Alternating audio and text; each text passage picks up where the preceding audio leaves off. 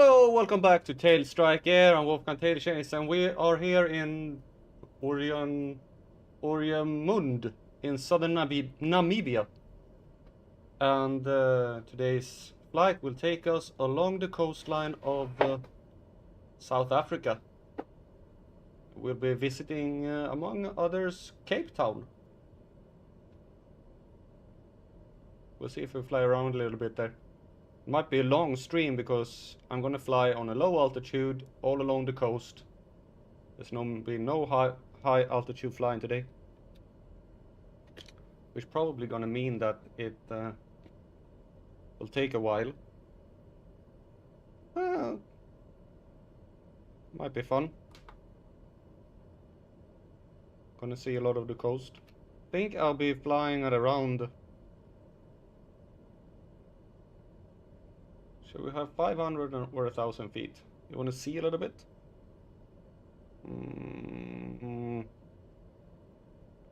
I'll start at 500 and see how it goes. We have everything set for takeoff. So let's just release the parking brake and take to the skies.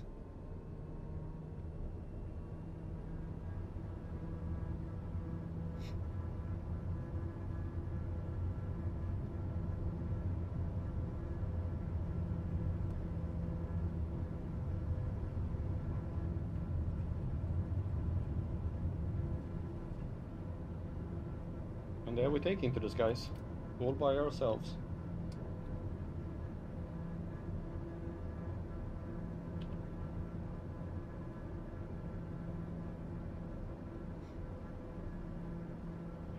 And I'm gonna set the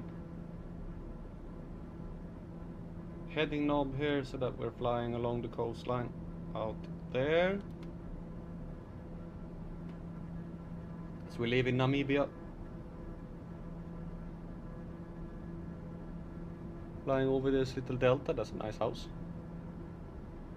It's not delta, it's more of an estuary of the what's the name of the river? This river is the Orange, the Orange River. And as soon as we passed this one, we have already passed it. We're in South Africa.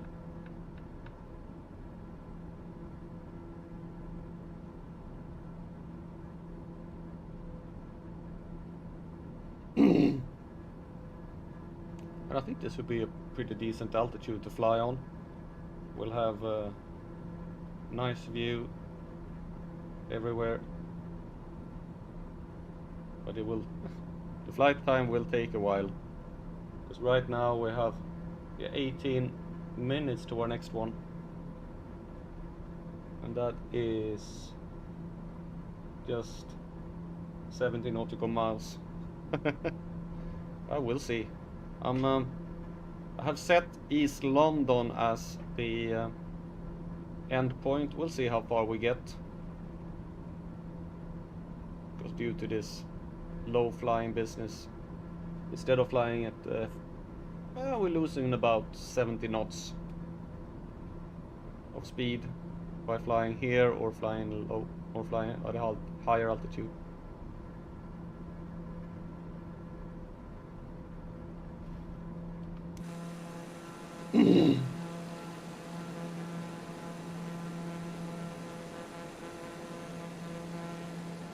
We see the mountains of inland South Africa. So our first stop is a little town or small village in northern South Africa called Kleinzee. It's in the Northern Cape province on the western coast of South Africa in the mouth of the Buffels River. Just south of Grotmis.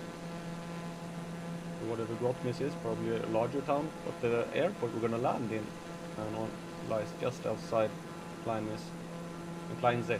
There might be larger towns around. We'll see that when we get there. It was originally designed as a freehold farm called Kleinese. The name means small sea. I know that, Kleinese in German. Referring to a lagoon at the mouth of the Buffles River. Jack Carstairs was searching the coast dated Diamond Coast for diamonds when he heard word of the discovery on the grounds of Kleinese by locals. De Villiers and Alberts in 1926. The crater was opened within a week. The Cape Coast Exploration Company bought it in 1927, which was then incorporated into divorce the following year.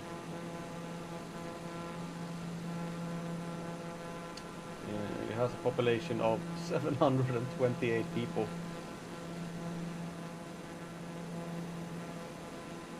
I wonder what bigger towns are located around here.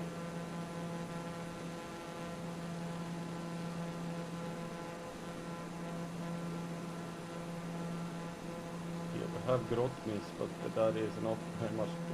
Kleinse is bigger than Grottmys, so there aren't really much else going on here.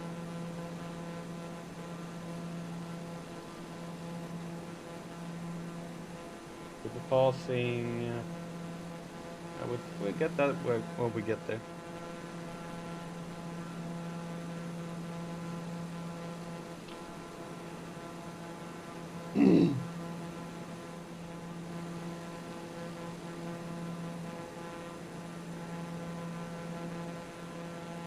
The desolate coast.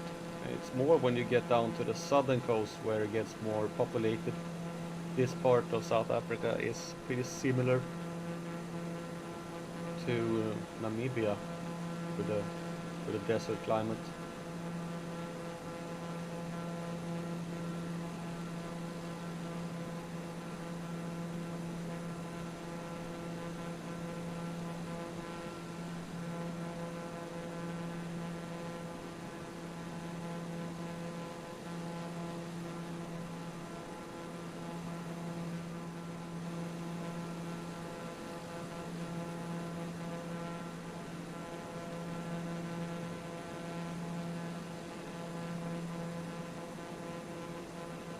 Hope that wasn't Kleinse. Gonna be. See where we are. Okay, we are there. We are going down towards this river that we see here is the. Will they tell me what the river? The dried out river here. And Google doesn't want to say what the name of it is. But it looks like a dried out river. The Holgat. Yeah, the Holgat River is the one we're coming up on here.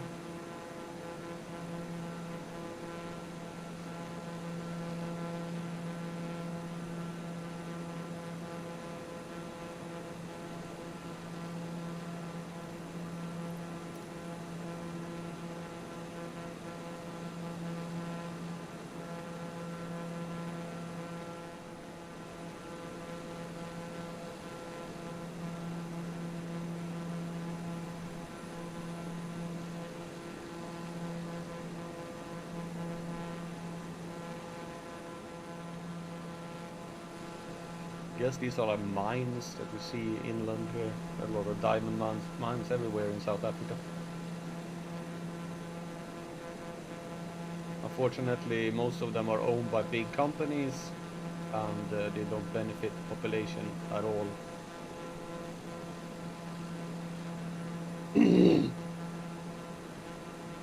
Here we're passing the mouth of the Holgat River.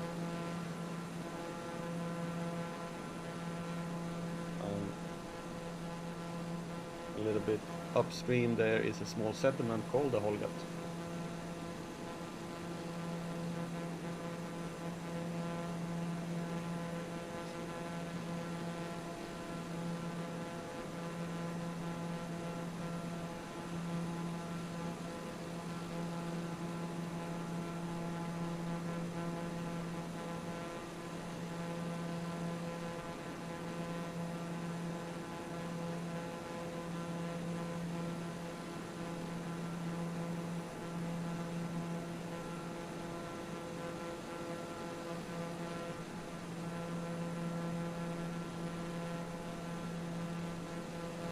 soon coming up on the town of Port Nola.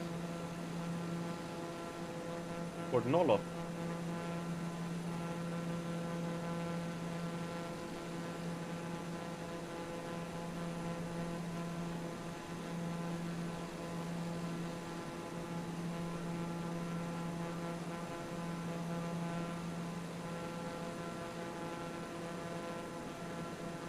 We'll see when we get there. Oh, that's not a town, that's just trees.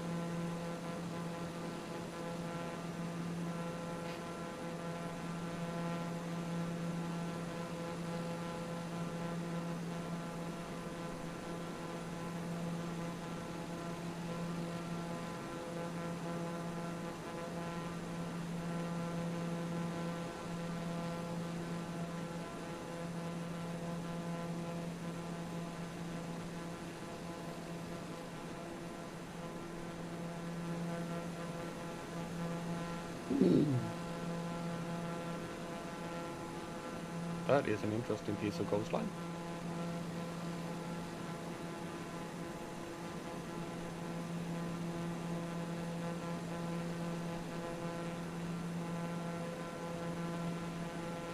It should be just up here if I'm guessing correctly.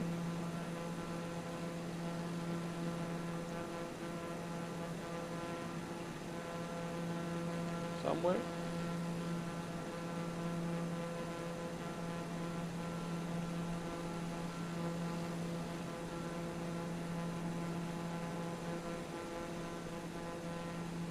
That looks like a sort of an airfield.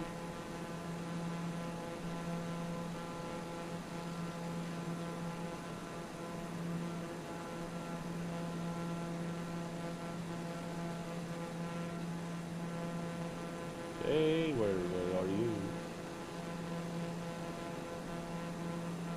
Maybe it's up here. Well, anyway, Port Nollad is a town and small domestic seaport in the Namaqualand region of the northwestern coast of South Africa. The port was previously a transshipment point for copper from the Okip mines and diamonds from the Namakwa coast. Since the 1970, the principal seagoing activities have been fishing and small vessel tourism.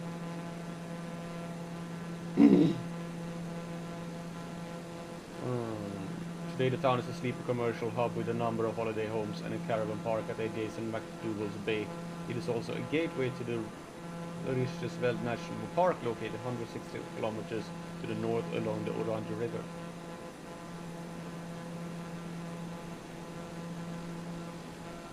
And it has a population of roughly 6,000 people.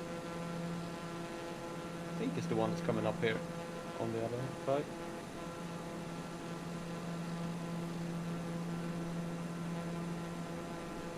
Yeah, and my microphone is working today, which is good.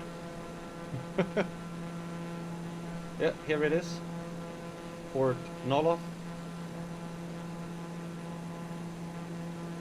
Which means that we don't have that long left to our first stop. Or wait. Yeah, we don't have very long at all for our first stop. Here is Port Nollad.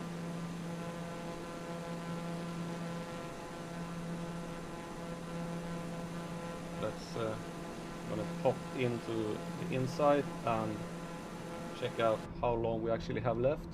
We have 28.5 nautical miles left to our first little stop, which is this airport here, Langebaanweg airport. So let's have some contact with them. Langebaanweg. Select a runway for landing. Let's say runway 20 is good.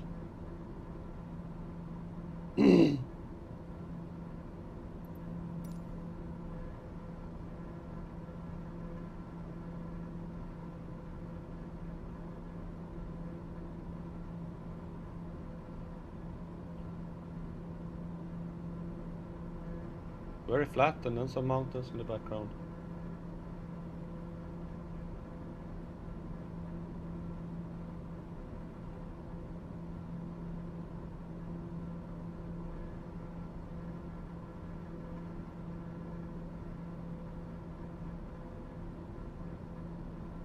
That looks a little bit like a heart.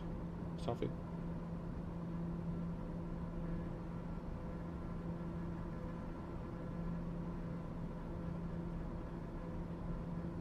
We have about just under 6 minutes left.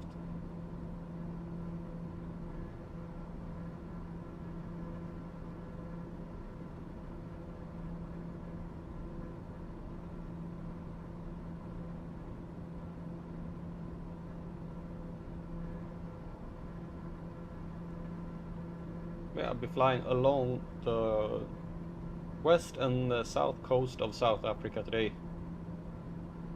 Hey, there's an airport. Or something. At least something that could have been an airport. Looked like runways. Wasn't, probably.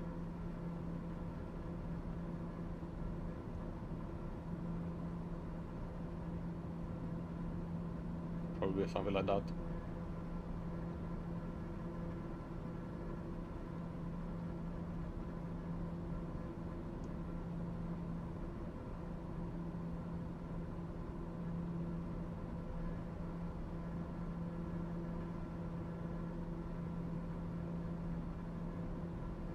Hopefully the scenery will get a little bit better as we're coming further south.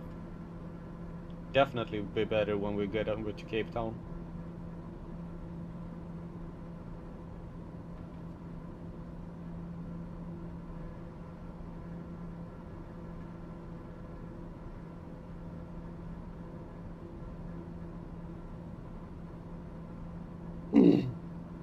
Which will be, what can it be? This one took 20 minutes, so that's 30. Yeah, in about a little bit over an hour we'll probably be in Capetown, if everything goes according to plan, which we can never be too sure of.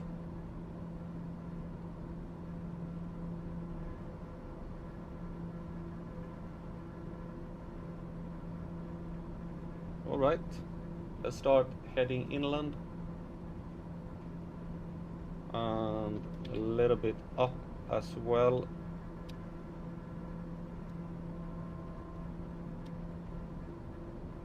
Just to be on the safe side.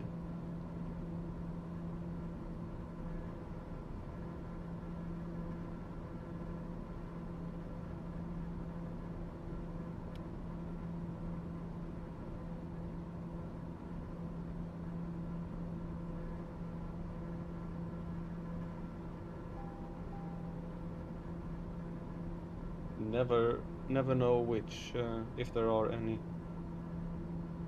mountains or anything in the way. There is something there ahead of us. It doesn't look that high.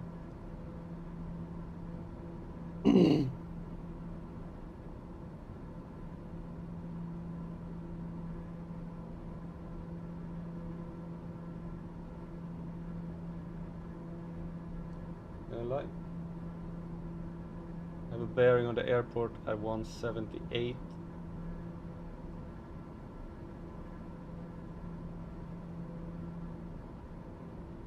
Very desert landscape.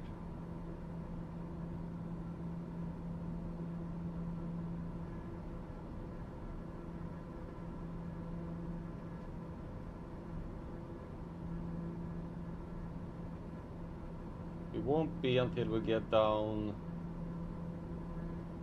to the very southern part where it actually gets a little bit greener.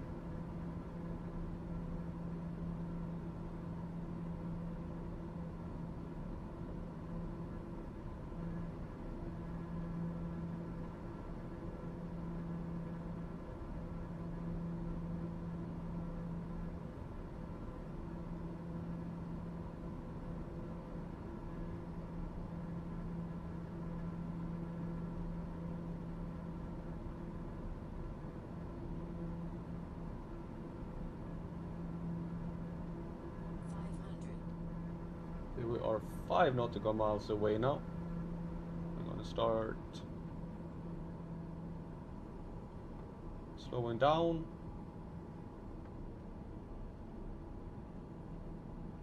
We're gonna start turning towards what should be the airport. I see the airport ahead there. I think that's the airport. Yeah, it should be.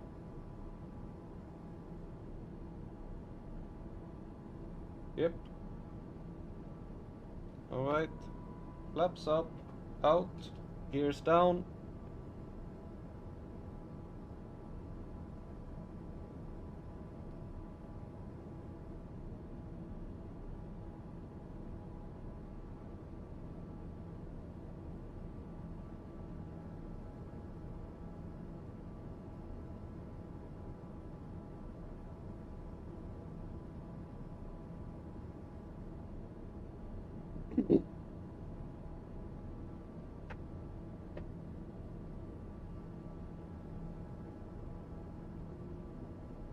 Autopilot off, and we start our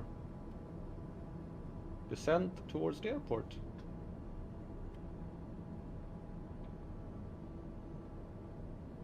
Slowing down a little bit.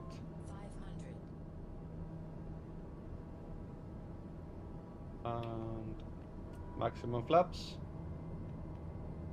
which also will give us less speed. So we have some landing speed. Actually have lights here.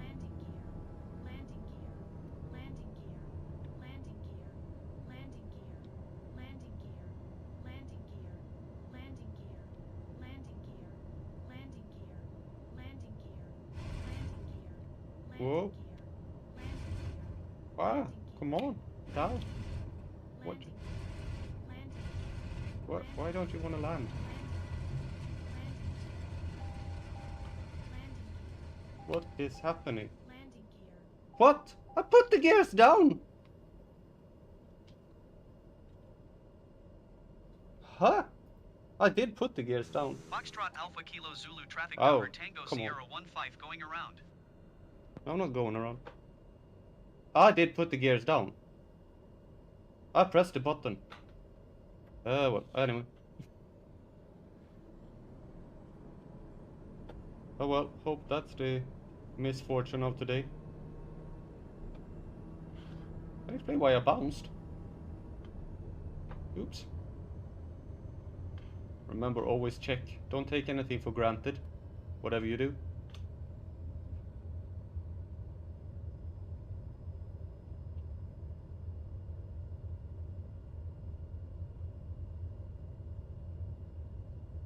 Never take anything for granted in life, no matter what it is.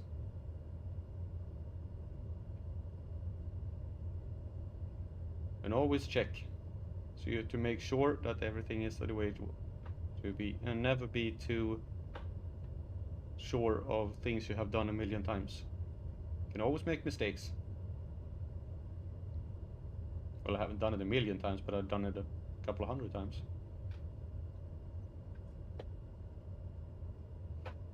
And I still make mistakes.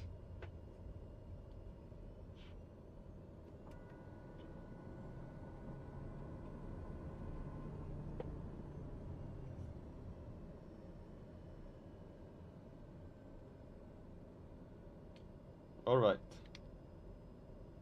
Take off to the south. Foxtrot Alpha Kilo Zulu traffic Daher Tango Sierra 15 taking off runway 20 south departure.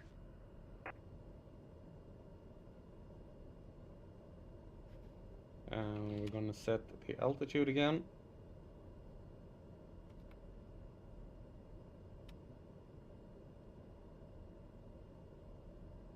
We have the heading.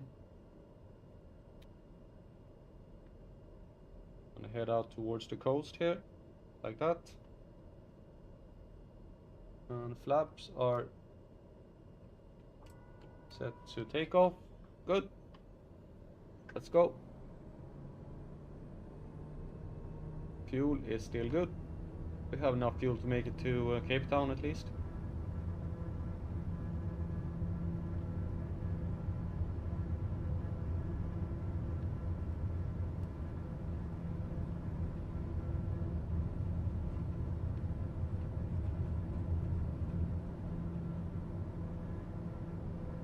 Flaps up.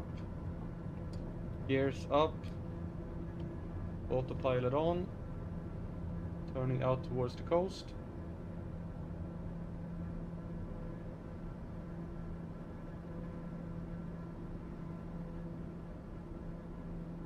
Now everything is the way it should be.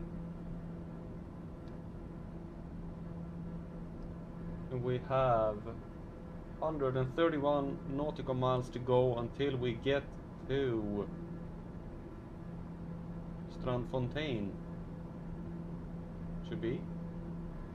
The Strandfontein is the closest town, but the or Papendorp, it's a small town, is the name where the airport is located. Strandfontein is like the bigger town, a bit south of.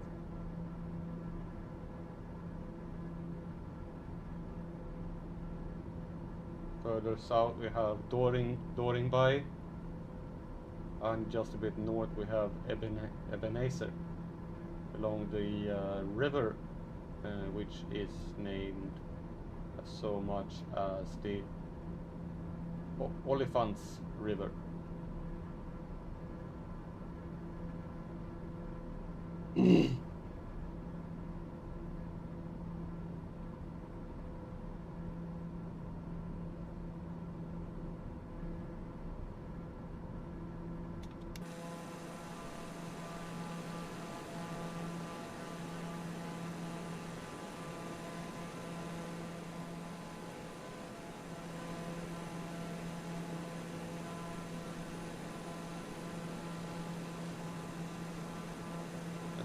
Said the town that is closest to this airport that is of any significant size, that the client was is Strandfontein, seaside resort 8 kilometers east of Meisenberg. Meisenberg?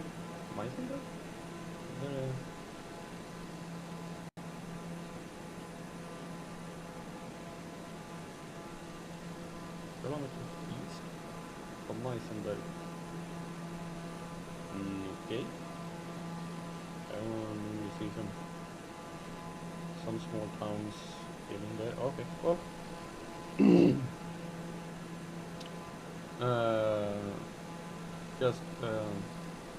Hello, Rex is the best. Welcome to the stream. Nice of you to join.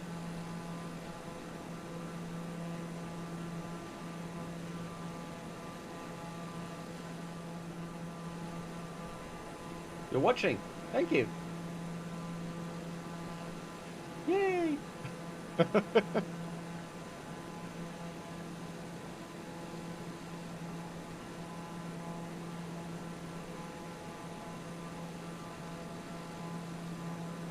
Let's see, where was I? It was Strandfontein.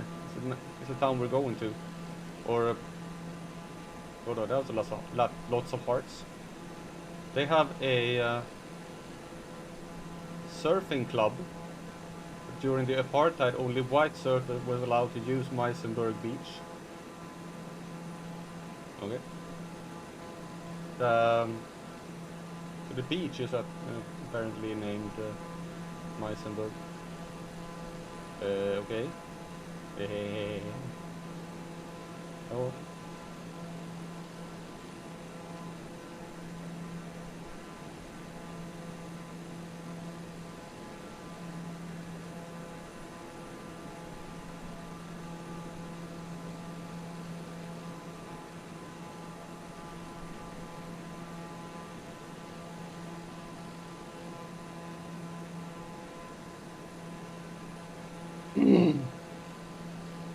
Is this the best? Oh.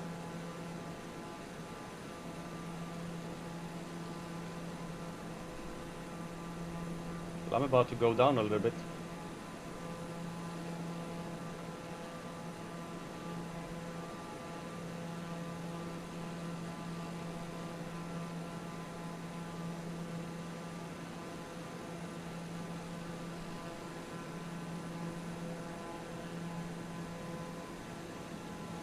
Oh, thank you.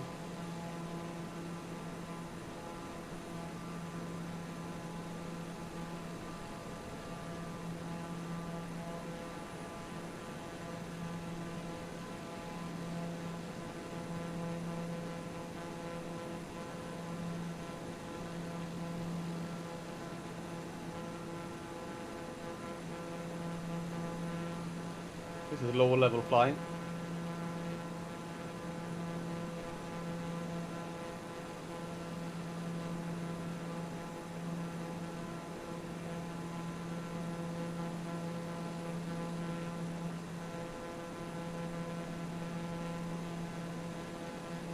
No, we're not going down. We are just low level flying.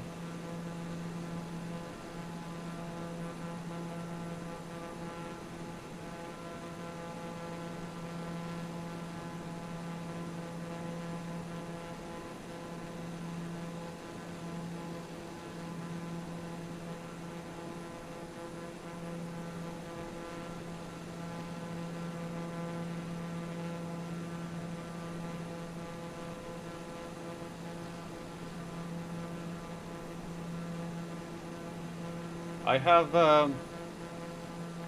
a yoke with the autopilot attachment, so I can set it on a certain altitude, and then I can use a heading knob to steer, which really helps a lot.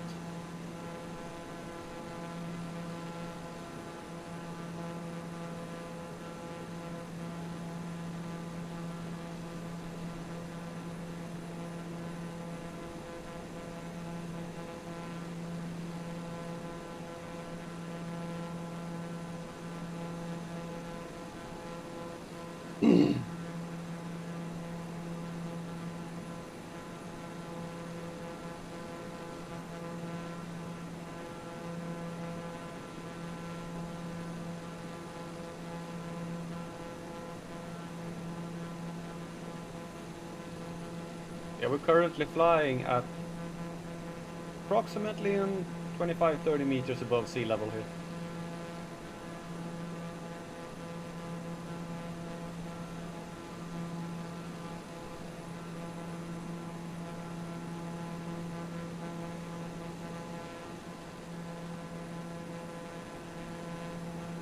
At 100 feet.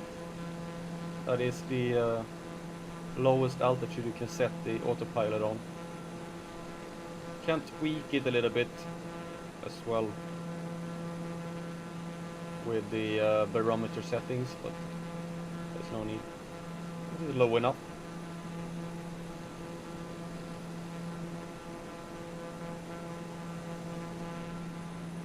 You get the feeling for speed.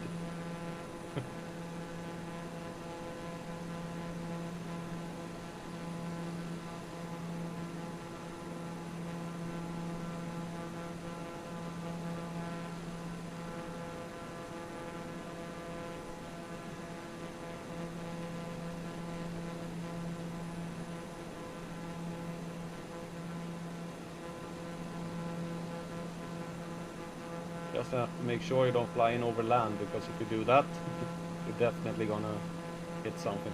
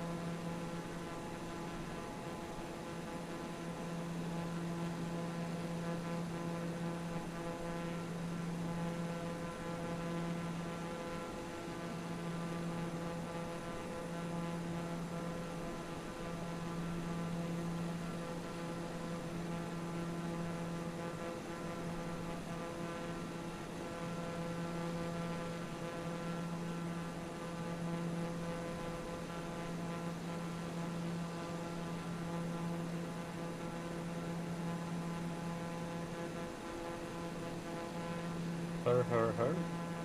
Yeah.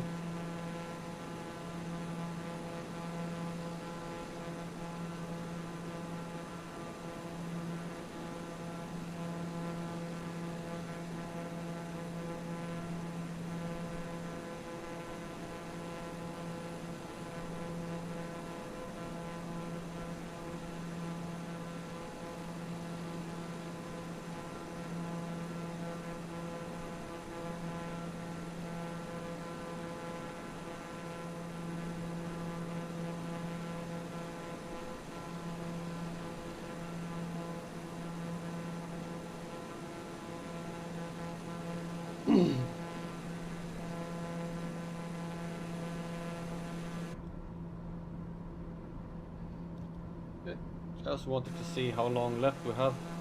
What's the time? 25 minutes.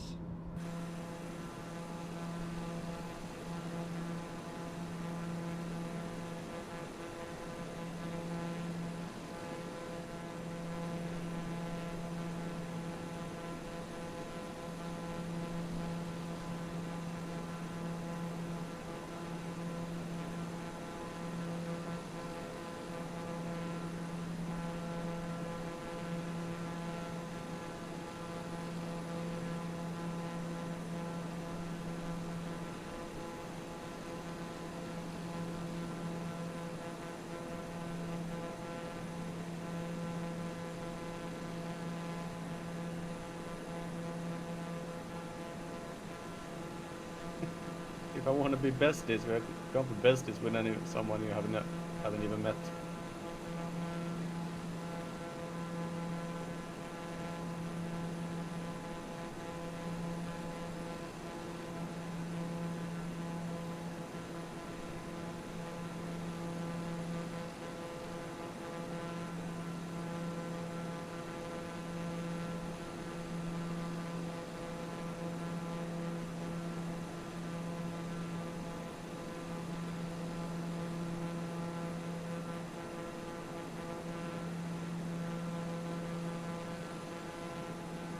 Yeah, that's a lot of question marks.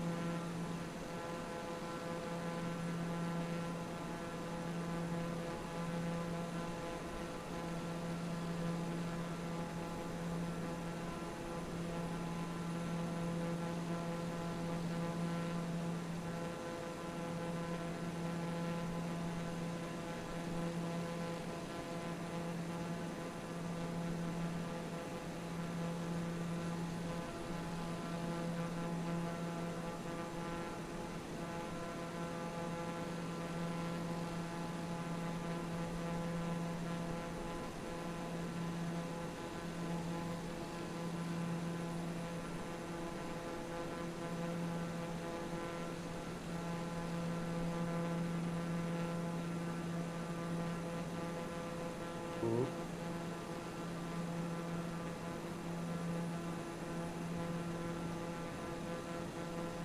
That was low.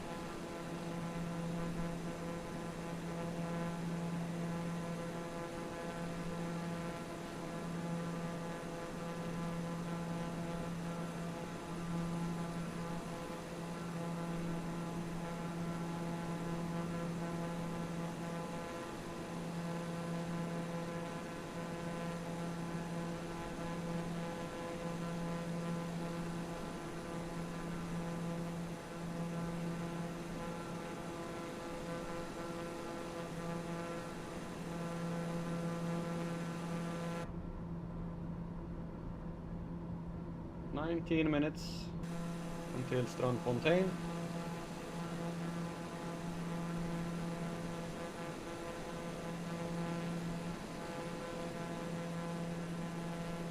The coastline is getting a little bit greener. Nice to see some trees instead of just the sand.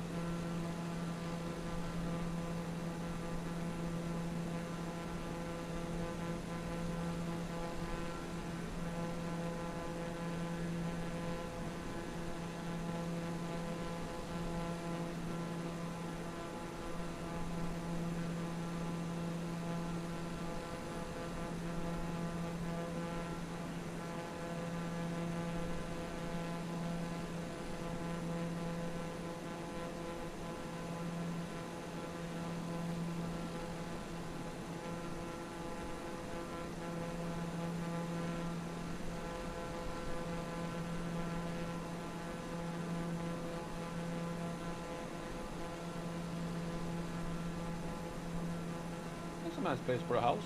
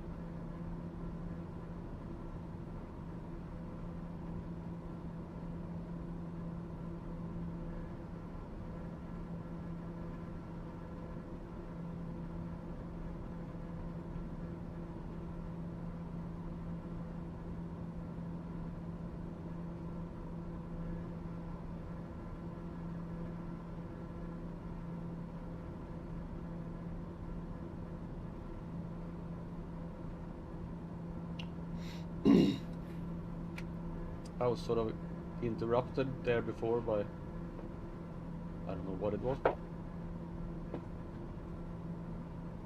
was, as I said, Strandfontein. The name is Afrikaans for beach fountain. And during the apartheid, only white surfers were allowed to use Mosselbaai beach. The colored surfer was chased off the beach. It's horrible. They then had to walk 9 miles from there to Strandfontein Pavilion, where they could enjoy surfing and where they started a 9-mile surfing club project.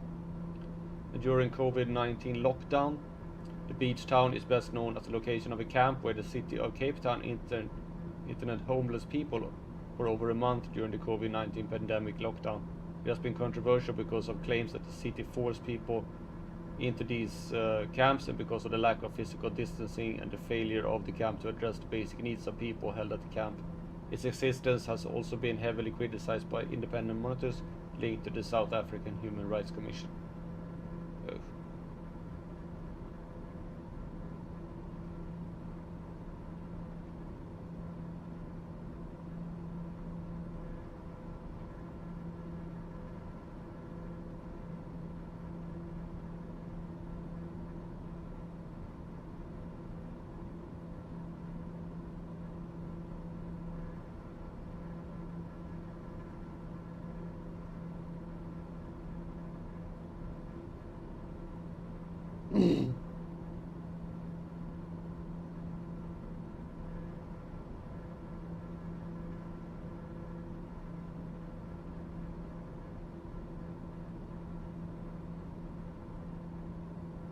37 miles to go. Let's see if we can get any radio.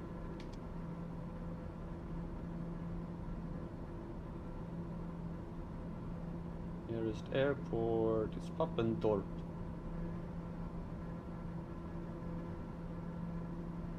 So it's a runway for landing. Runway 18 sounds good.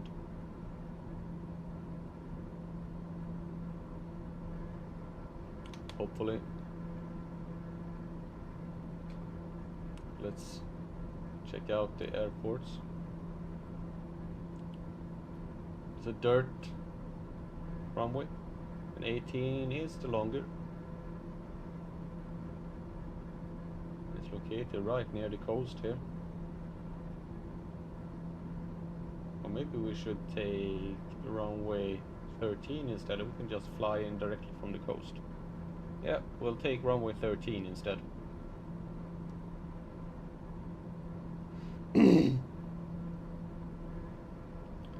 Then we can just come in right in there. It's at 238 feet. So when I get a little bit out, I'm gonna start ascending to get a bit better view. It's not often you ascend to get in to land at an airport.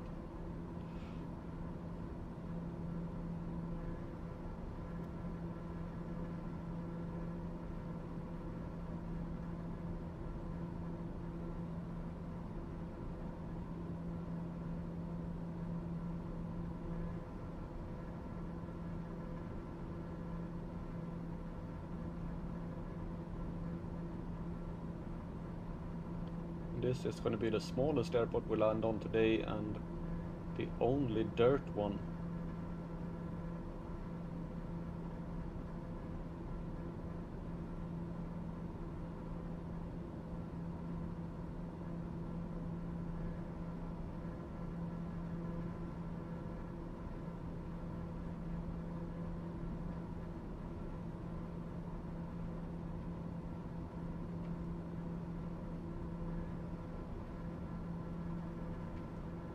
At least one dirt one each episode is nice.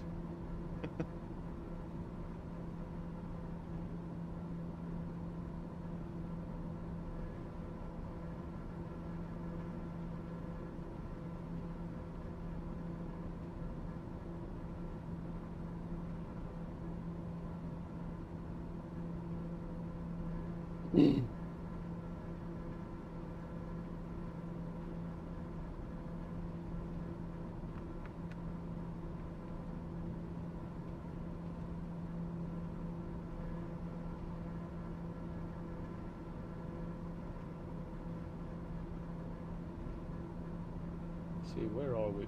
There we are. Nice.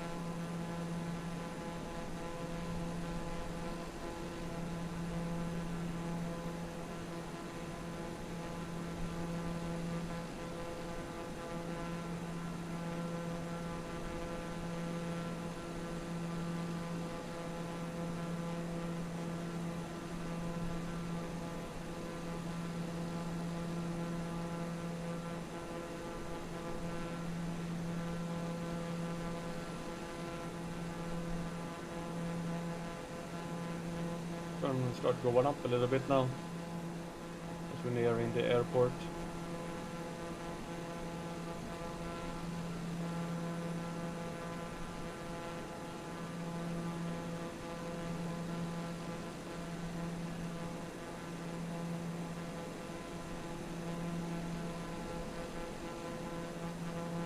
This is Bredasdorp.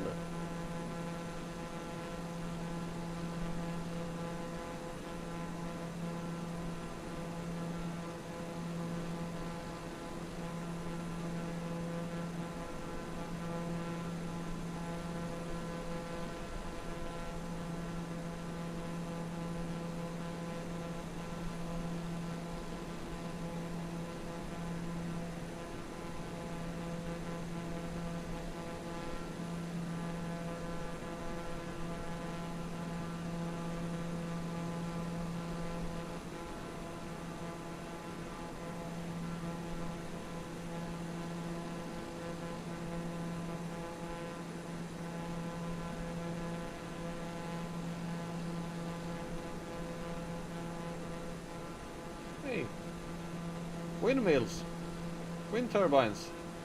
That's a long time since I saw those.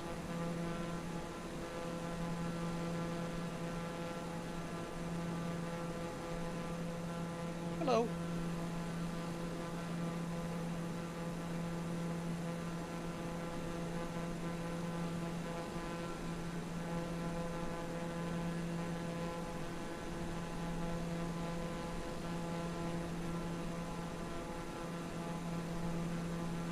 Hey, we're being hit by some winds here from the coast. The autopilot have to work overtime, correcting.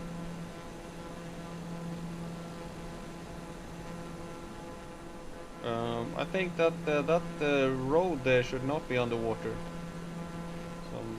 Yeah, you can't get everything. They do have some problem with some rendering issues.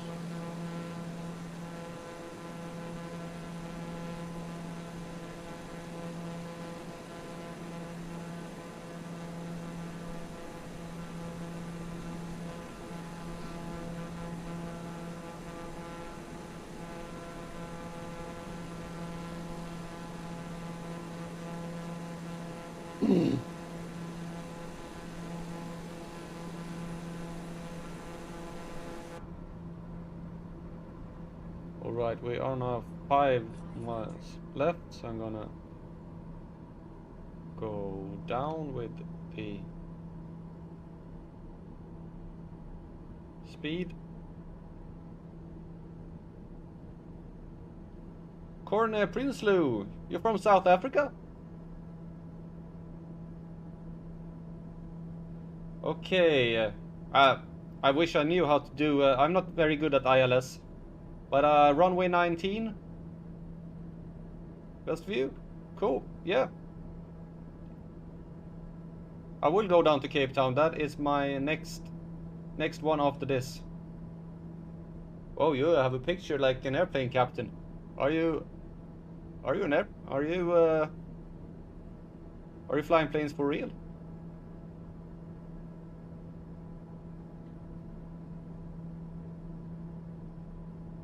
Oh, whoa, and you're watching my channel. Oh, that's really cool. Welcome. Yeah, I am not a commercial pilot. I am just doing this for fun. I can imagine that. I'm looking forward to getting there.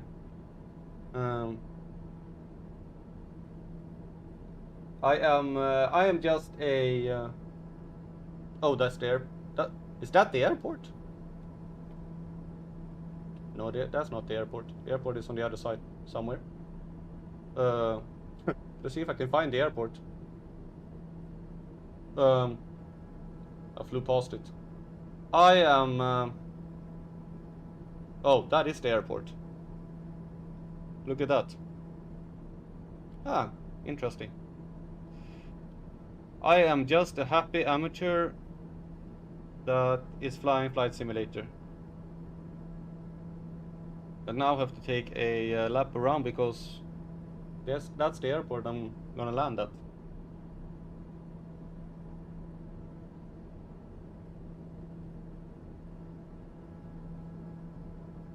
And I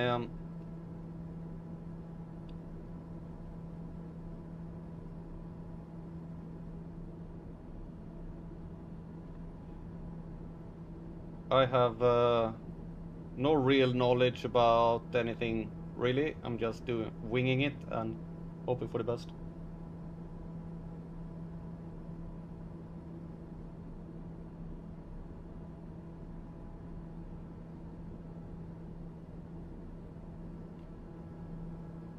I'm gonna make this mountains.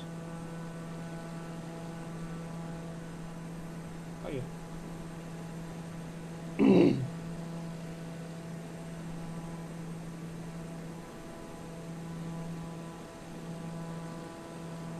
The Drakenbergs region. Okay, I will see if I can find that one. And thanks for dropping in. Always fun that actual pilot is looking at you when you're flying. Yep. I am doing a world tour. I'm gonna visit every single country in the world. So I started in Europe and been flying down and now flying through Africa and gonna continue. So this is a multi-year project. Alright, let's see now if I can get this airport here.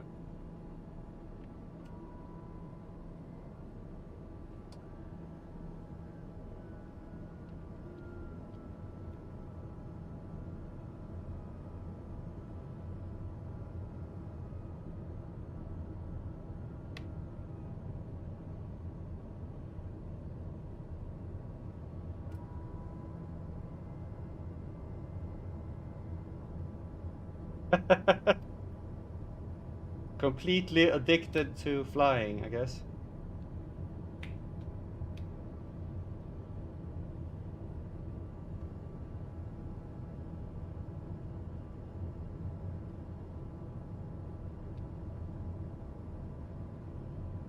This airport looks a little bit bumpy.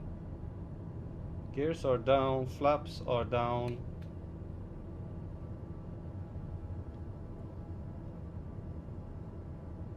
And don't judge me too hard on the landing. I have only been flying Flight Simulator since June 2nd last year.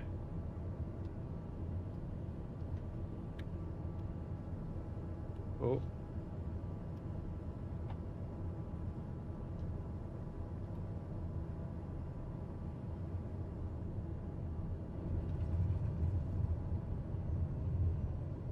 So I am a novice. That was an interesting runway.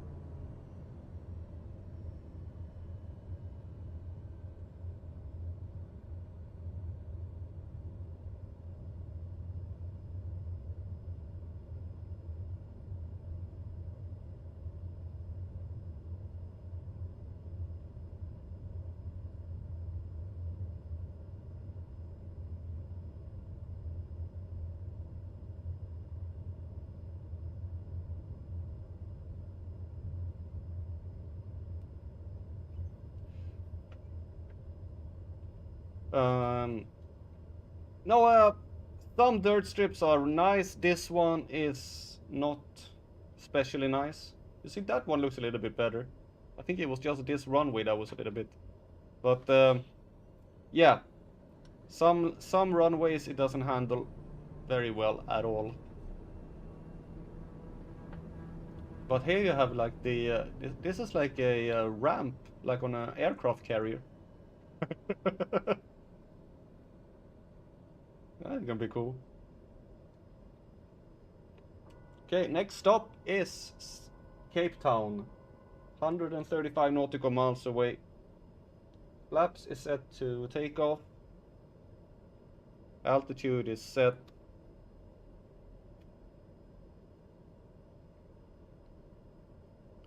And heading is set as well. All right. Woo!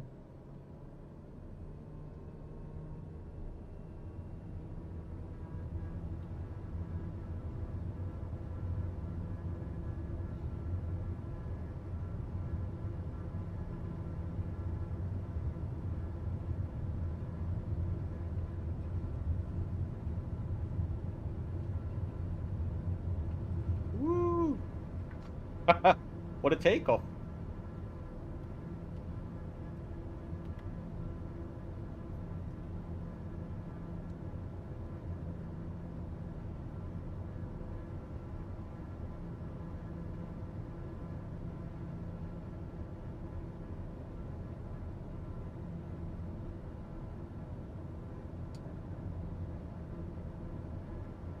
That was really like an aircraft carrier.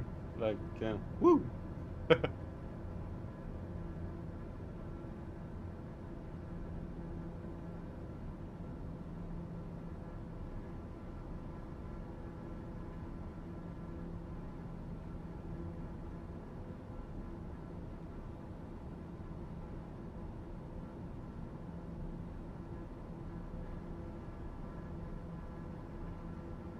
Yeah, I've been looking at Google Earth for it and see that it changes. The fact is that this fall in October, I am actually going to Cape Town with a friend. I'm gonna spend a week in Cape Town. That will be really fun. First time I'm ever gonna go to Africa.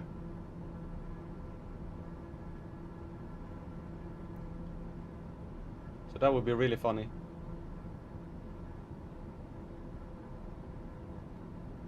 Seeing a new country.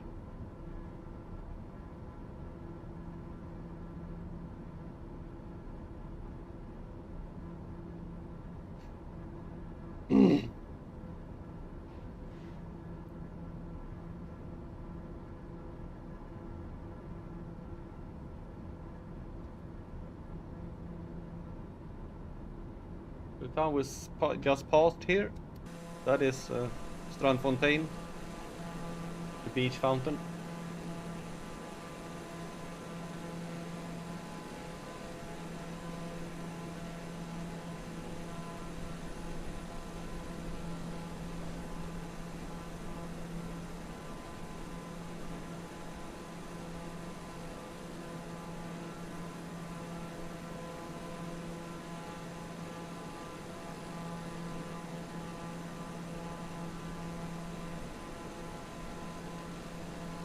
Oh, I love tuna.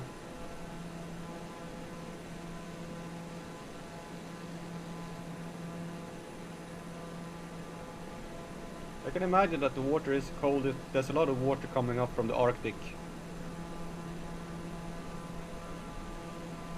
And I know that along the southern coast you have the I've just seen some nature documentaries of the white sharks attack, like the only white sharks in the world that actually jumps out of the water when they catches the seals. That is absolutely amazing. I think that you might actually be able to see that from Cape Town, so I'm hoping that when we are there, my friend might want to go out on one of these tours, so we can maybe see something like that. That would be really cool. But the weather might not be very... Oh, October is kind of heading towards summer, so I don't know how the weather is. Should be around pretty nice as far as I've seen it.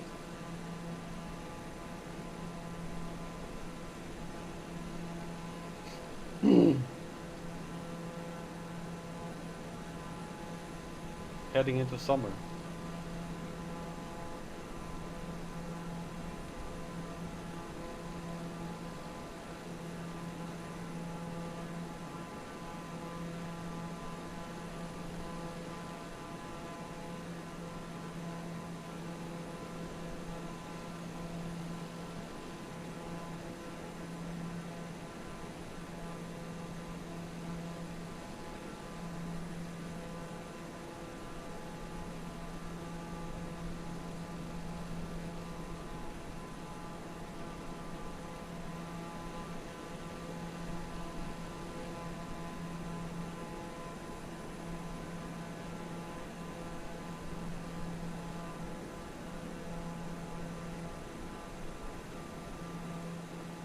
This is... There's a lot of bays here. I don't know which bay this is.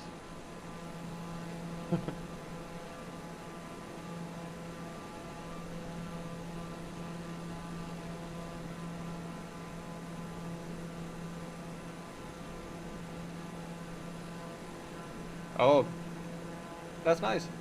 The reason I'm going there is because there's a friend of mine. He said that there's gonna be a country music festival in late October. So that's the one we're going to. And instead of just going there for the concert, we're taking a few more days to also be able to visit.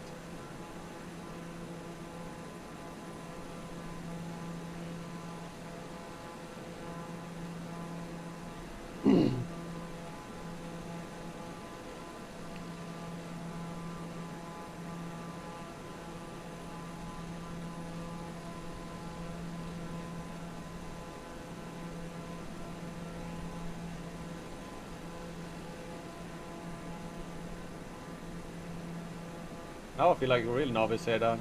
I'm usually taking up Wikipedia and reading about the places I'm visiting, and now I have someone in the watching that are from the actual country that I've never visited. So, like, I don't know anything.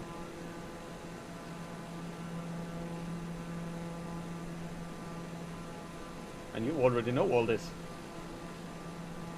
But if anybody else watching this and watching it afterwards, maybe we're flying down towards Capetown, which is the legislative capital of South Africa. It's the country's oldest city and the seat of the Parliament of South Africa. It is the country's second largest city after Johannesburg and the largest in the Western Cape. The city is part of the City of Cape Town Metropolitan Municipality. The city is known for its harbour, its natural settings, and the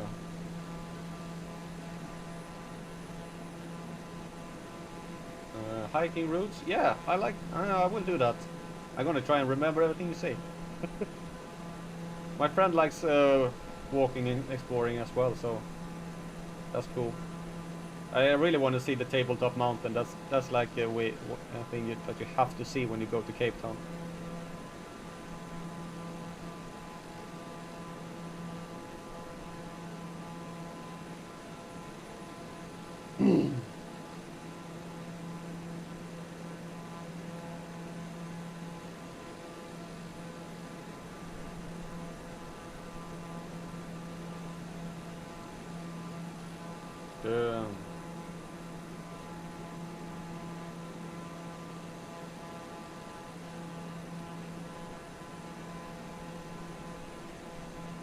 There's a small town we're flying over. We don't know which one. Let's see, where are we?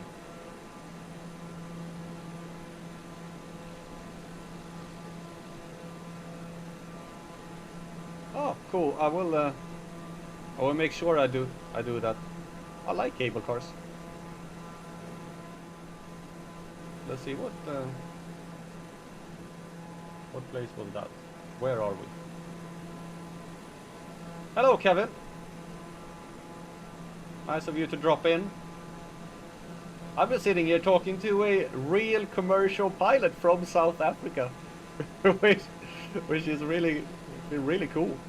You've been giving me tips for places to visit in Cape Town. I'm going there in the fall, and of course I will watch out for the penguins. And I just found out that there were actually penguins in Namibia as well. Outside the town I landed there, when I landed. And so we're watching out for them.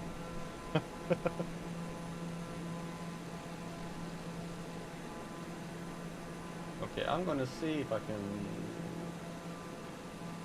figure out where I'm going. The one we're coming up on, the next town here.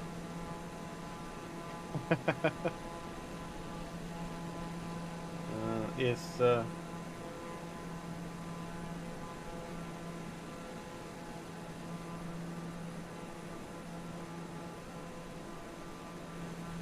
Lambert's Bay. Are they?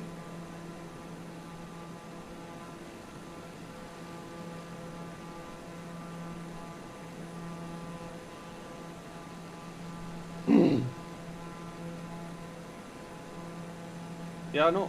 The white sharks are they taking both penguins as well? The white sharks are keeping the penguin population at bay.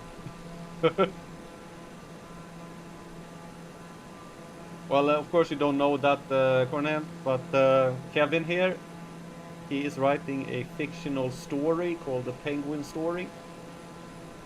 That basically is that the penguins are plotting world domination and take over the world. And the Knights of IKEA is it's the only thing that stands between the penguins and total world domination. It's a little bit of a weird one. We're doing it on a Discord. He's doing it on a Discord server. We've been telling him to put it all down in a book, but we'll see. It's quite a fun story. It's like very weird.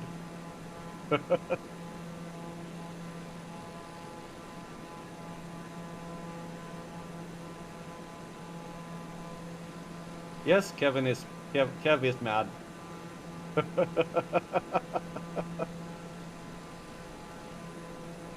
Definitely.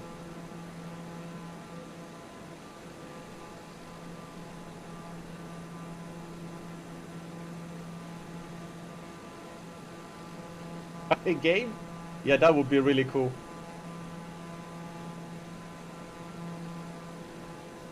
We can play either as the penguins or as the Knights of IKEA.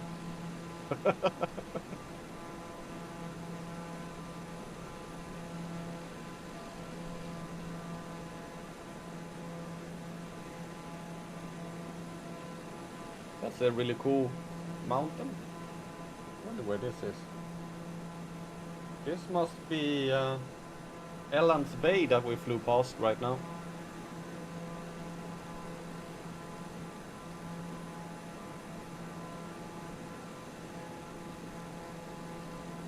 Text adventure game. Yeah. Ended up a story.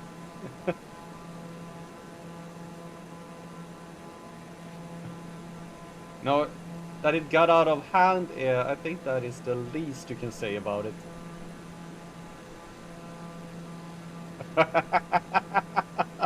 I see you two are on the same wavelength here.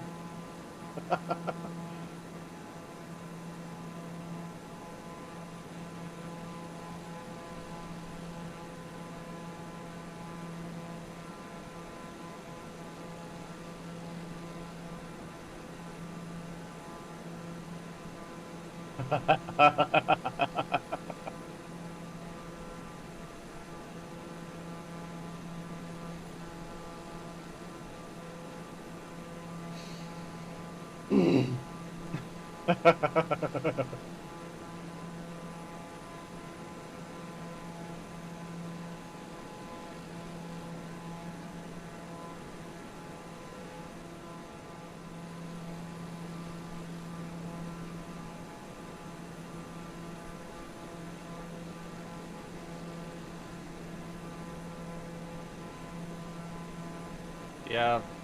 One problem with the games today is that um, all the ones that make the big games, they are afraid to fail, so they try to make it as broad as possible so that as many people as possible can buy it.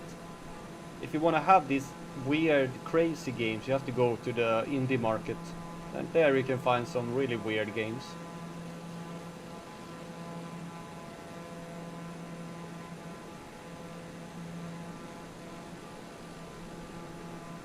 And also the big studios, they then basically make the same games, all of them. It's a little bit boring.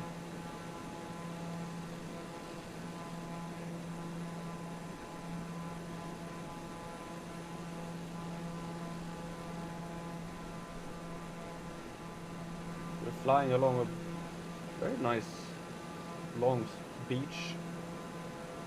Okay.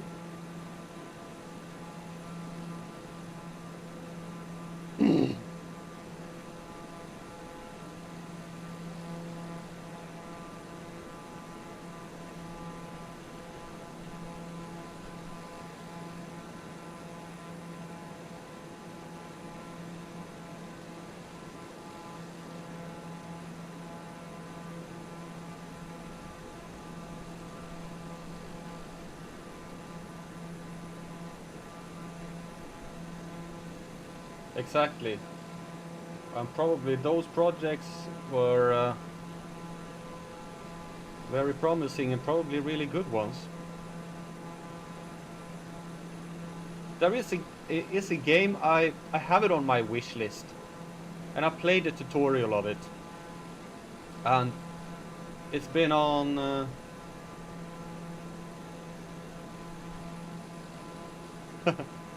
Loaf. This PC. This PC is the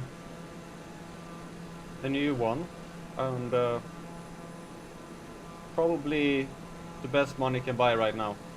It's an AMD, the latest AMD processor. It's a 4090 water-cooled graphic card. Don't ask me about any real specifics. I just bought the best. Yeah, the Capetown Mountains, the ones you see over there. Yeah, I guess you're starting to feel like you're coming home.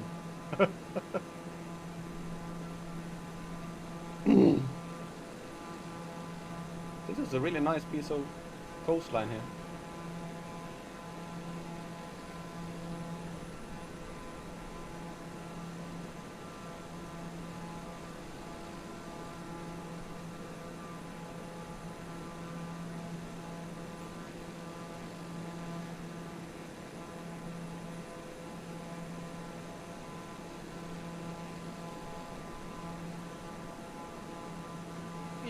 Yeah, I really don't know what the rusty Cessna cost, but yeah.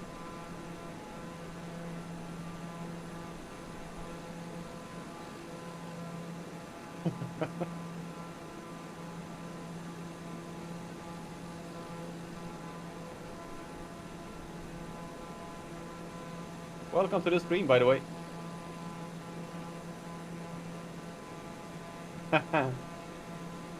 I can imagine it is for you if you're being away flying and maybe hundreds of miles, thousands of miles away from home. I can imagine that it's a really nice feeling to come home. I have like a 10-minute drive from my work to my home, so not very far.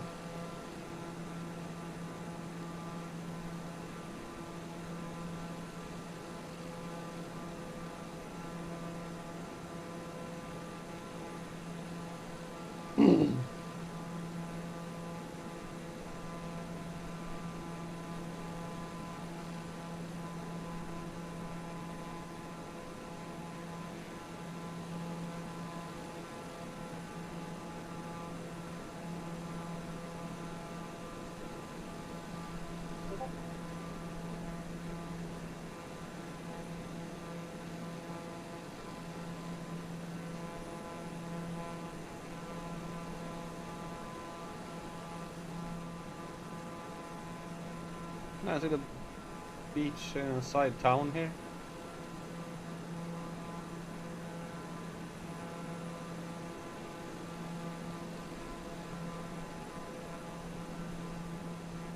That is...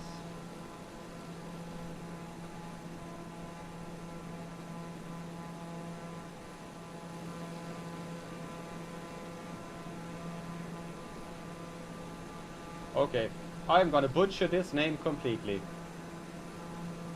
Dvarkersbos. What I flew past. When in Cape Town, you must go drink a beer made by the Cape Town Brewing Company. It's a craft beer tasting similar to Heineken.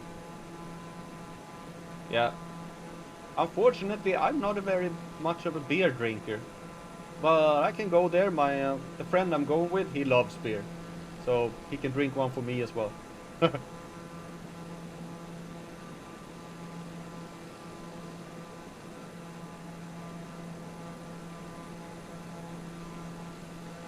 Loaf? No, I am not a real life pilot, but Corne here, uh, he is. Yeah, maybe that's the one that's the one you're talking to.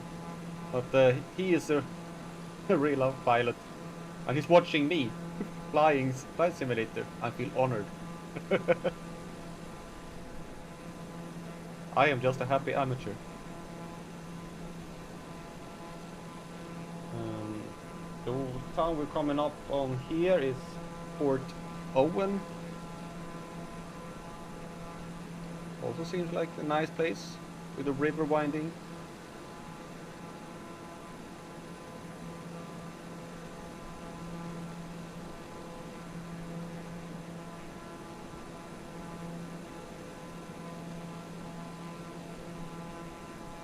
Some some of the best wines.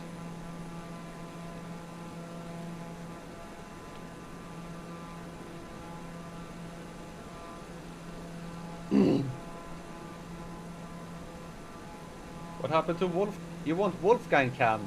Oh, haven't? Oh, I forgot to put it on. Okay, you want it. Well, well, well. Hey. There you go.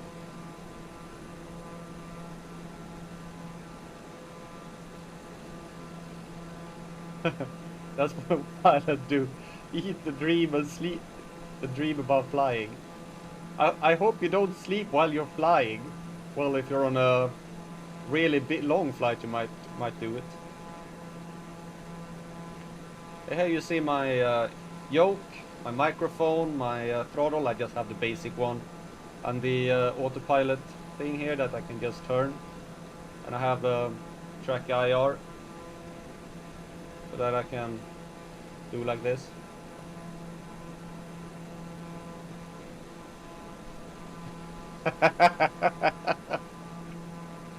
Yeah, do have to show myself. I'm gonna be flying around this little peninsula here, just checking out the coastline. It's all about what this episode is, flying along the coast.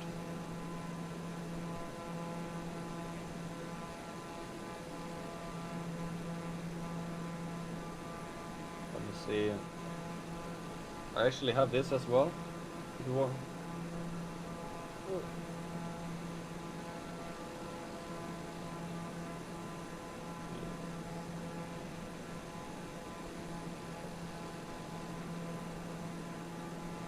Trying to adjust the camera here. It's not very good, but on top of the cat tree there's a cat sleeping.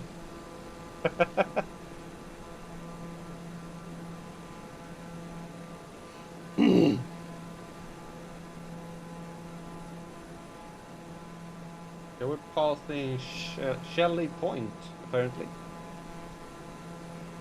A lot of small villages along this the coast here.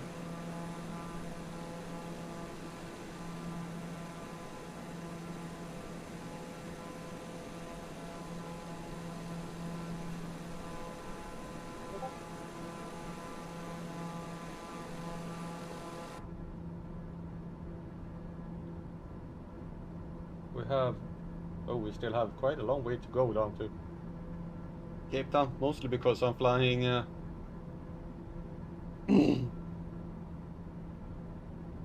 kind of a detour.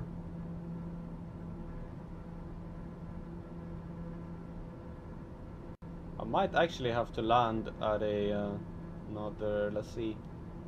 Um, no, I have fuel. It's gonna be tight.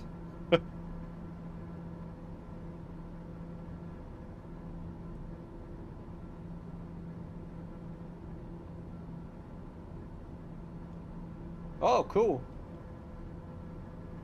Port Alfred.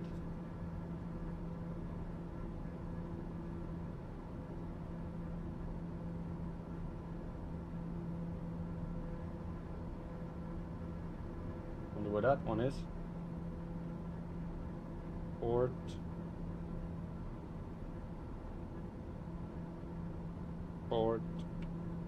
Port Alfred, South Africa.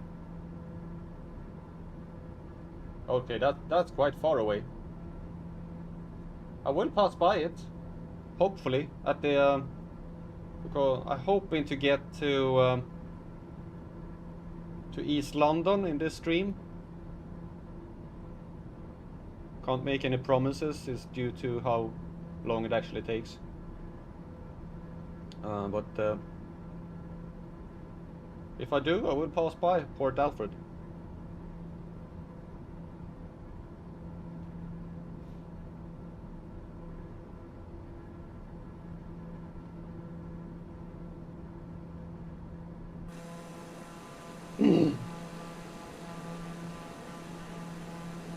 Yeah, good question, Kev. I never asked that. Yes, East London. There is a town in South Africa called East London.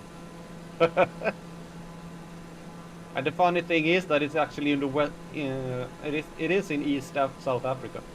So they don't have one called West London.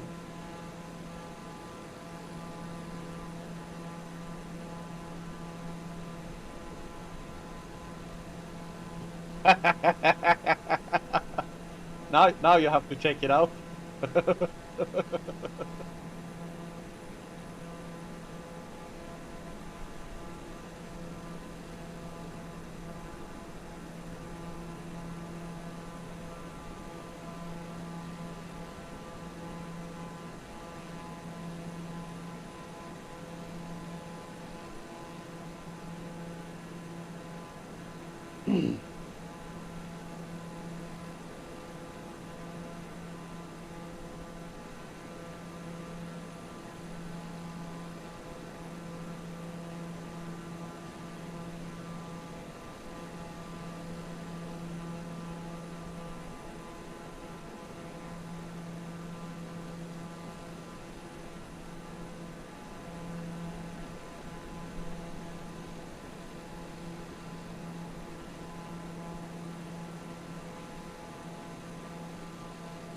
I have to check.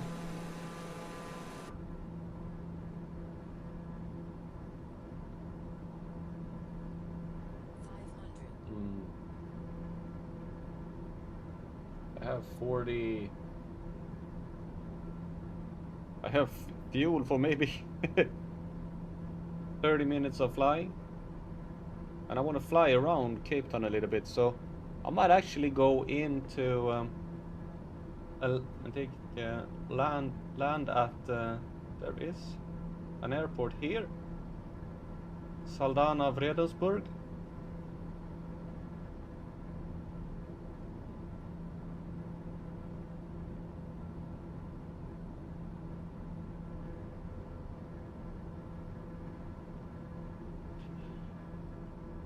So I might actually go and land there to just fill up a little bit on fuel.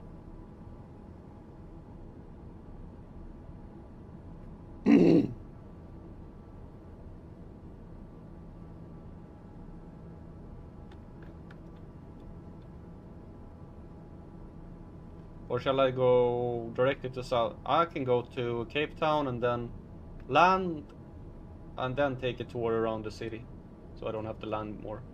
We'll do that. We take a little bit of a shortcut crossing here.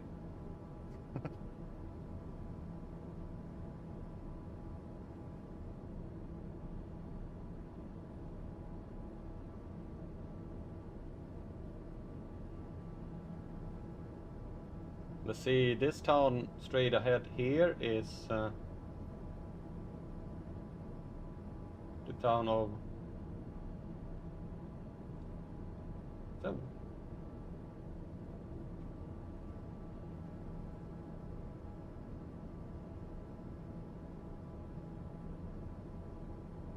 That's Bredasdorp, maybe? No. It is... Diazville.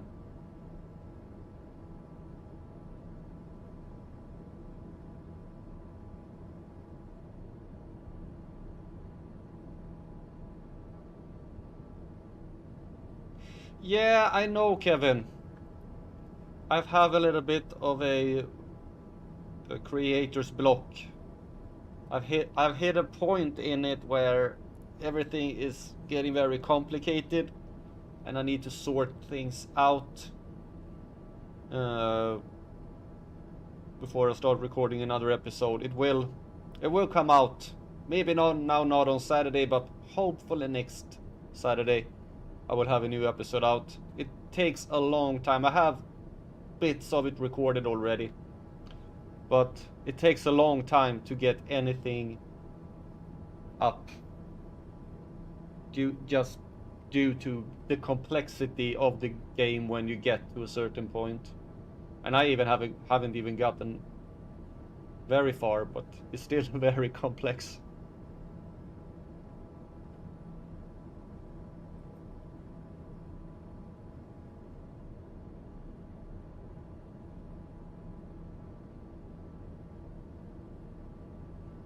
So I'm working on it.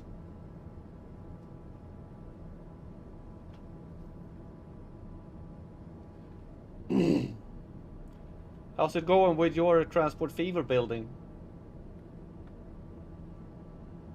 Have you gone bankrupt yet? That's like the port.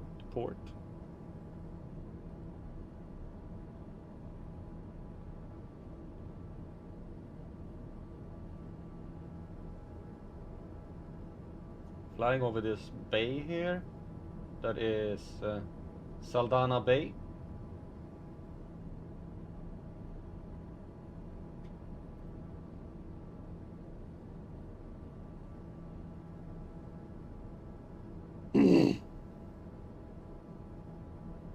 The peninsula, is it the same map that the Colonel played on before? The peninsula map? That like looks like fingers out.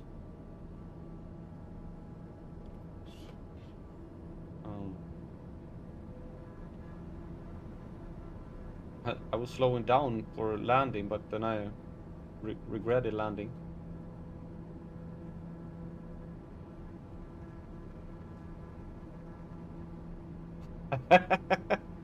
Yeah, I know the feeling about that. Yeah, the Transport Fever can be very frustrating up to a certain point, and then, well, once you pass the threshold, it becomes like, what am I going to do with all this money?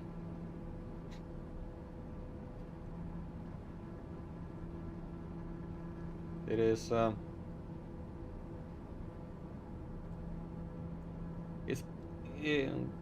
it has problem with the economics.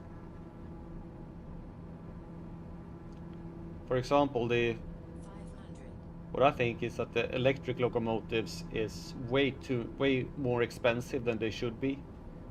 It's mostly due that the way they calculate running cost in the game is not based on what the kind of locomotive it is. It's only based on the effect of it. So the higher effect, the higher running cost. Then if it's diesel or steam or electric, really doesn't matter, which makes it a little bit weird. But the thing that it makes me the most frustrated in Transport Fever, and I hope that that is something that they fix when they come out with the Transport Fever 3, is how you handle goods. The fact is that you can I want to be able to have a train with several different goods on it, come into a station and specify where the different goods are going. If I have like 2 places that the goods can go to, I don't want it to go to the nearest one. I want to say that these pieces are going to this place, these pieces are going to this place, to like put up delivery chains. That is what I want to be able to do in and I hope to do that in the next one, so you can actually set up real delivery chains for the goods. because that can get so frustrating.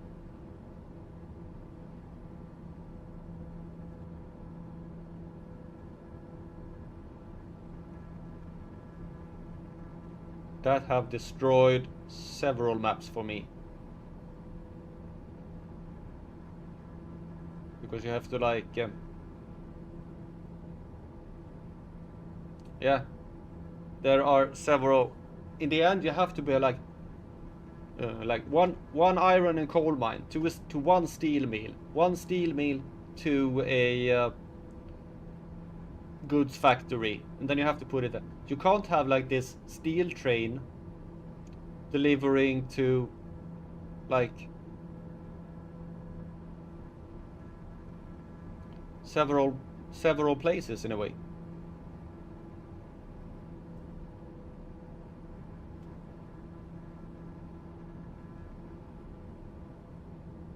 So you can have it dropping off like half of it in one place, half of it in another place. But if you have the like I had in a town, I had 2 different places that wanted steel in the same town. In order for that to work, I have to put up 2 different stations that don't have any contact with each other, and run 2 different lines to do those 2 different stations from 2 different steel mills in order to get it to work. Because if you don't do that, the steel mill will only give the line, will only give steel to one line mostly. You can't tell it like 50-50 or something like that. That is frustrating. So delivery chains.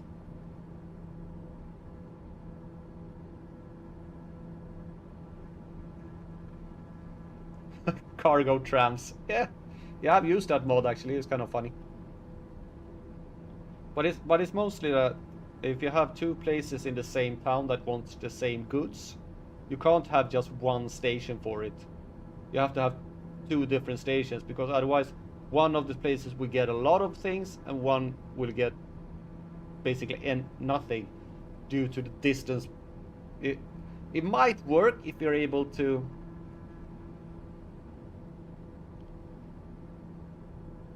yeah, you can do something like that. But if you want, like, if you want to deliver the same thing to 2 different things, you have to be able to place the station exactly between, and you have to have that it takes exactly the same time for it to deliver from the station to the place. Then you can get it 50-50. If you have the slightest bit of difference in the time it takes from the station to the factory, then that factory that takes less time will get basically everything. And that is something that is very weird. That's a cool place.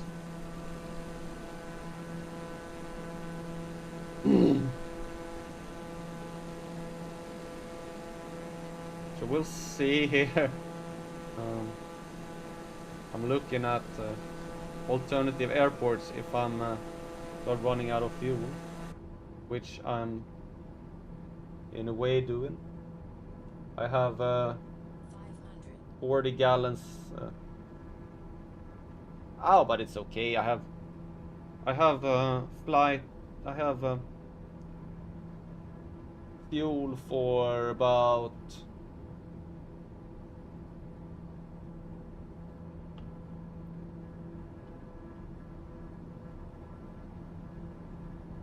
what?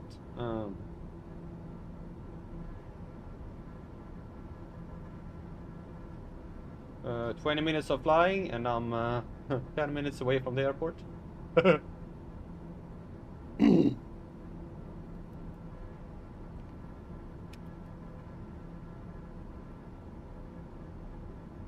Sort of. So we're coming in and landing, and then after that, when we refuel and take off, we're gonna go for a little bit of a tour around Capetown.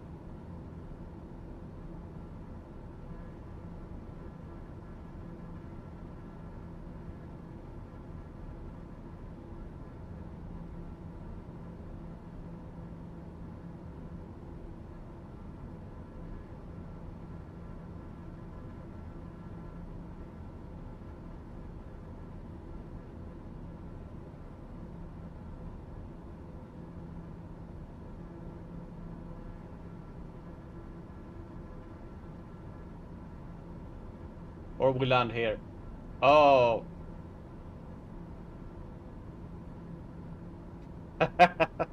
No, I know where I'm gonna land. I am gonna land here, on this island here. And then we can take a tour around around Capetown and land at one of the airports in it. You will, I will tell you later because which airport that is.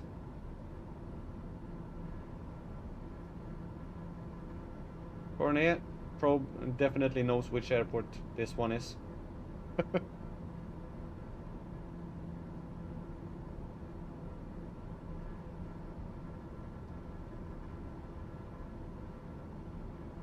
Why it's so cool to land there. See if you can find out, Kevin. This island here.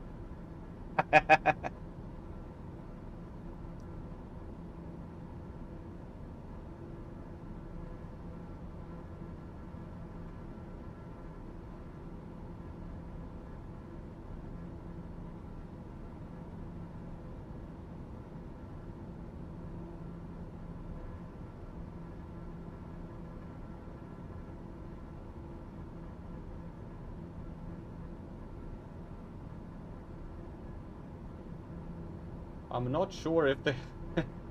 I don't think that they have any... Maybe it's a bad idea. I don't think they have any fuel at this airport.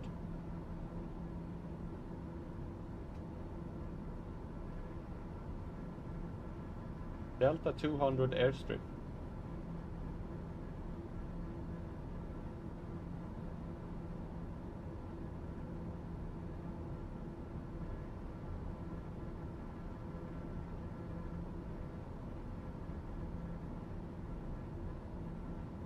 Looking at different airports here around.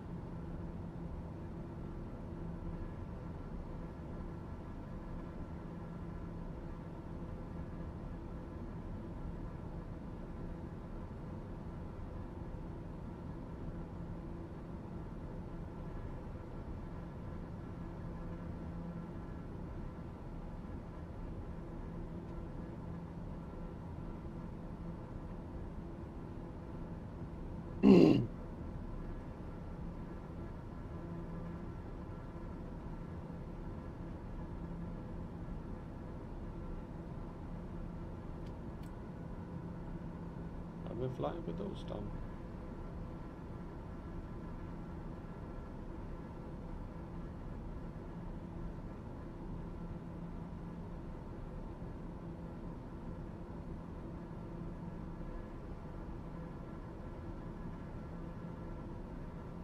Right, I have 18 nautical miles left.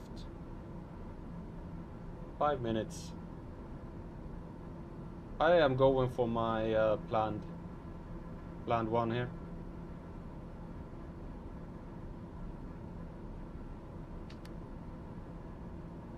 To the nearest airport. We're going for FAYP, Österplatt.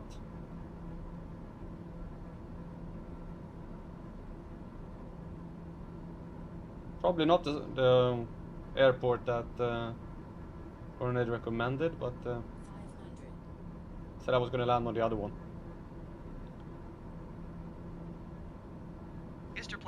But this one is like a smaller airport, so it's a little bit...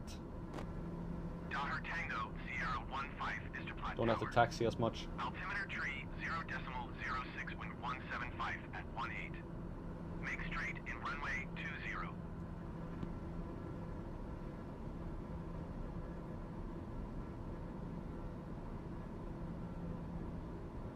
That island that you see over there.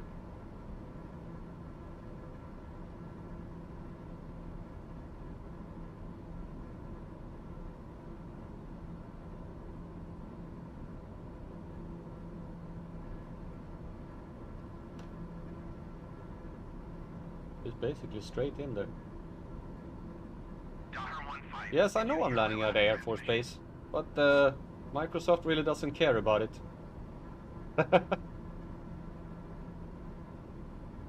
Fly straight in runway 20.15. I'm allowed to land on Air Force bases.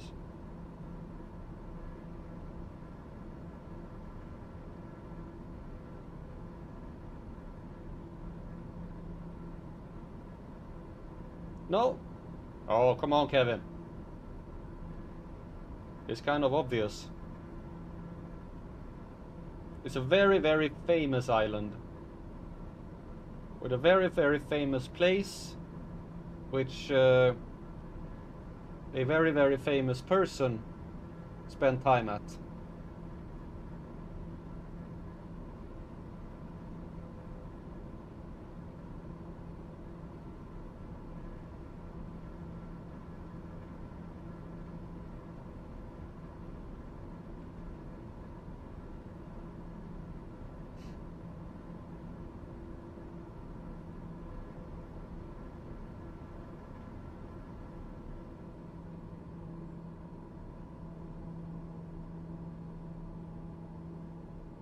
Yeah, there you go.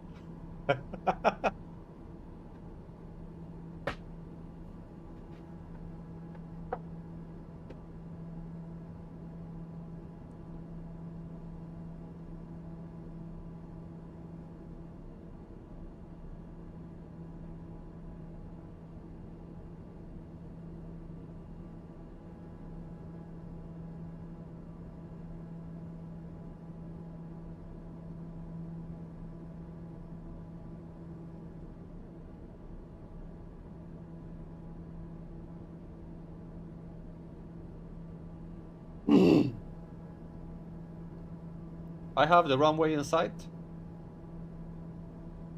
You worked on a BBC coverage of his funeral? Oh, that is really cool.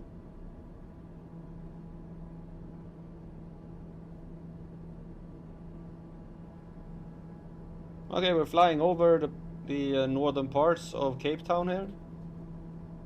As we're heading towards this runway over here. And I'm clear to land, thank you.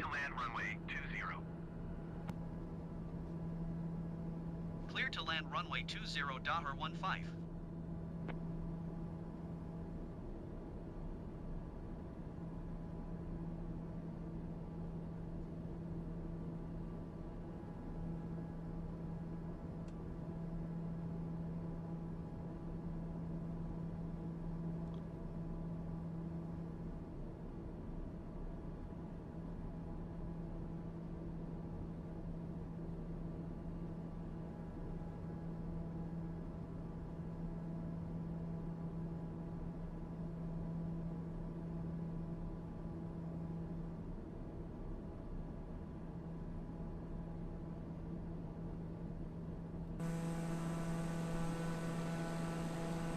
Oh, I thought that was the runway. There is the runway. Oh, that was good. I think I didn't land there. That looks like a runway. The runway is there.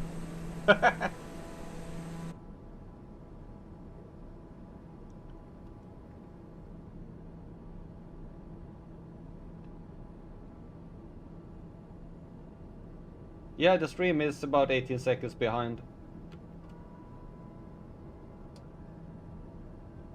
Unfortunately.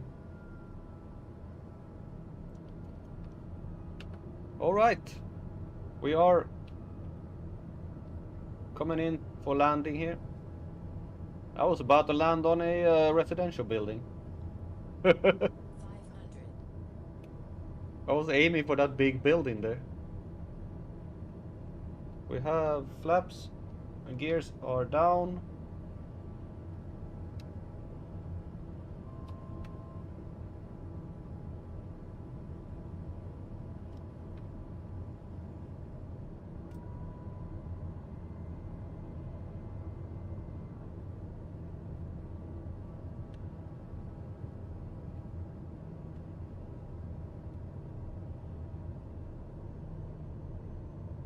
And it's blowing like crazy here. Whoa, whoa, yeah. We have a headwind that is crazy.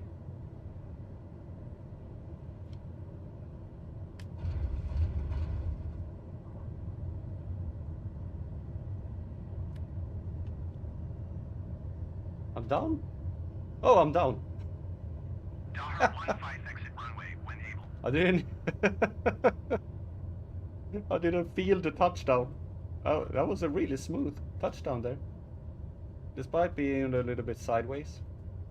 All right, let's see if we can Daher find some 15 fuel. contact ground on 121.85.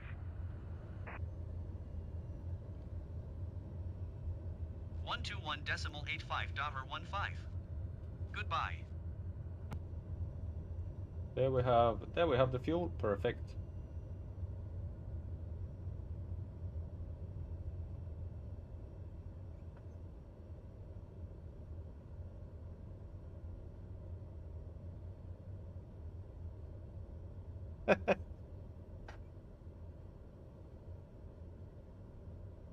Yeah, we have a famous landing at a residential building in Amsterdam.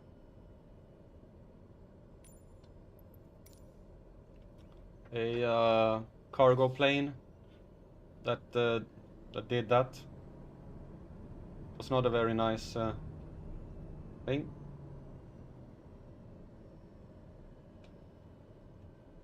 Request taxi for takeoff options. We're gonna take off to the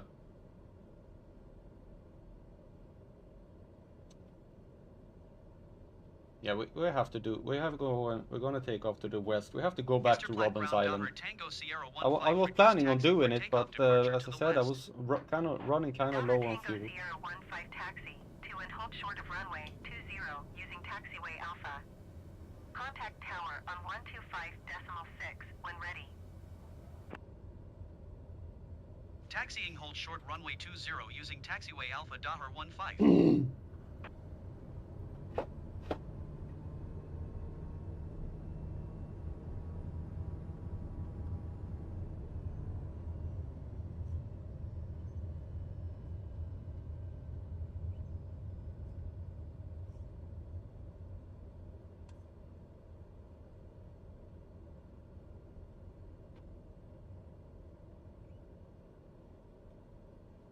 To the tower. Crest takeoff clearance. Esterplatte Tower Daher Tango Sierra 15 ready for departure to the west at runway 20. Daher Tango Sierra 15, wind 176 at 18. Departure to the west approved. Cleared for takeoff runway 20. Cleared for takeoff runway 20 Daher 15.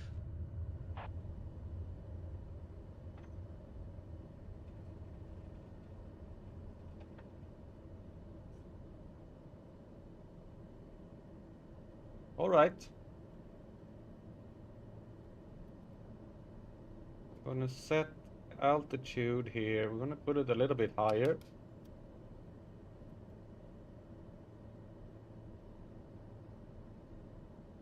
And then we're gonna set a heading of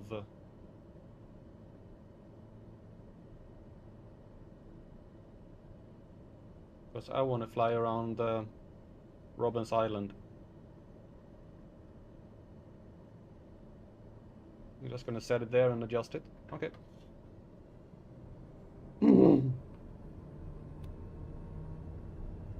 after we're taking the sightseeing of Robben's Island, we'll take a sightseeing over Capetown.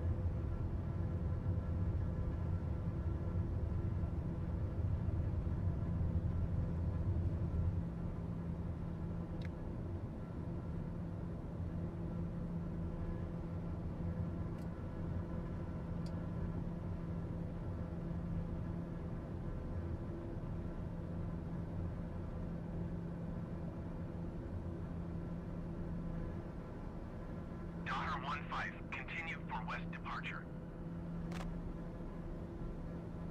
Isterplatte Tower Daher Tango Sierra 15 continue for west departure.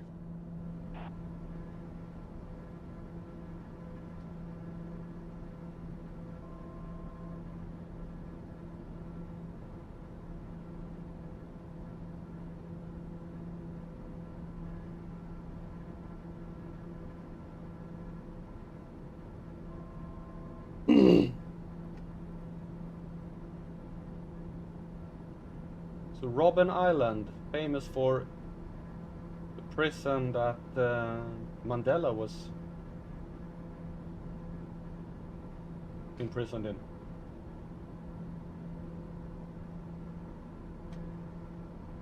So Robben Island is an island in Table Bay, 6.9 kilometers west of the coast of Bluebergstrand, north of Cape Town, South Africa. It takes its name from the Dutch word for seals, robin. Leaving my airspace Hen. frequency change approved. Yeah. Don't interrupt me when I'm reading. Isterplatte Tower Daher Tango Robben Sierra Island is roughly 15 of frequency oval in change. shape, 3.3 kilometers long and 1.9 kilometers wide. It is flat and only a few meters above sea level as a result of an ancient erosion event. It was fortified and used as a prison from the late 17th century until 1996, after the end of apartheid. Political activist and lawyer Nelson Mandela was imprisoned on the island for 18 of the 27 years of his imprisonment before the fall of apartheid and introduction of full multiracial democracy. He was later awarded the Nobel Peace Prize and was elected in 1994 as President of South Africa. And here is that island.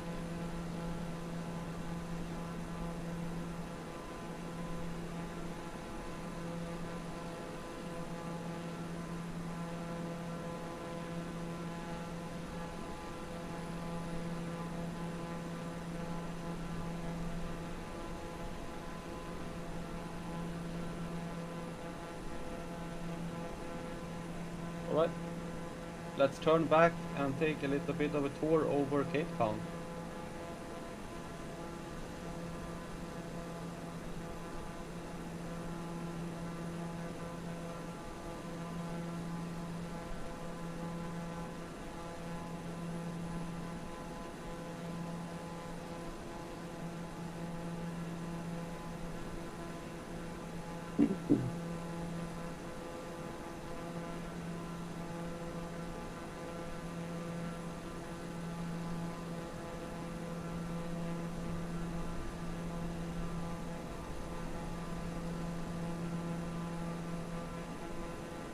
Oh, I really gotta...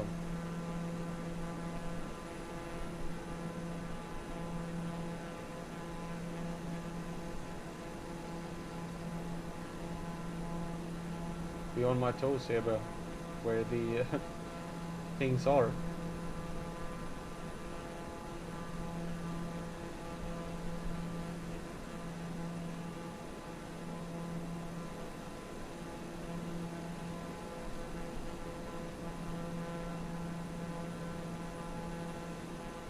There, that mountain that you see over there, the really flat one there, that's the Taffel Mountain, Tabletop Mountain, and it's easy to see why it's getting that name. And below that is the city of Cape Town, and of course the whole metropolitan area is spreading out. Yeah, we're passing the town of Bluebergstrand to our left.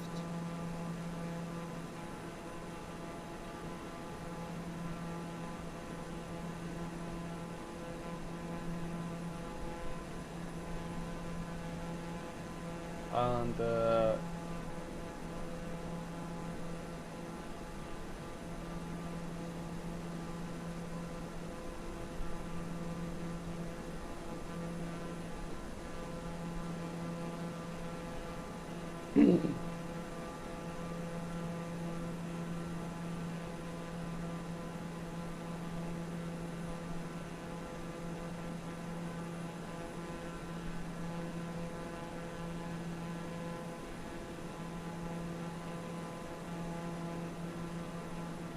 So straight ahead here is Capetown and the Tabletop Mountain.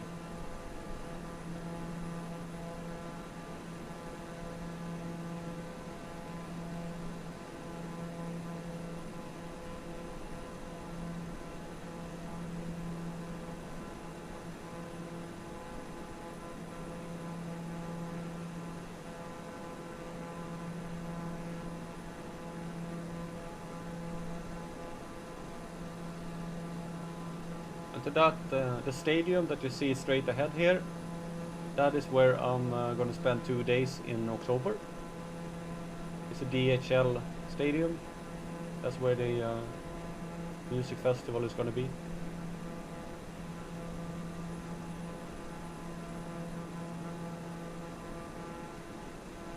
And here is the harbor.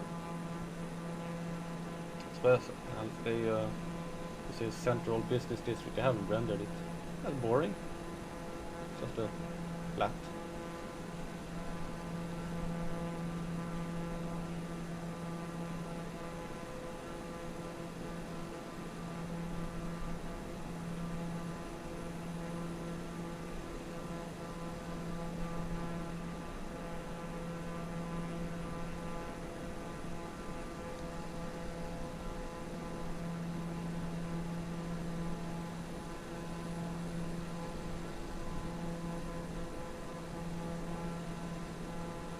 I have to do this, of course.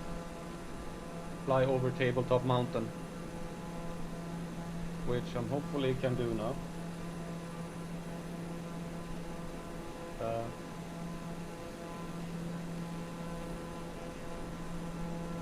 Hey.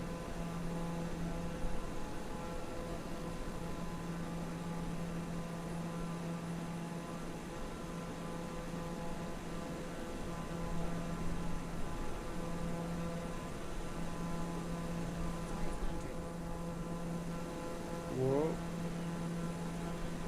Whoa. Now that was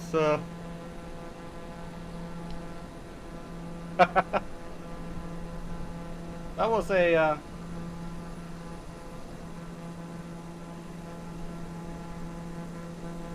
nice flying. There's a lake up here and a dam or something like that.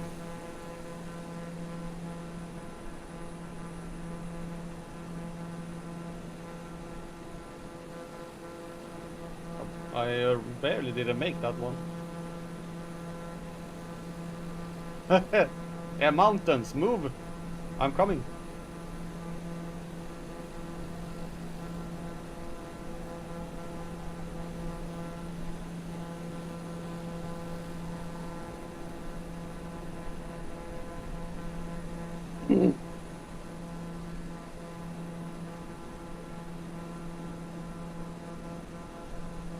Yeah, that looks like a really cool place to go and visit. To go up there and walk around up on that mountain.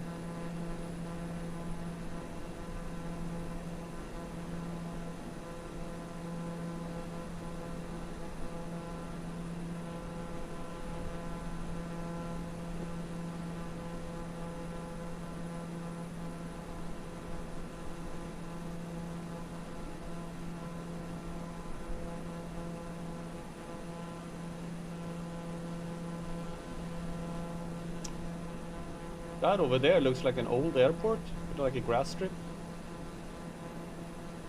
This one.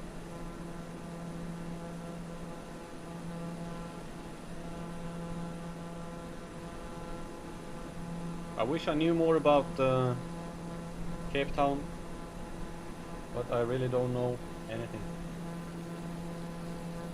Hopefully I will know a little bit more after this fall when I've been there.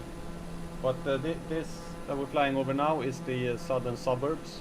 The actual town is behind this mountain here.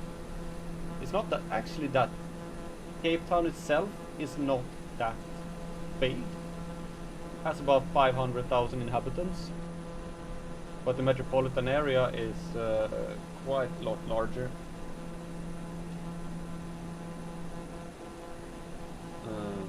The urban area has 433,000. but the metropolitan area has almost 5 million, so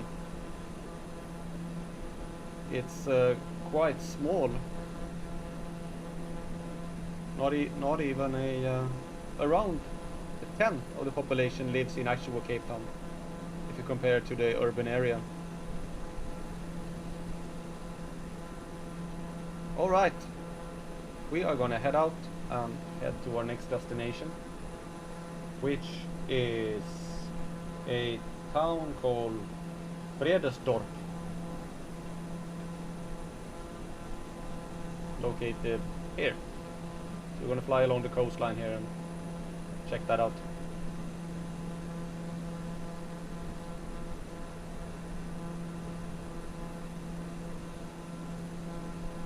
Bye, Cape Town.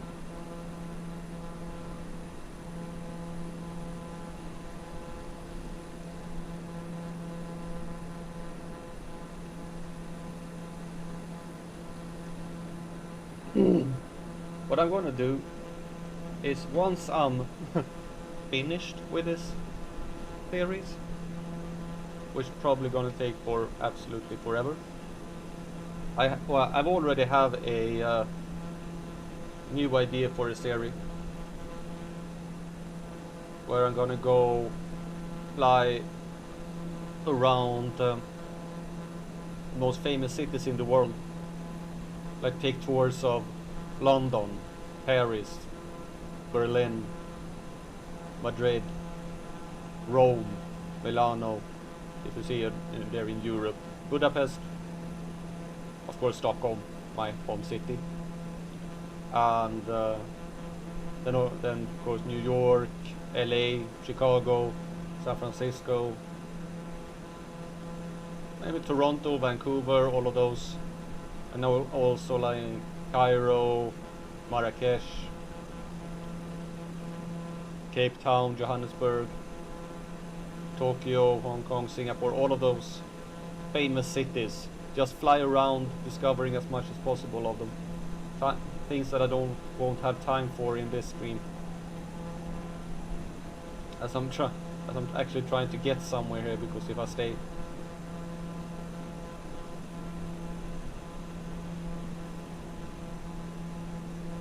yeah, bonus points for buzzing famous landmarks.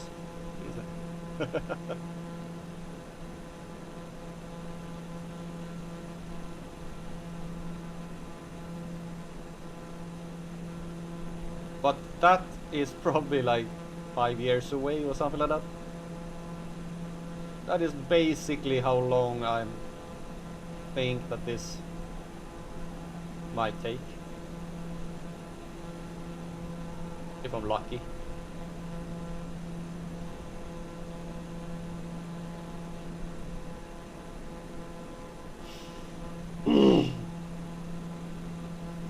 There are some beautiful mountains around here.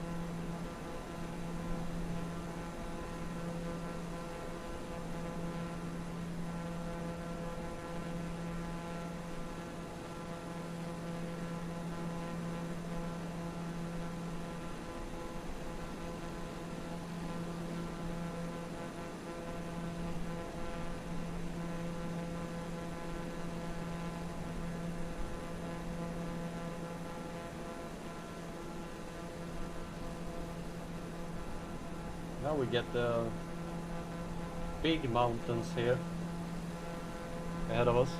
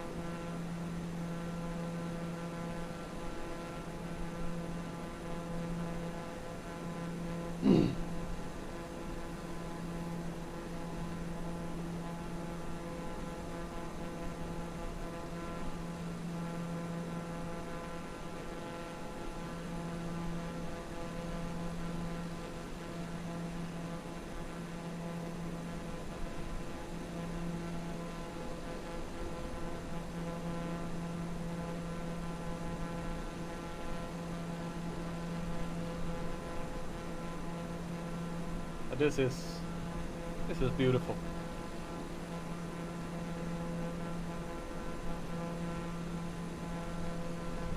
Now that is a road to drive on.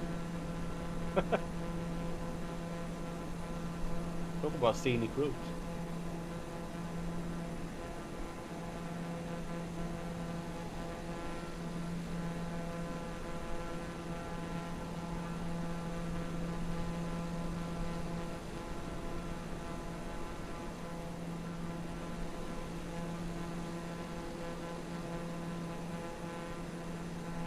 So the next one we're heading for now, Bredasdorp. It's a town in the southern Overberg region of the Western Cape, South Africa, and the main economic and service hub of that region. It lies on the northern edge of the Agulhas Plain, about 160 kilometers southeast of Cape Town, and 35 kilometers north of Cape Agulhas, and the southernmost tip of Africa.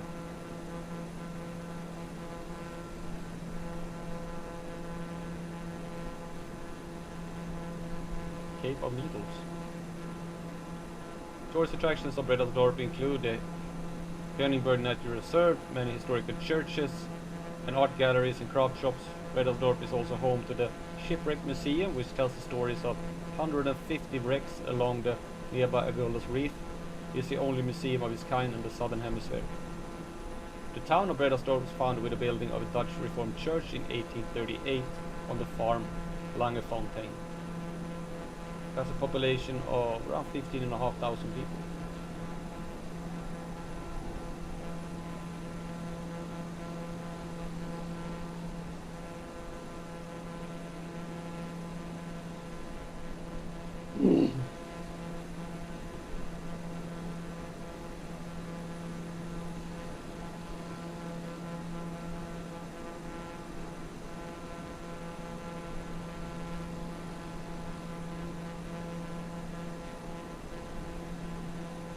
They have a tower and everything. Andrews Field.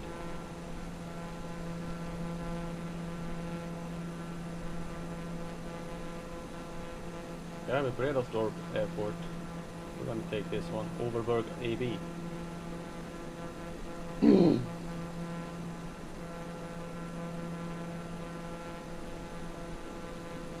Blue Fountain.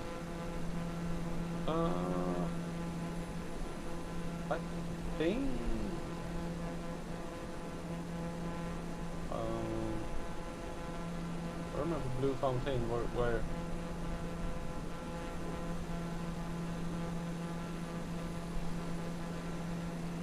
where Blue Fountain is.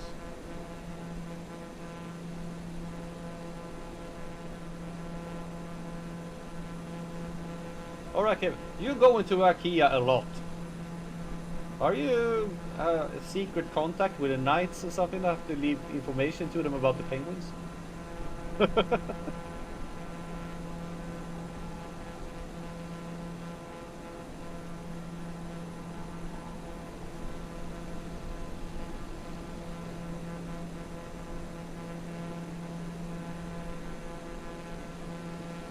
Where is Blue Fountain located?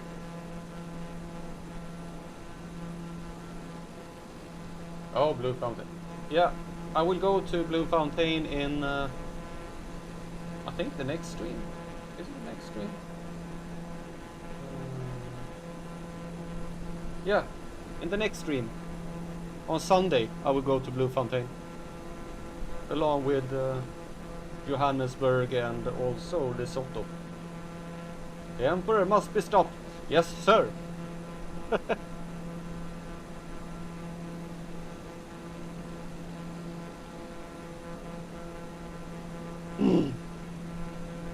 Okay, have a nice day, Kevin. Thanks for dropping by.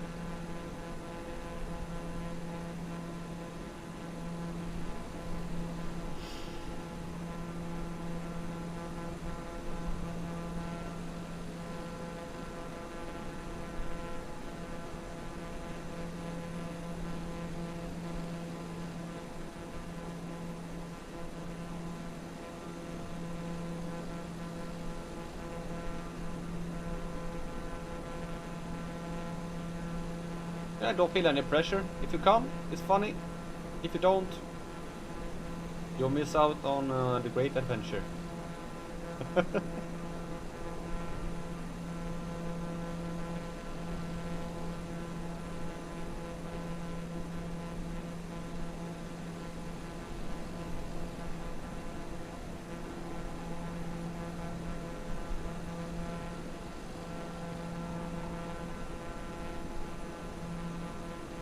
Let's see here, airports. Do we have that one? FAOB. Not there. Nearest airport. Airport there.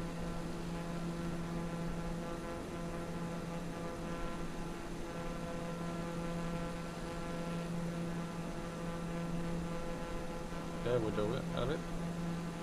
6 to the tower. First landing. Overberg Tower. Her Tango Sierra 1564 miles west, 1,000 feet to land. Daughter Tango Sierra 15 Overberg Tower. Altimeter 30.16, wind 124 at 15. Fly straight in runway 17. That is not a straight in. Make straight in runway 17. Her 15.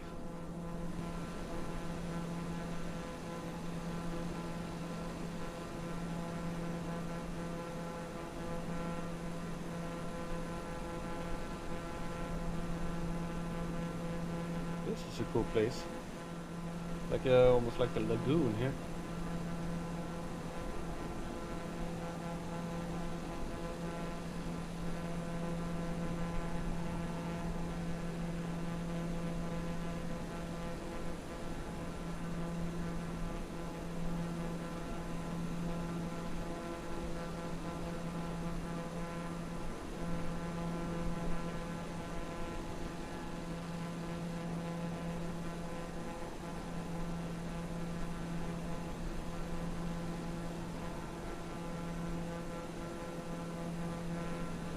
Fischerhaven. Now that is a name with some fantasy. The fish port.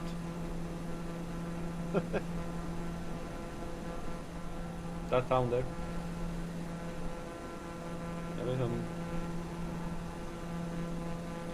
Côte Rivière Lagoon is this. So it was a lagoon.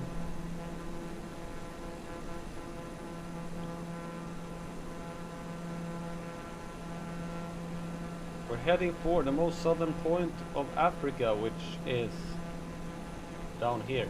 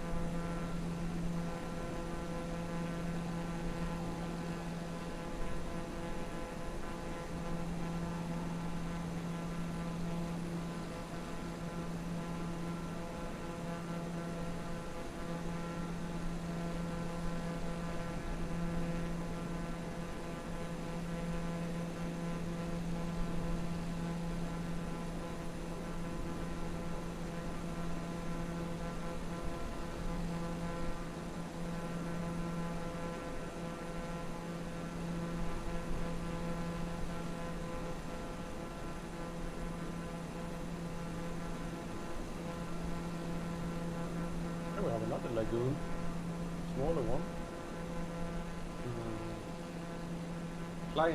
Klein River Lagoon, but also a nice beach.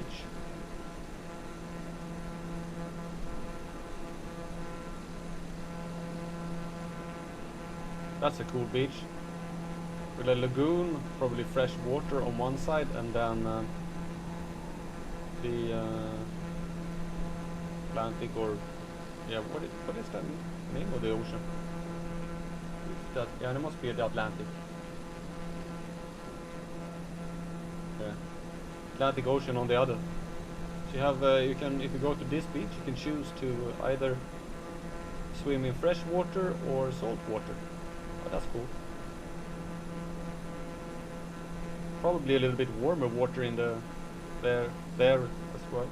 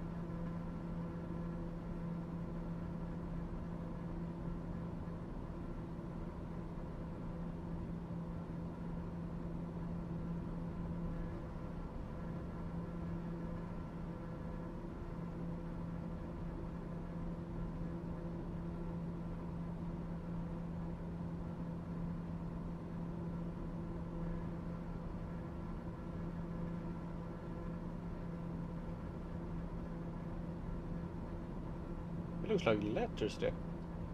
Huh.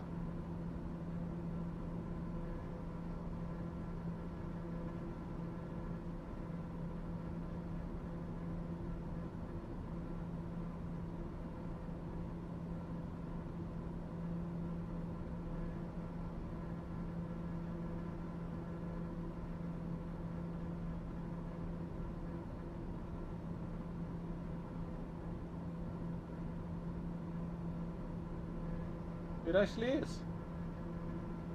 It says guns by. They're up on the mountain that we flew by.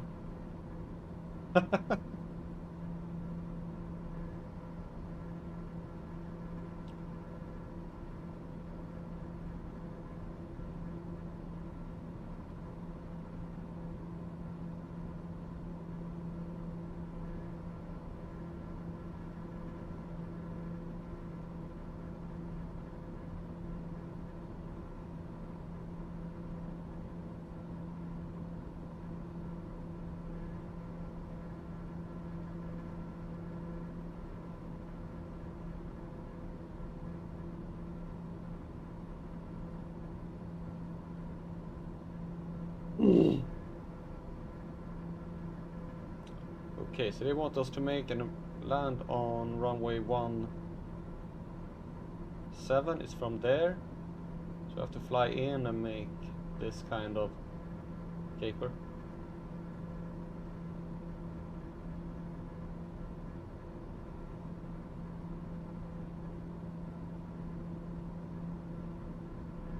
Why do they want me to do that again?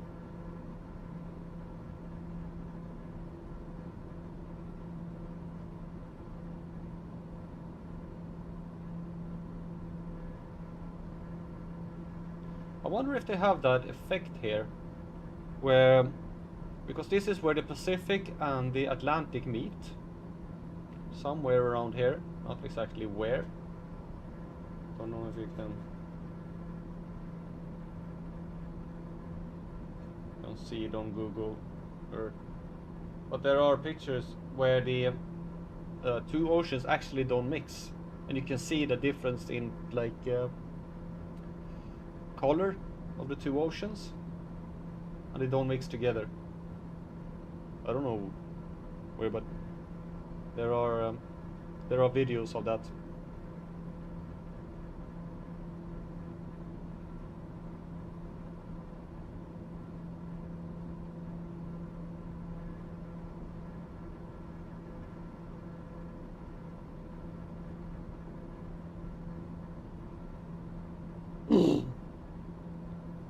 Here we are coming up.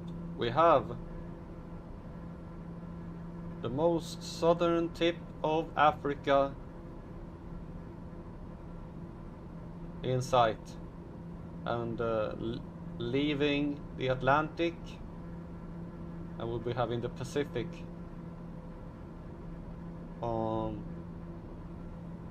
as the ocean from now on.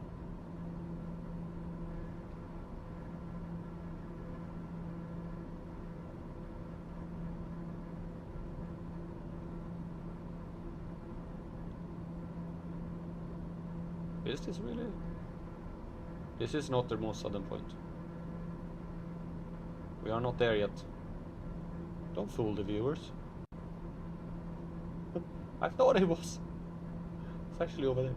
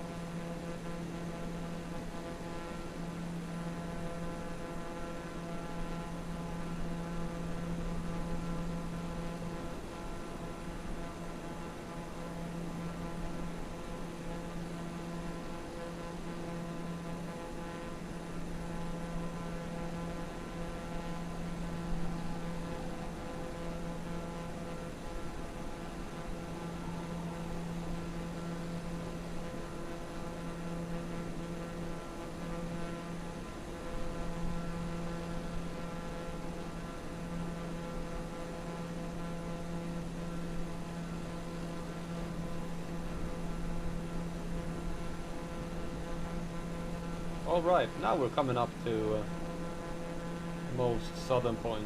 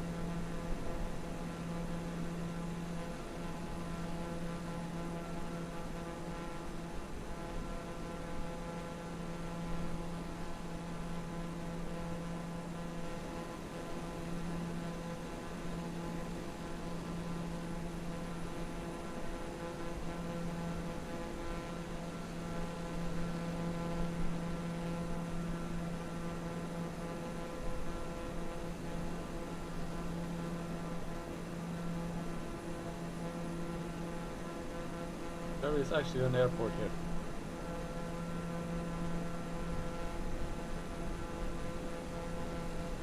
That is much cooler.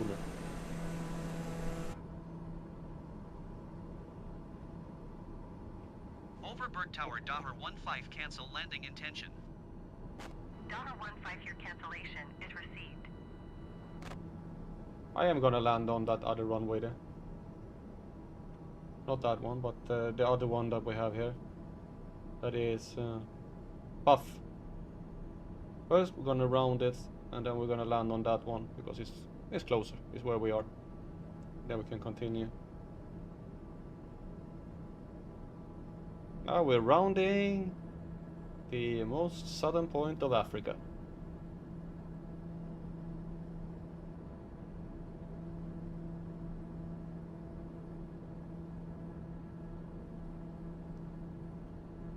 We have some serious winds going on here. Whoa.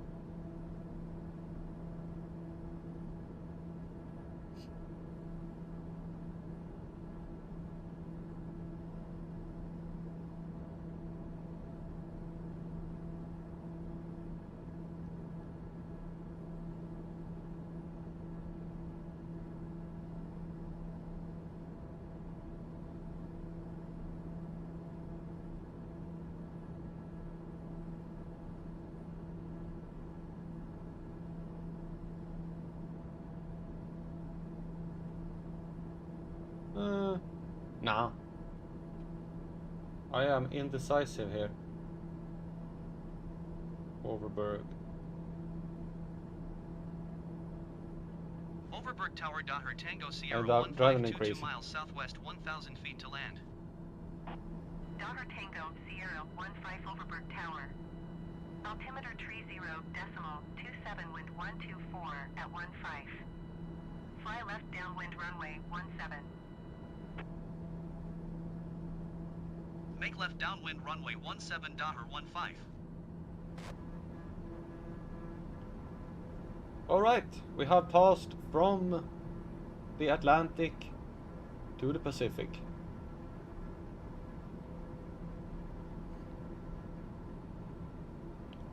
Now we're just gonna head up to this Overberg airport up here and then continue on our journey.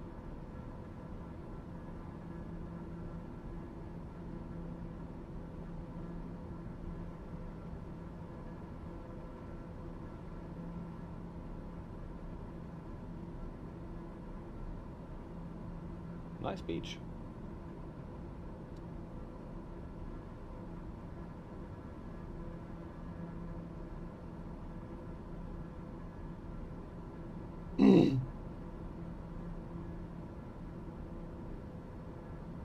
There's that airport, Andrews Field.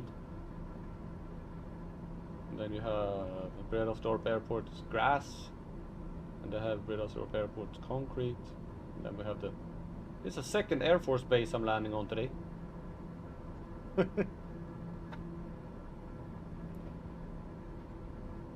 They are the best airports.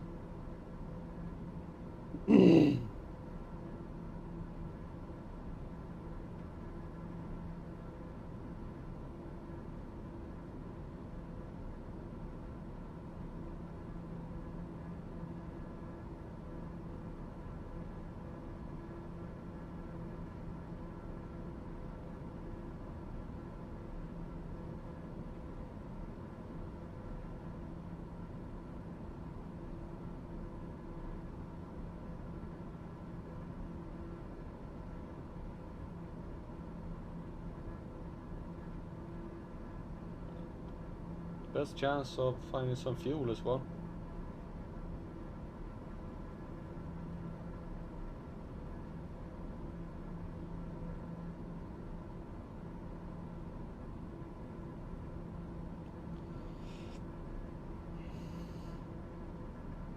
There we have this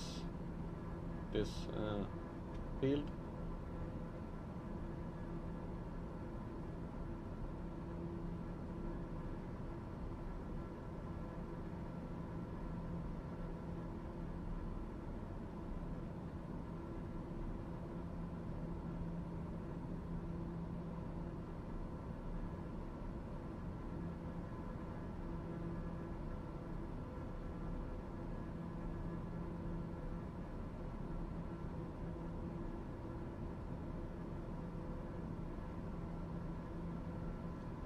Okay, 10 nautical miles left to go.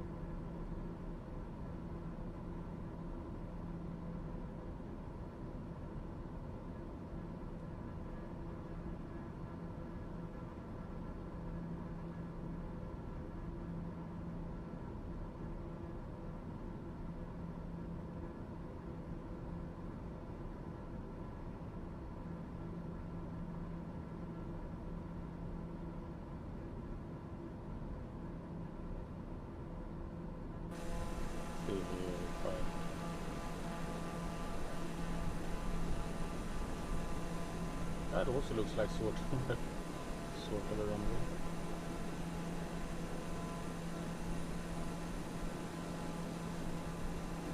He's over there. Is it there?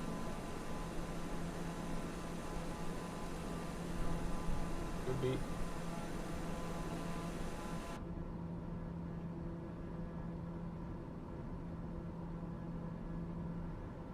Yeah, and we're landing on this runway here.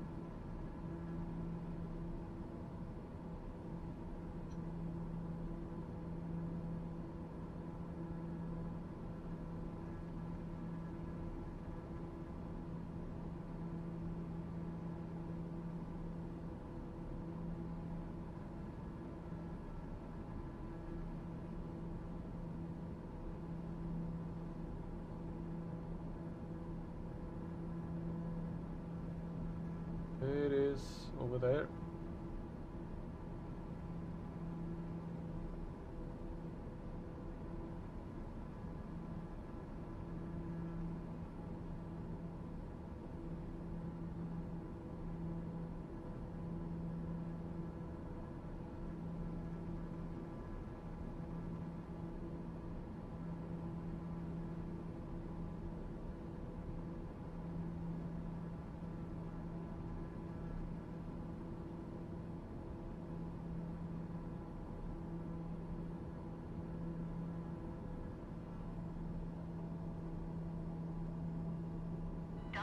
15, wind 124 at 15. Clear to land runway 17. Clear to land runway 17, Daher 15. Where is the runway? Oh, there it is. Straight ahead.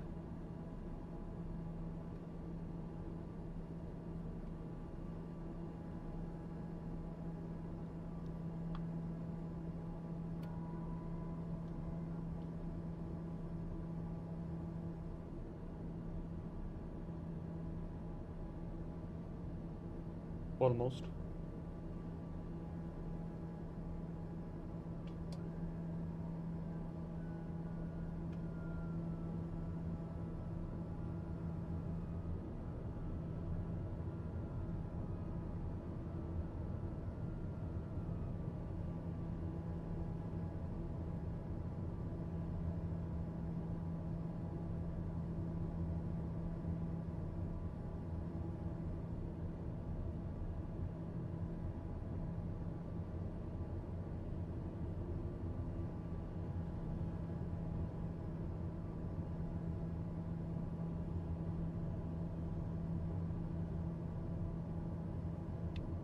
Go down.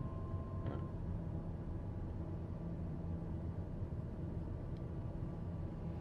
And there are so serious winds going on. Oh, this is. I am blowing like crazy. 500. This is like the most side wind I've ever landed on.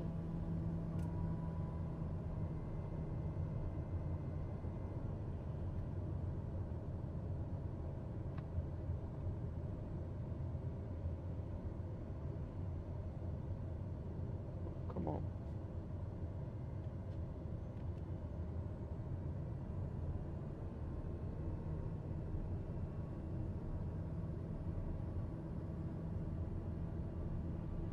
Okay.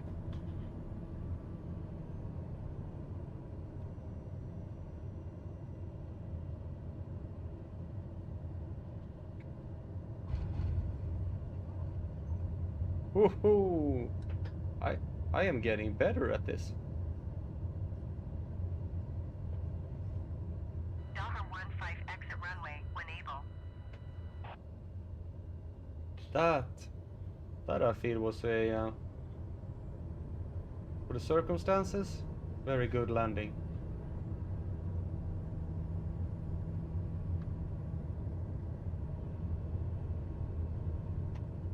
Due to the side wind and whoa, whoa, whoa.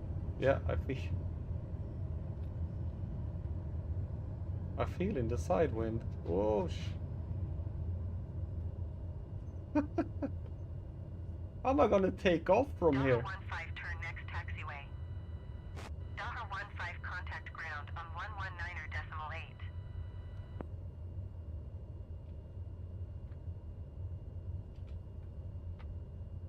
Going to 119.8, Daher 15.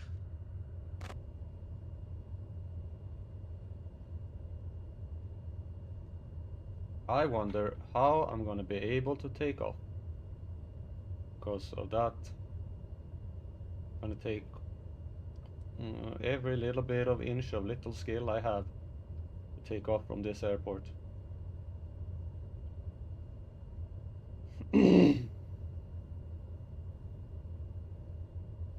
But I'm gonna request taxi to parking. Overberg ground, Daher Tango Sierra 15, taxi to parking. Daher Tango Sierra 15, taxi to general aviation parking via taxiway Charlie.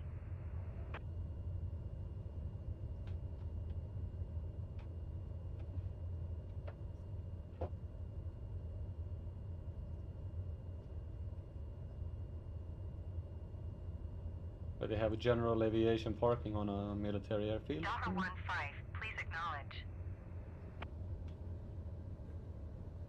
Taxiing to general aviation parking via taxiway Charlie, Daher 15.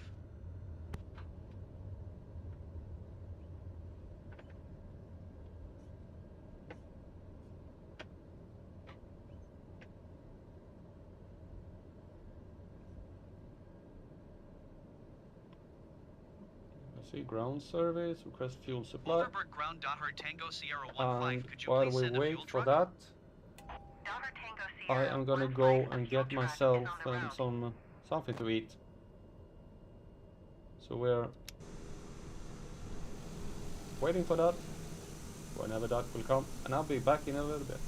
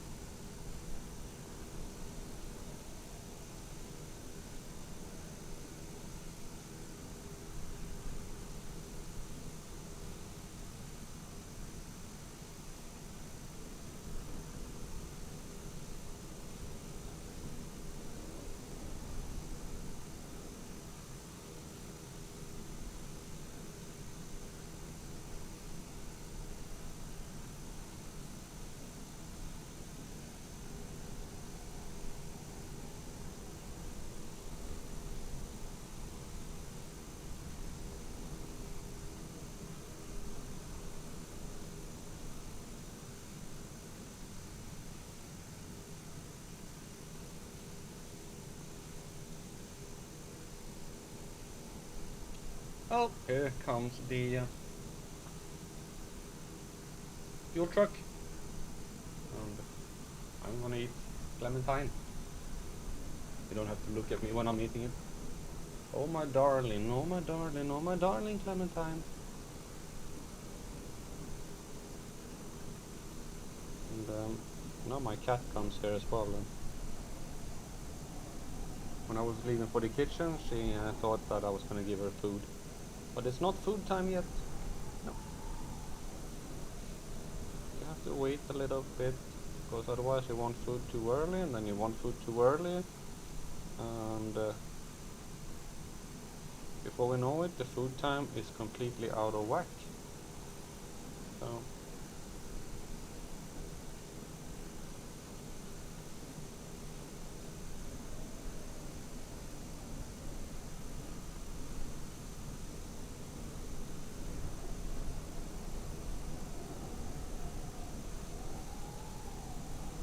oh, you can just hear the wind blowing here. This is gonna be one interesting takeoff. Oh, it's fueling up a little bit more than I need.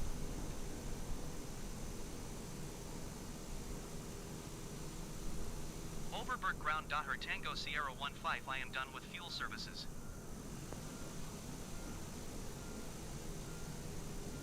Oh.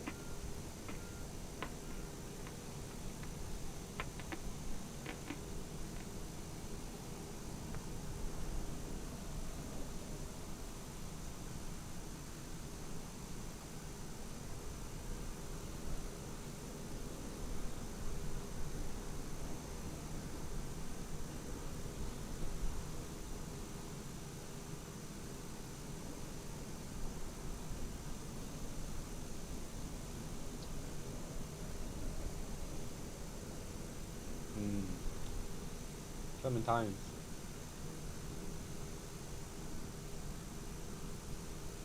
It was good.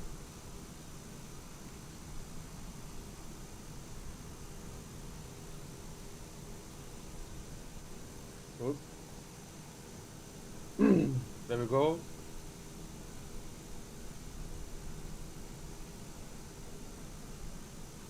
We're back, and you can see I am joined here by Bluma on the back. Okay, go back to clearance. Request taxi for takeoff. Takeoff to the east. Daughter Tango Sierra 15 taxi to and hold short of runway 17 via taxiway Charlie, cross runway 28. Contact tower on 119.8 when ready.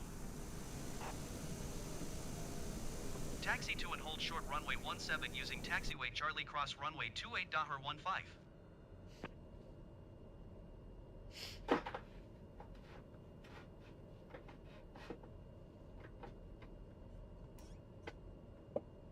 All right. Let's go.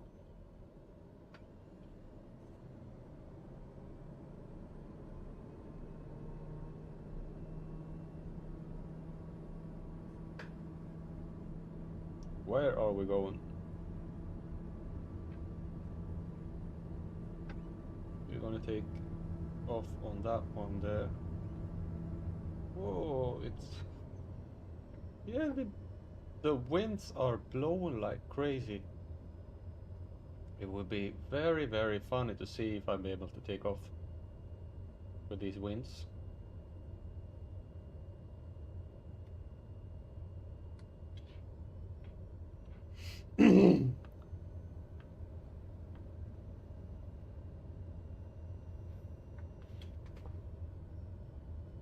Now we have the sun.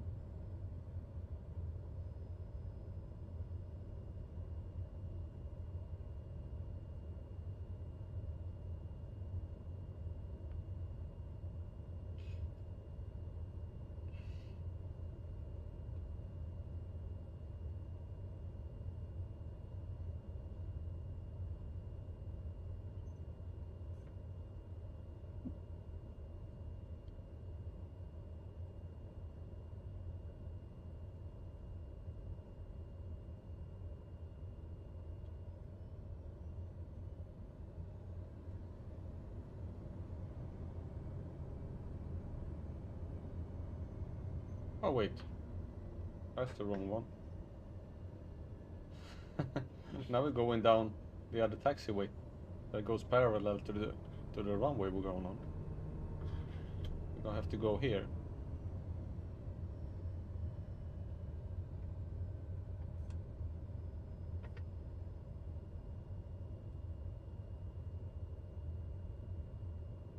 This is where we're going.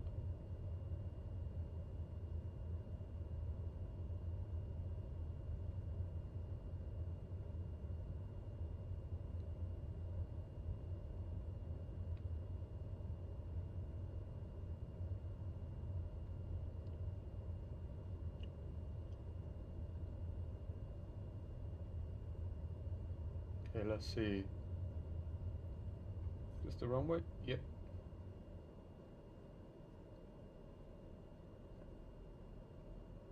Overberg Tower Daher Tango Sierra 15 at runway 17 ready for departure to the east. Daughter Tango Sierra 15 wind 123 at 15. Departure to the east approved. Cleared for takeoff runway 17. Cleared for takeoff runway 17 Daher 15.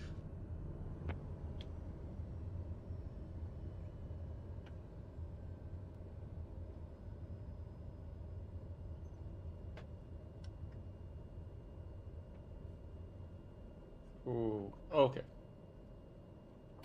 Flaps. And now, whoo. Okay.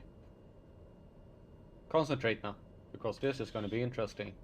Due to the winds, I have to use both a lot of rudders with everything. Because as soon as I'm going to start picking up speed, I'm going to start tipping. Like this. Oh crap. Maybe I can just take off now. Okay. Ah, that was good. Oh. Whoa. Yeah, there is. Daher 15, continue for east departure. Overberg Tower Daher Tango Sierra 15 continue for east departure.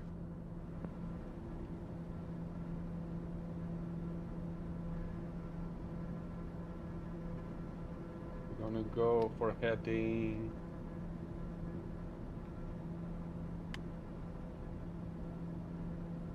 We don't know which heading, but we're gonna go with this heading that I'm heading right now, around there.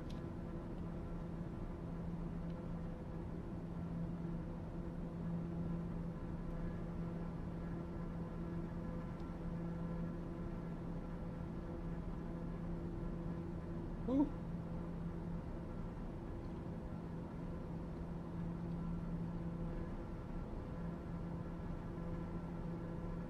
That was the takeoff wasn't as horrible as the landing. Okay, we have a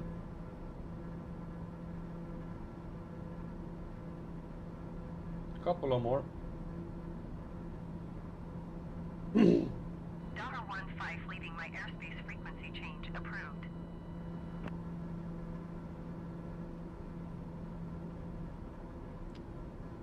We'll see how far we get. Overberg Tower Daher Tango Sierra 15 frequency change.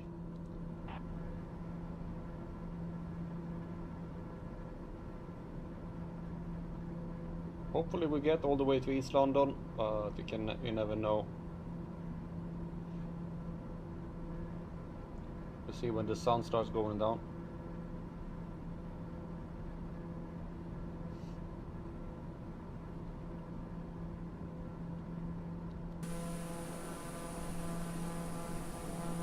The sun is still decently high up in the sky.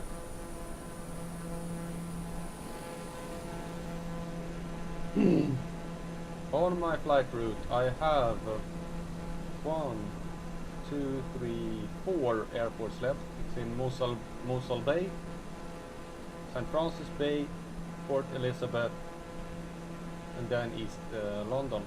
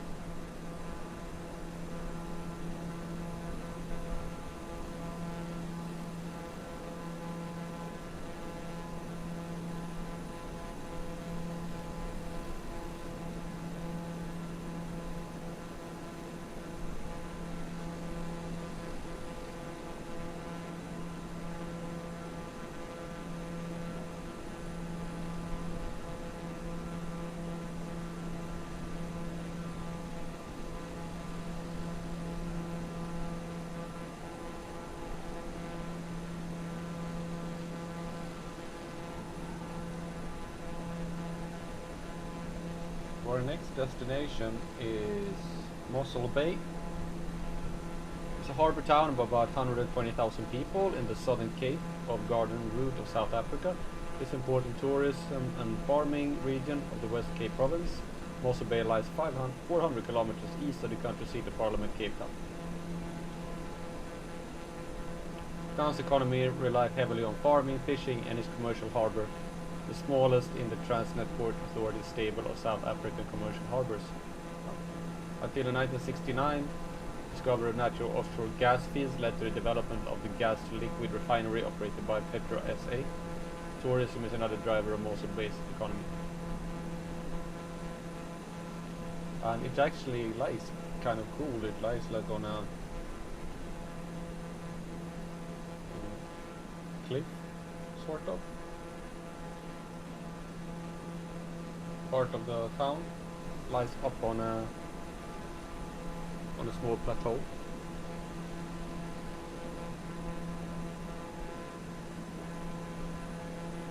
We'll see it when we get there.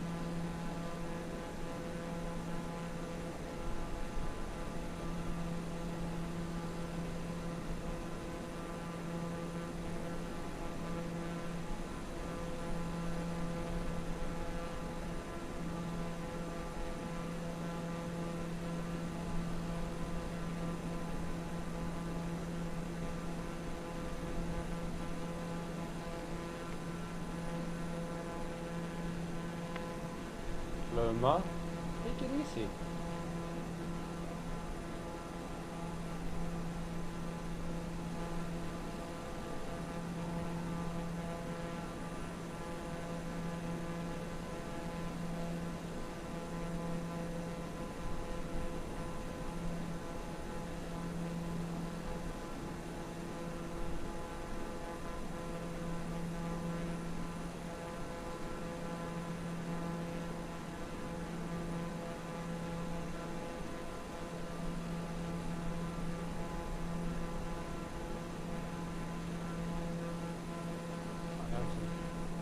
cheaper here I can use to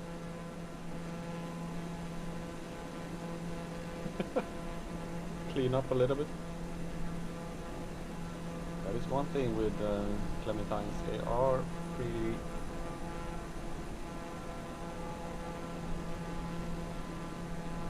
sticky.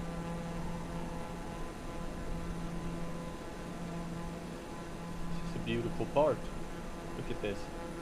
Pristine, white, untouched beaches, forests, hills.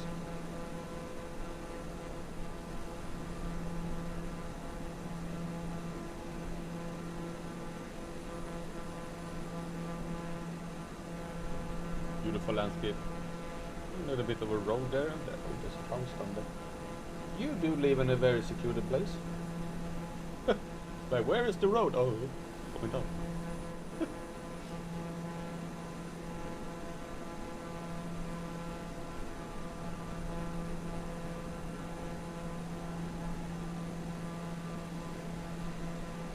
So we're rounding this peninsula here. We're coming up to a small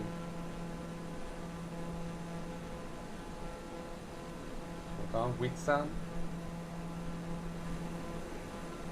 on the other side of this peninsula.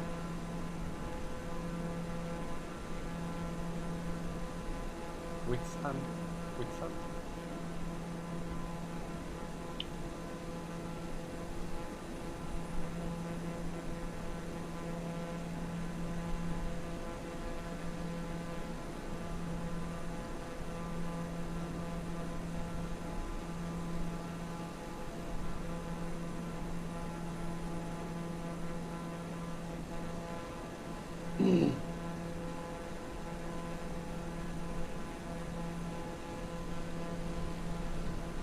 Okay, here we're gonna fly straight over.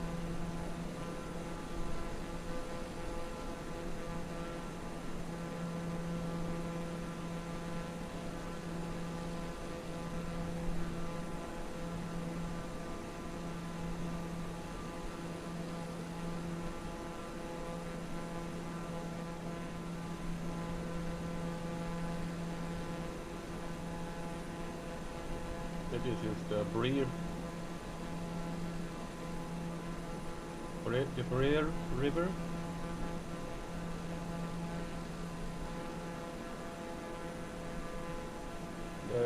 This small town of Whitsand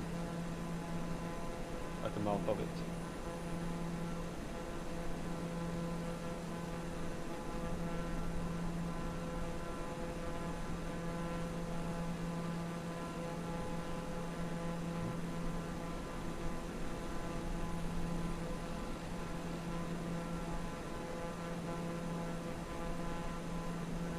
Short river flight.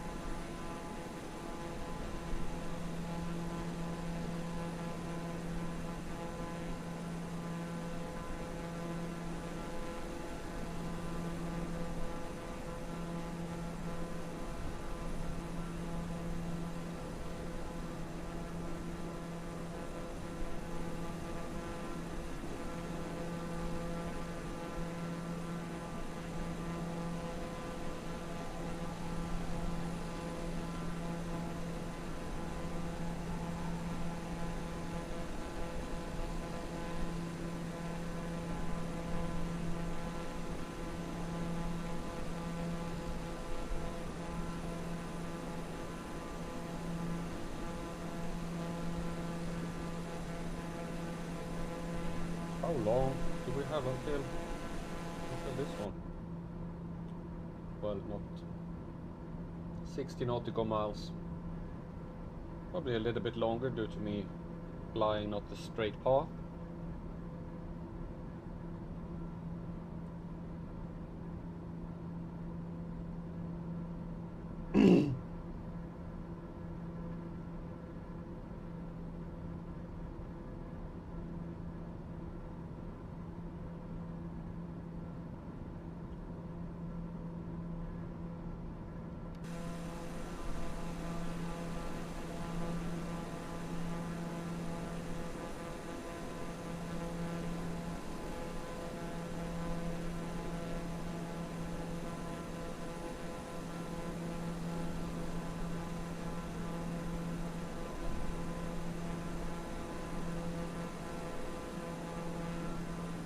hard when the peel is so thin. You get like these small pieces of. Here I am seeing flying and talking about my Capetown.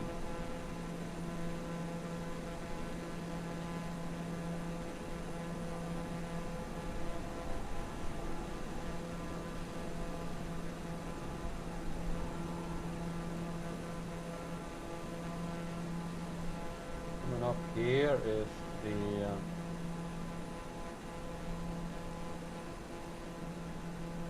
Duvenhoek's estuary.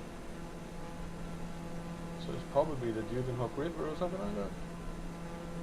Doesn't say anything, but I guess that it's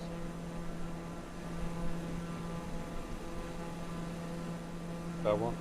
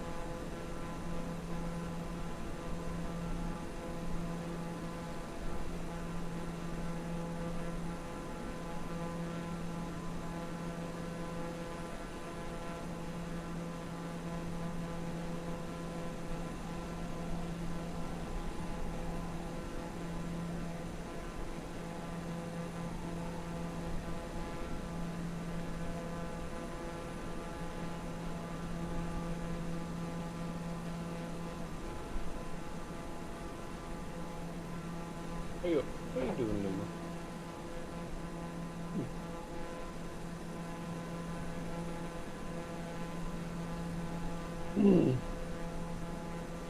Okay, the next town we're gonna see is a small community called Oranjemund.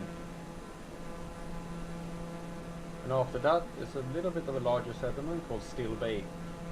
But it's a little bit of a while until we get there.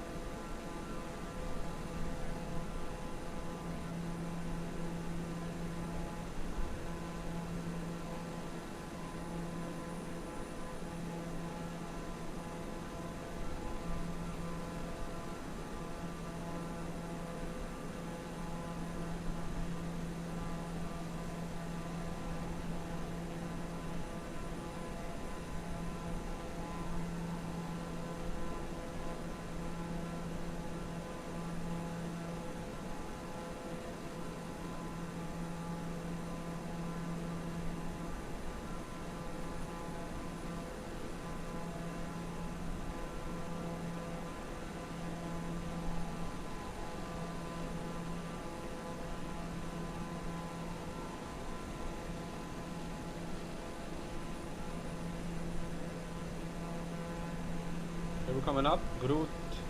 What was it? Groot. Oranjemund.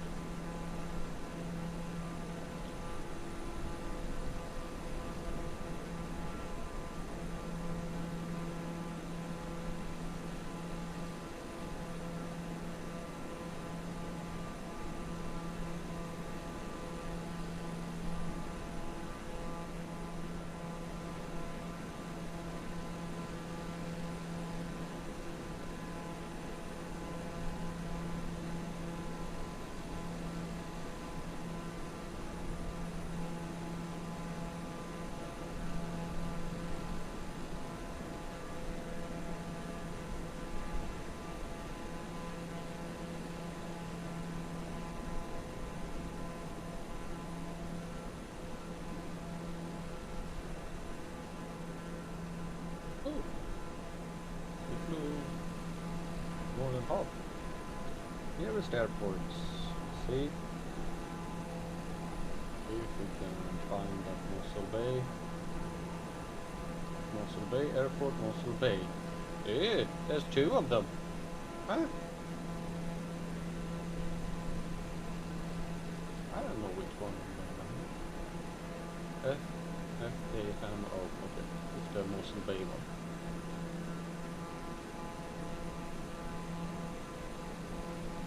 Take the runway for landing.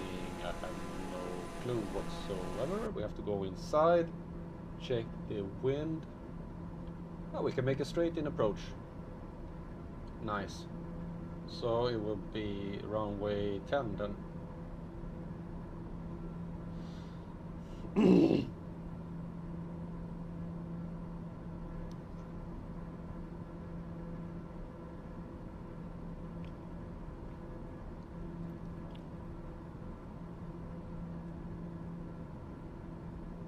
What I think I'll do is I'll fly up along here and then into the airport. Actually 546 feet. Or am I? 1,000. Okay. So it's actually like located on a sort of a cliff. Yep.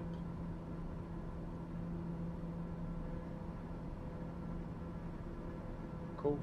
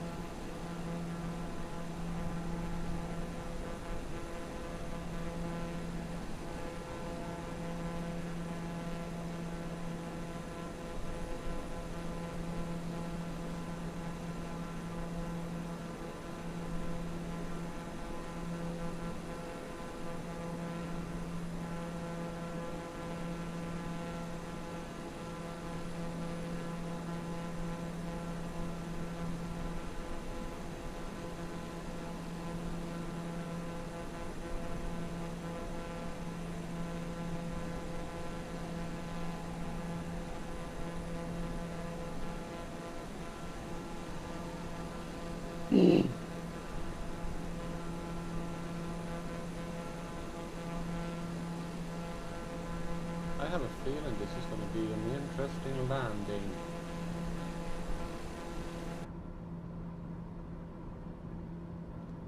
Because we have... not that bad actually. Not that much side wind as I thought.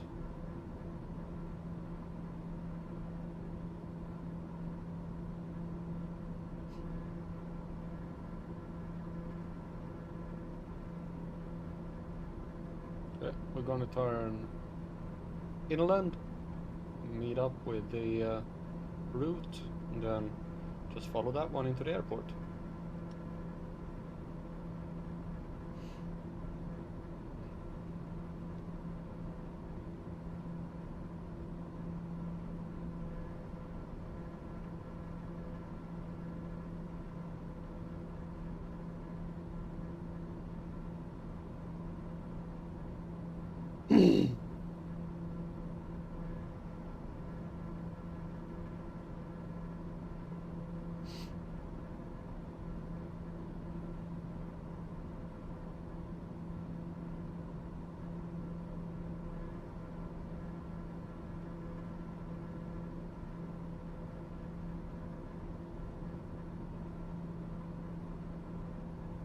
We'll have some river flying here, flying over river.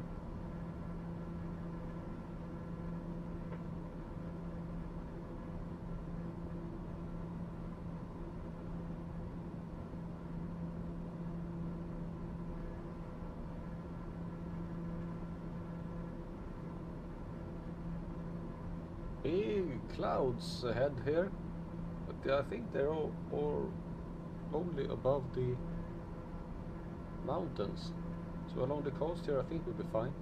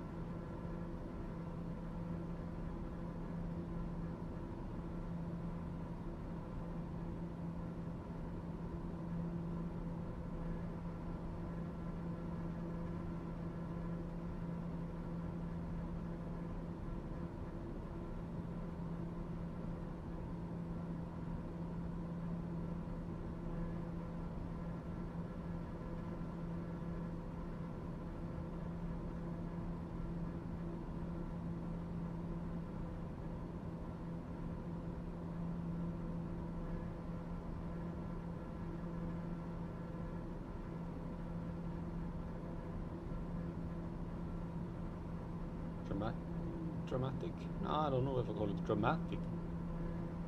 Cool. Pretty landscapes.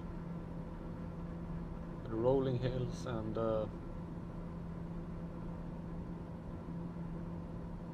small mountains, rivers, lakes.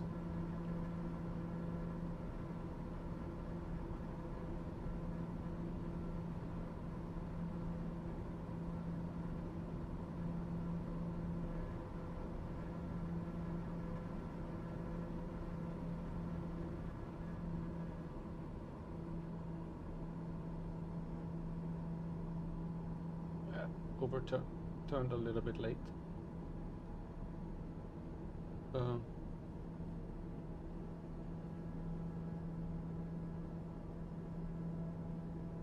Is it over there? I think so. I think over there is the runway. If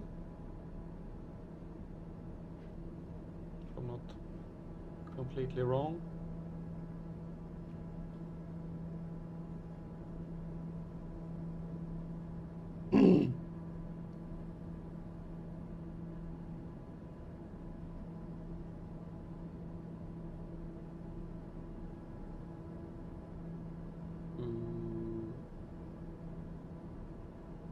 Somewhere?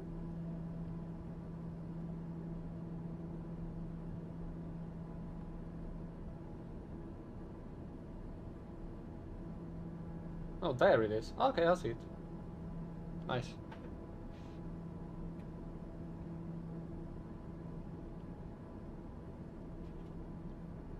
Runway in sight. Perfect.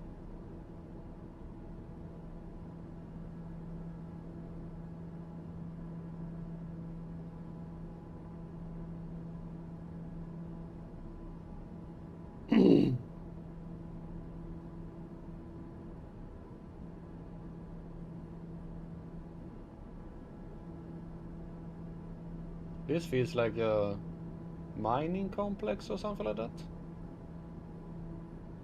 But I don't know. Does it say anything about what that is?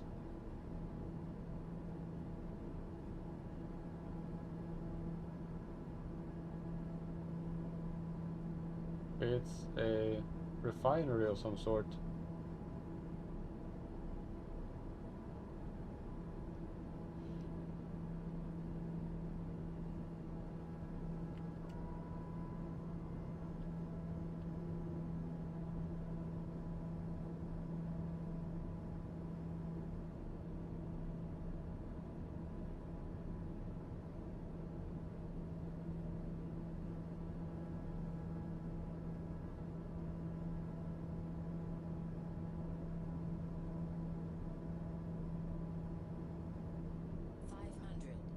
We just have a very strong headwind, not much side wind.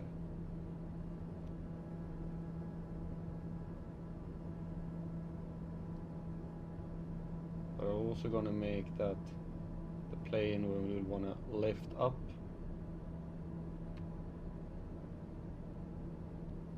Very easily.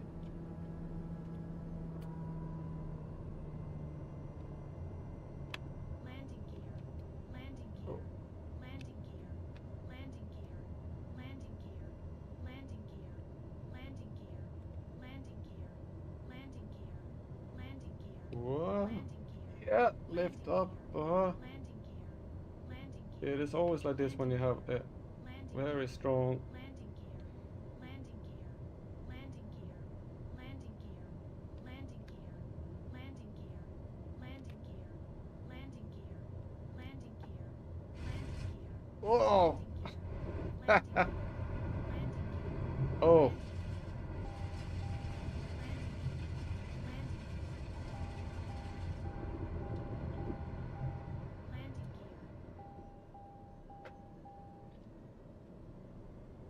Yeah.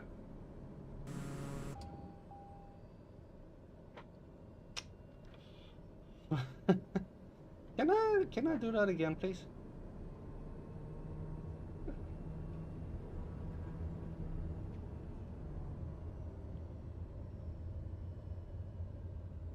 Nobody saw that.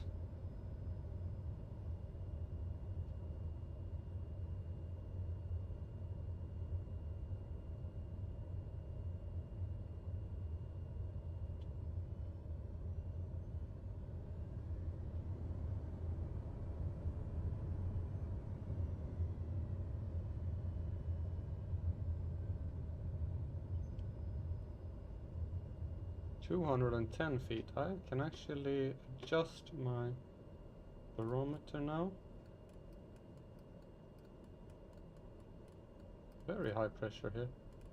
Because we're currently at 546 feet.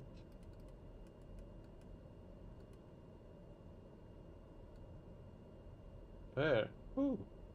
3028.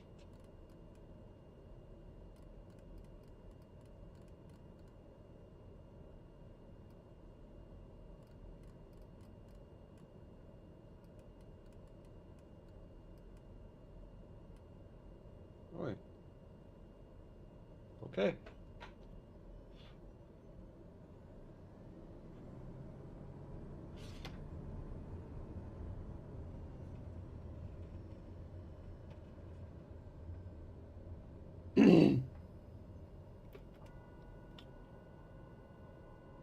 Right, we have fuel.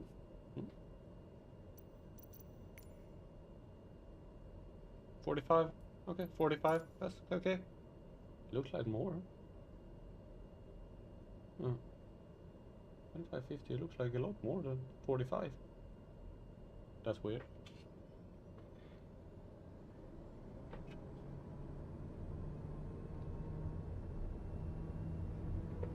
Whoa! Okay.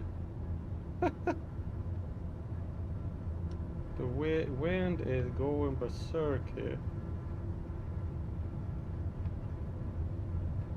Take off.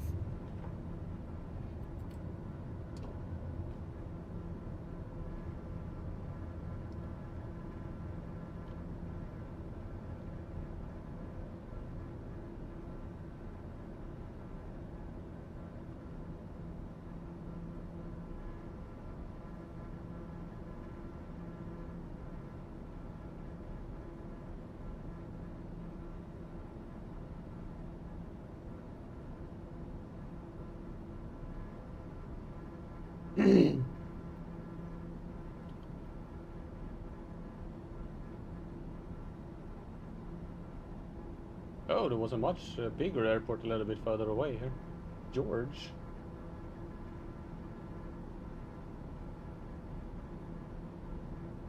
I didn't see that. We're passing a much bigger town a little bit further on here. Here's the small town of Mosselbaai, and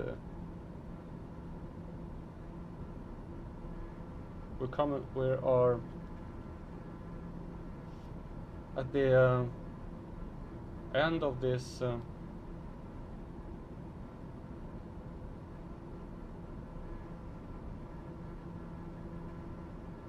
peninsula. Ooh, those big clouds.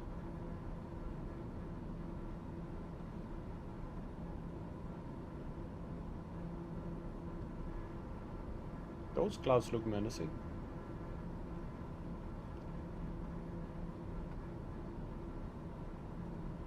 Town called George, which is much bigger.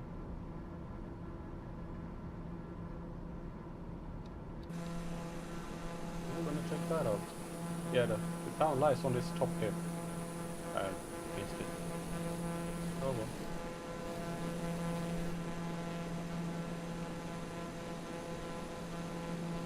Yeah, George was a much bigger airport further on here.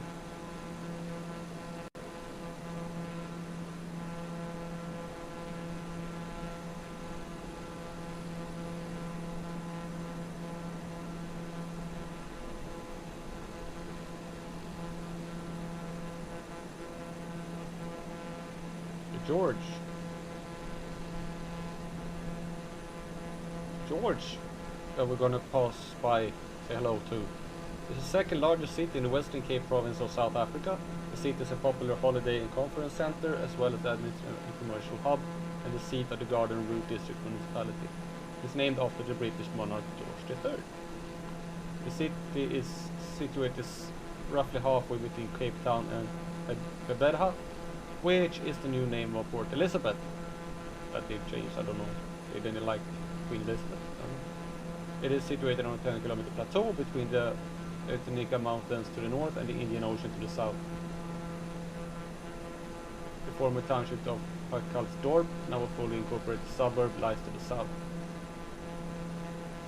And it has a population of around just shy of 160,000.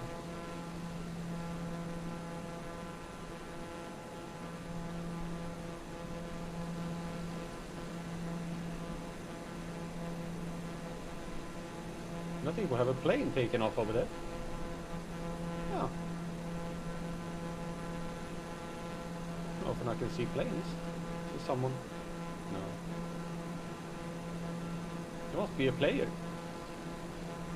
Cool.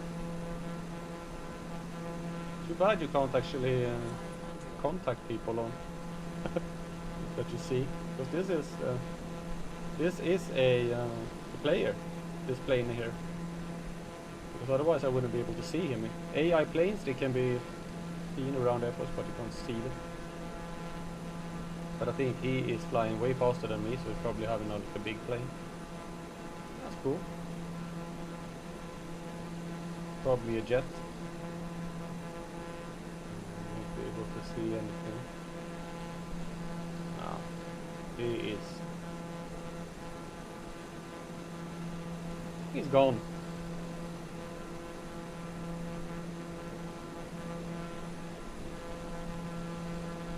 Hey, come back.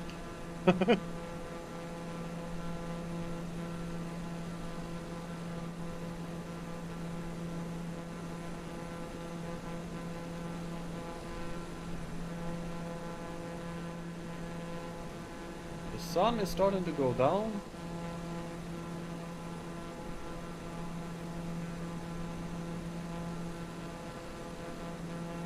Our next stop is not Plattenberg, even though it could be. It's gonna be Port Elizabeth or Quebec. What was the name of it? Queberha. Queberha, something like that.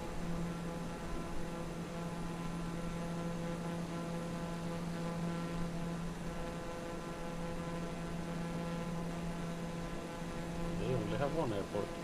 Down here there were plenty.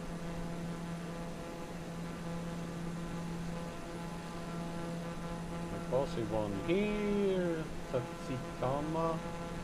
We have the Paradise Beach Airport in we have Belua Airport, we have Cape St. Francis Airport. Don't you go to St. Francis? Maybe I was. Or maybe I changed my mind. I think you were planning on going to St. Francis. Yeah. Or is this? No, that's Port Elizabeth. It was. I think it was too short. It's just a between St. Francis and Port Elizabeth. It's like 40 nautical miles. For when I was flying the what's it called, the Bonanza, then it would be like, ah, perfect. Now when you fly in this one, it's like 40 nautical miles. Oh, that's too short.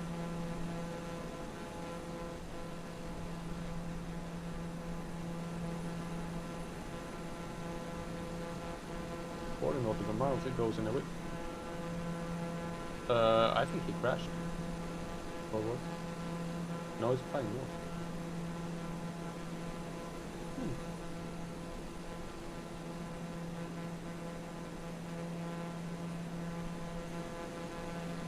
These mountains are pretty tall.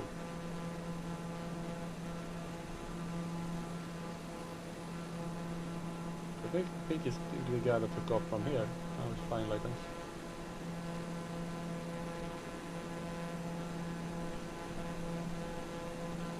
Into the clouds.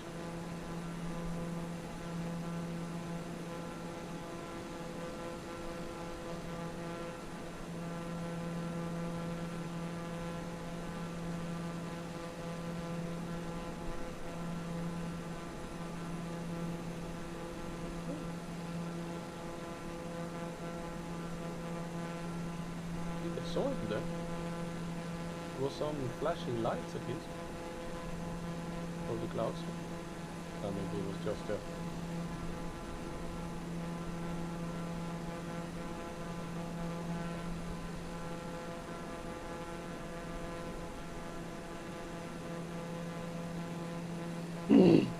okay, so I apparently decided not to go to St. Francis Bay, but then just Port Elizabeth and East London. So we'll see.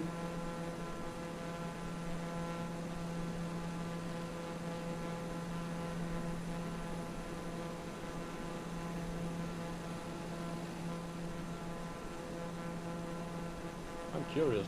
There is another player playing here that flew from this airport. He is currently somewhere over there. Ah.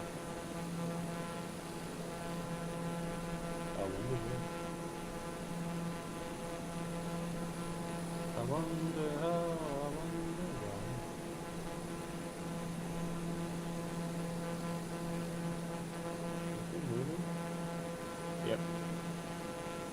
beyond the mountains.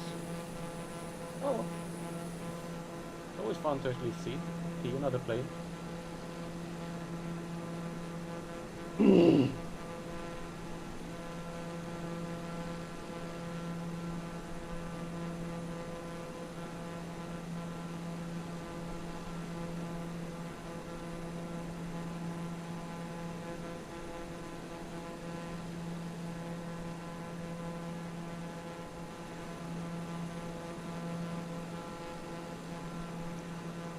We are coming up on the town of Sedgefield, here on the other side of this little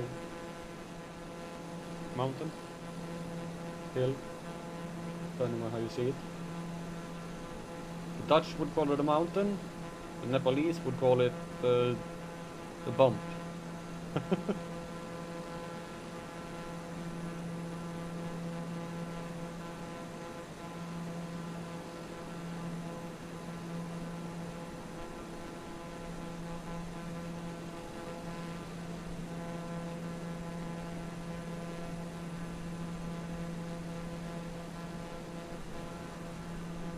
This här neighborhood is called the Island, and the fun thing is, it's not an island.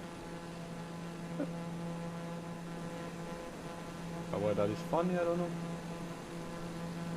but it's called the Island even though it's not an island.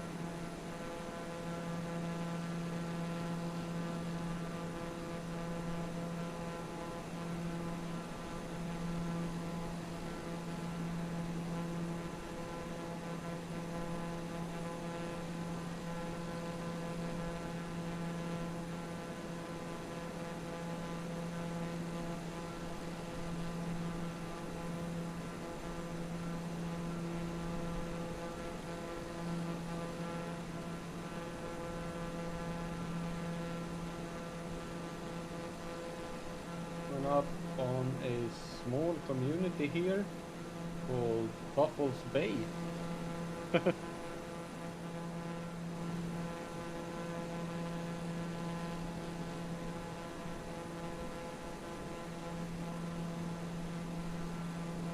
And Guacama River. Come on, we just passed there.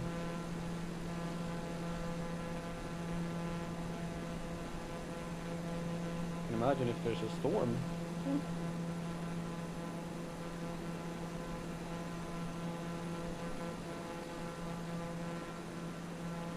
On a nice beach. That was Buffalo's Bay. On the other side is Brenton on Sea. That sounds like something probably in English. Ah, we have Brenton and then we have Brenton on Sea.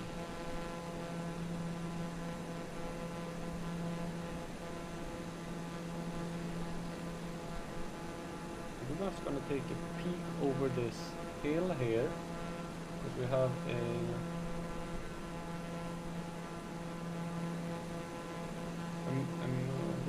bit of a bigger city, Knyssa, on the other side here.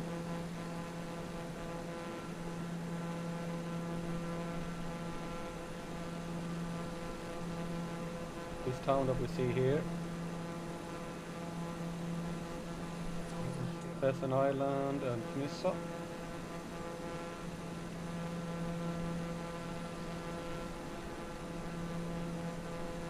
It's a medium-sized city in the Cap province of South Africa. It's situated where the Cap, where the Knyssa River passes into the Indian Ocean and forms an estuary. It's built on split up several islands.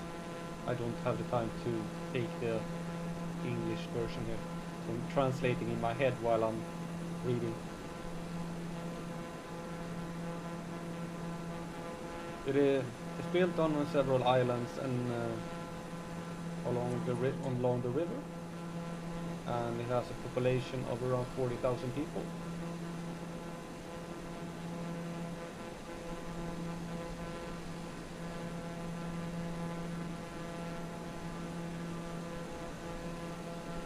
I think that there's someone standing on this airport here. Plattenberg. We're gonna fly past that airport.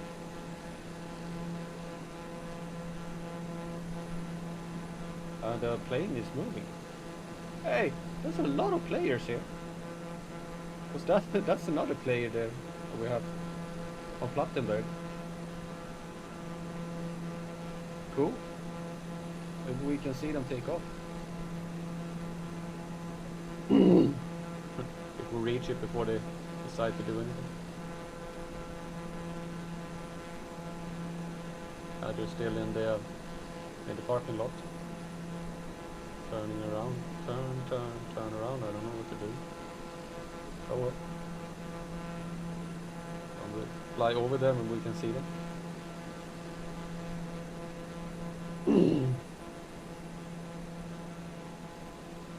Plattenberg is the next one. That's a much bigger city. Well, bigger and bigger, but not big, but bigger. Plattenberg, nicknamed Platt or Platt, is the primary CBD of a town called Betoon in the Western Cape province of South Africa. At the census of 2001, there were 29,000 population. It was originally named Bahia Formosa, beautiful bay of early Portuguese explorers. It lies on the South African Garden Route for 210 kilometers from Port Elizabeth and about 600 kilometers from Capetown. So it was actually smaller than the one we pass now, Knyssa. But it said that Knyssa was comprised of several other towns as well, so that's why it was big.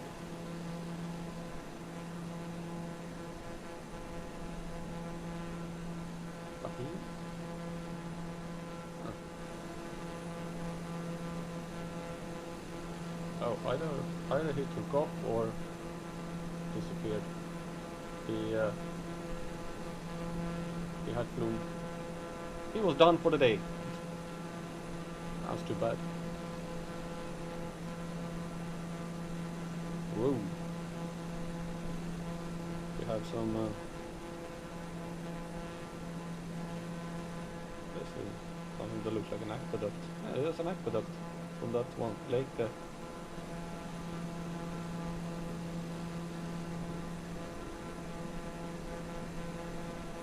Then we have the Plattenberg Airport.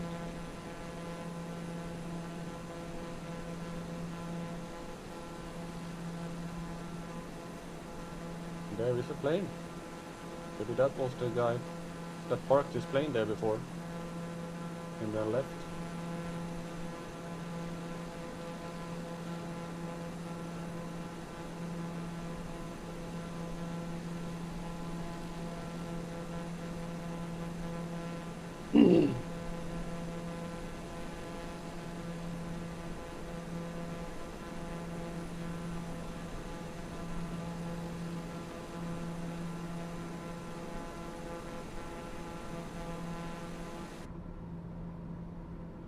I am gonna see here how long we have. It says 112 nautical miles to Port Elizabeth. Okay. And then another 125 to East London. So fortunately I think I'm only gonna be able to, it's already over 4 hours. Sun is going down. Now it's not going down but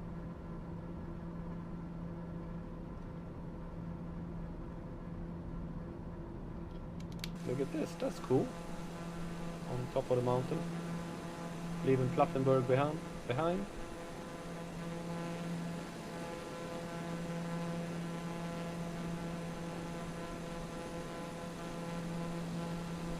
So how long does it say to take us?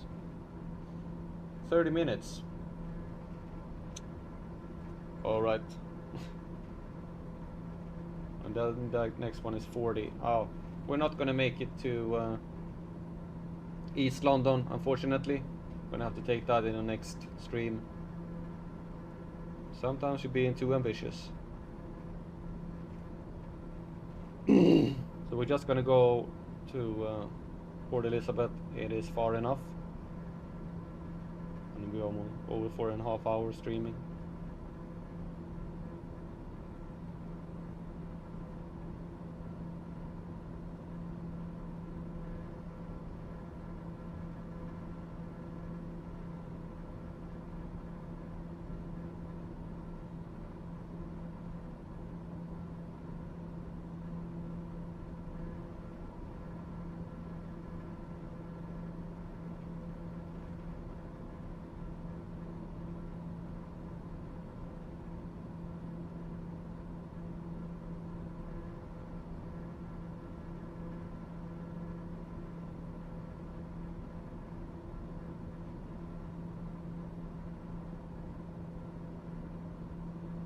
And I'm also getting really tired, so that's also one thing with the map when you're planning out the route in Microsoft Flight Simulator. It would be nice to like be able to point in, and I'm gonna use, and it calculates the time it would take the plane to fly a route, but that is only calculated. You can't like say that. Yeah, I wanna go between these two cities, and I wanna land here and here and here and here. You can only put land like at waypoints, and the waypoints is according to Microsoft then set to the cruising altitude of the plane, which in this case is 28,000 feet. And at 28,000 feet, you fly a lot faster than you do 1,000 feet.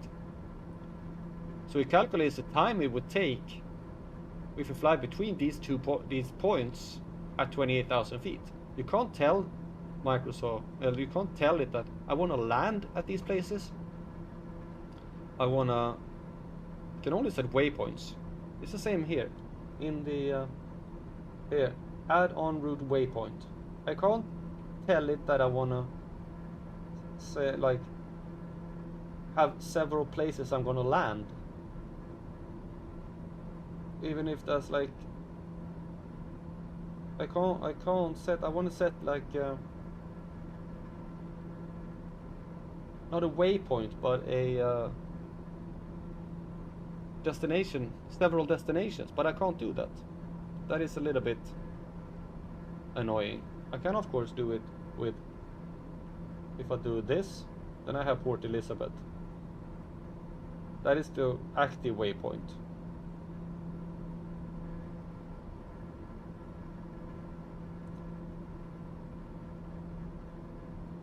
And then I have all these, you know, just waypoint, Port Elizabeth, and I can change it and everything. But I can't tell it that I want to have several different places that I want to land on. So you can't put in an actual flight plan in that in that way. Then you have to do it manually every time you.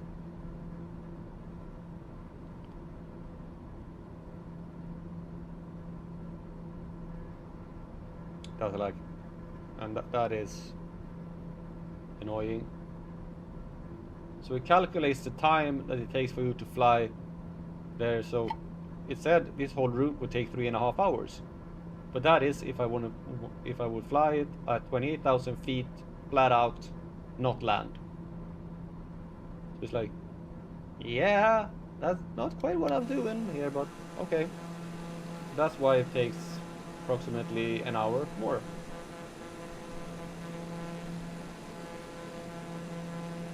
I do have to remember, it depends on, but it takes maybe an hour more for each. An hour, hour and a half more than the Microsoft says.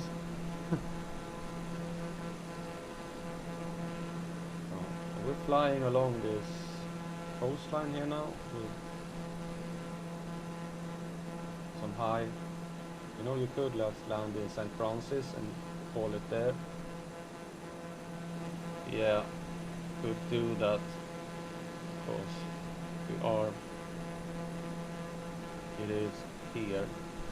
It's a grass. You have this one as well that is asphalt Paradise Beach.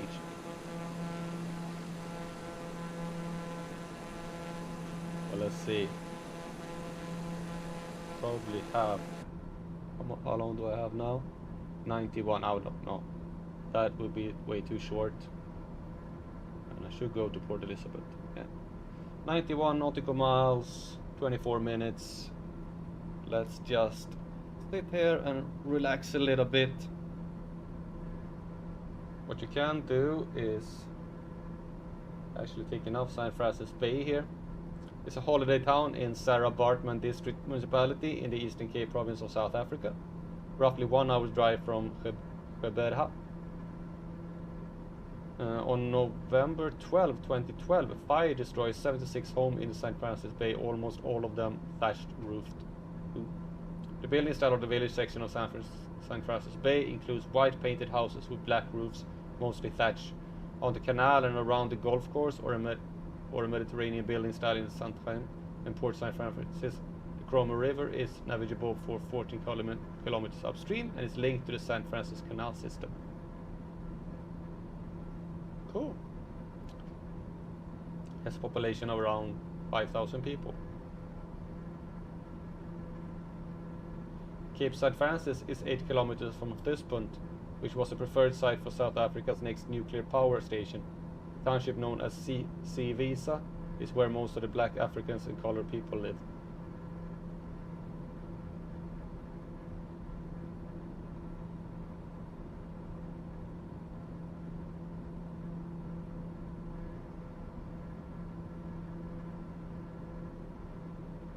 And then we have this Aston Bay is a coastal resort in Eastern Cape province of South Africa. It lies between Jeffrey Bay and Paradise Beach at the Seco River's estuary. Can I see Paradise Beach then?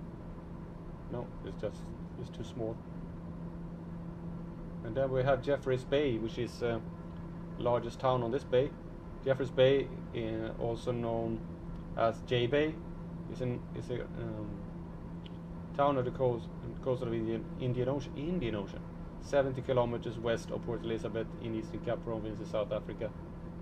It had a population of around just shy of 15,000 people in 2001, probably more now. Jeffrey Bay is known for its nice surf waves. In the middle of July, there is a surfer competition called Billabong Surf Festival. Billabong. But that town is located up here somewhere.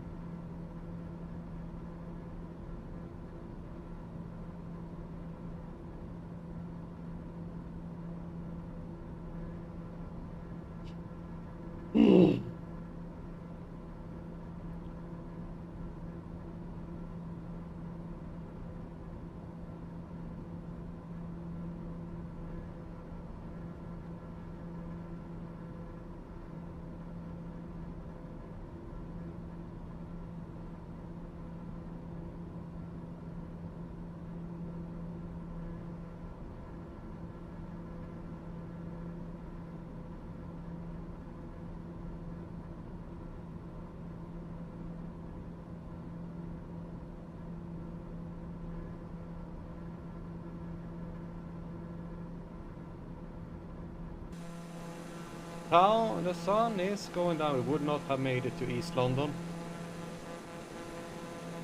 Question is, are we going to make it to Port Elizabeth? We are being chased by the sun once again.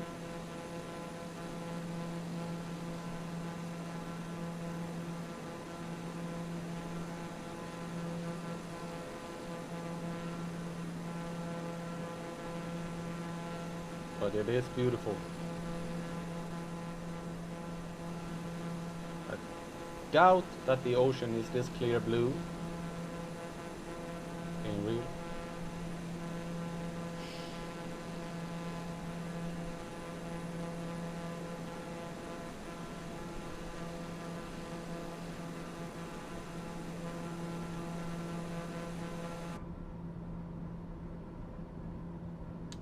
"20 minutes left.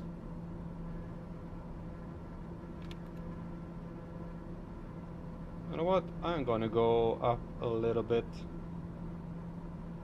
Not that much, but a little bit to speed up things up. I would climb to 5,000 feet just to speed things up a little bit. I know it will be flying along the coast all at this time, but it's already 4 hours and 16 minutes.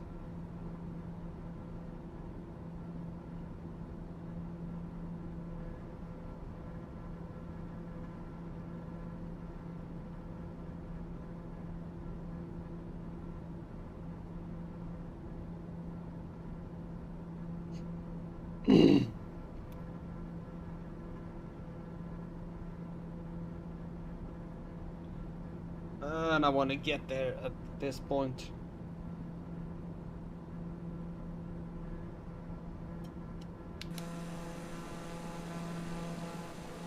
And get a little bit of a better view up from up here as well.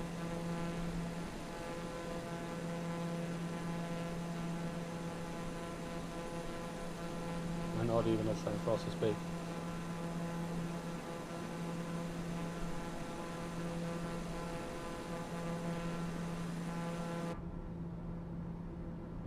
There's 70 nautical miles to go.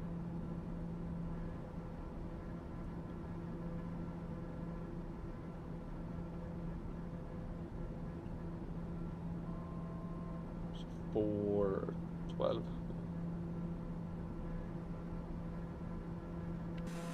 We get a little bit more of a view from up here. The mountain range here. Big one. And it's what separates like the fertile green on the other side of this big mountain range is like the more arid landscape of you can see here the green, and this is the more arid area.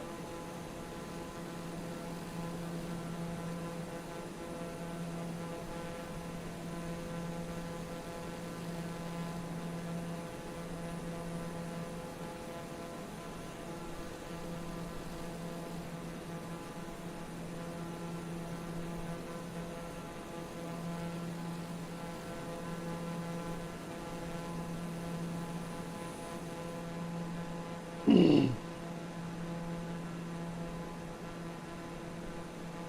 what did that do in speed? We'll see when we start picking up a little bit. Mostly do that I can increase my throttle a little bit. So probably pick up about 10-15 knots and also a little bit of ground speed.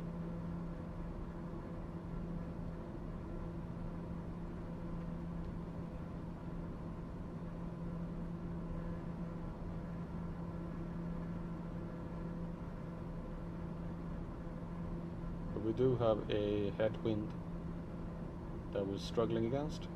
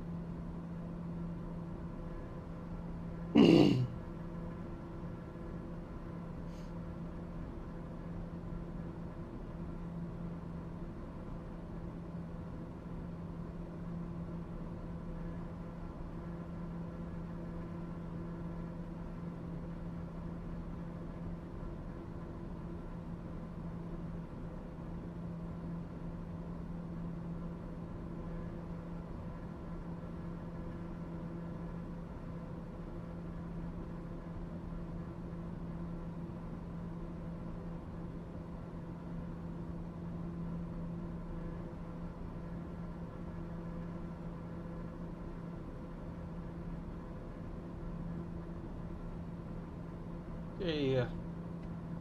Capetown or previously Port Elizabeth, referred to as PE, is a major seaport and the most populous city in the Eastern Cape province of South Africa. It is the seat of the Nelson Mandela Bay Metropolitan Municipality, the South Africa's second smallest metropolitan municipality by area. It is the sixth most populous city in South Africa and is cultural, economic and financial hub of the Eastern Cape. Port Elizabeth was founded in 1820 by Sir Ruthven Donkin Douglas, who was governor of the Cape at the time. He named it after his late wife, Elisabeth, who had died in India. The Donkin Memorial in the CBD of the city bears testament to this. Has a population of city 967,677.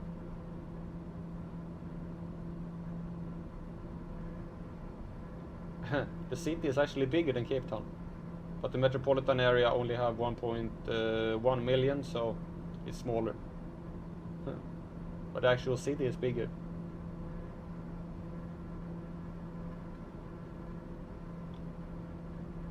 Oh, lots of windmills.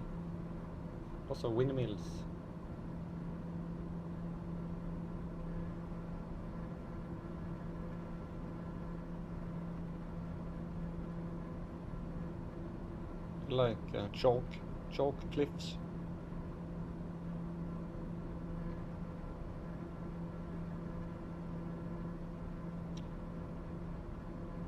All right, let's contact the tower here. Port Elizabeth. Here's the airport.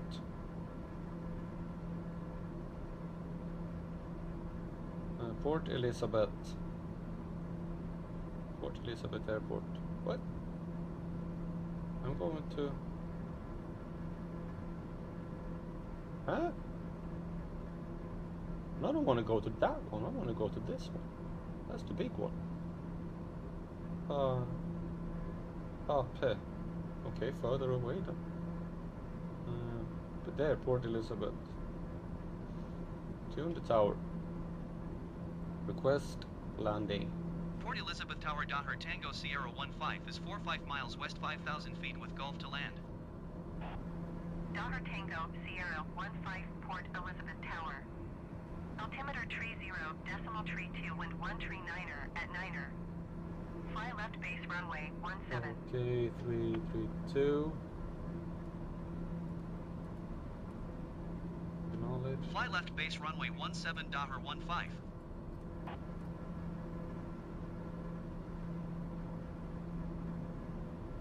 Oh, we're coming into some clouds here. As we're passing over... This is St. Francis. This is St. Francis Bay.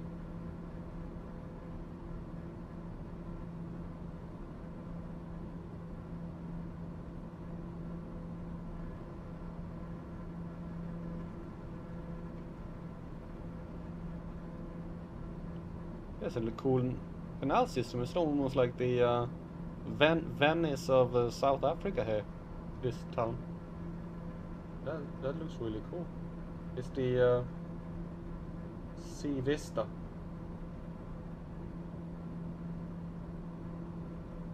That is pretty cool. This area here.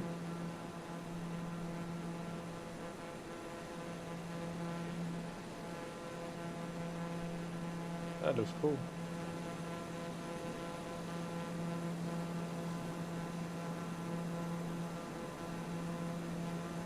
Okay, we have another plane coming in.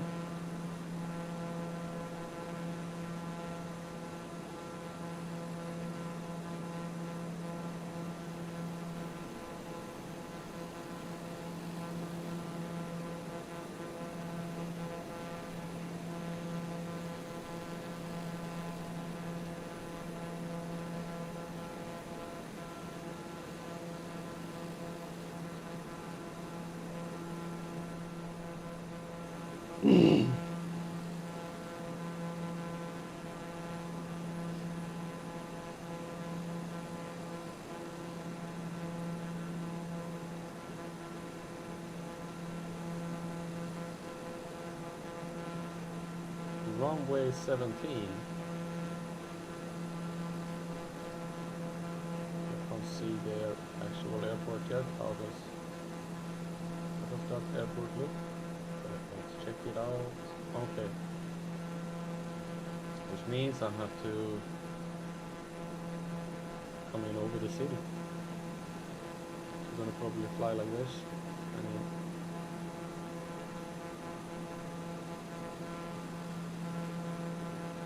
Or I will come in like this. Probably I will fly up here and come in like that.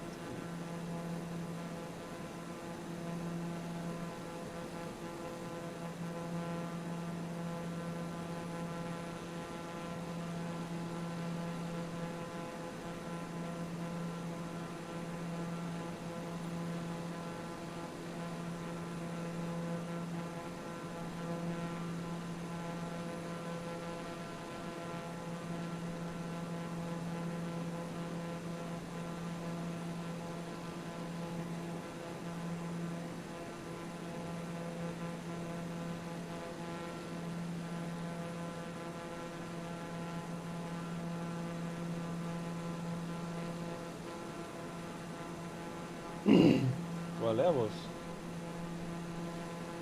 really cloudy.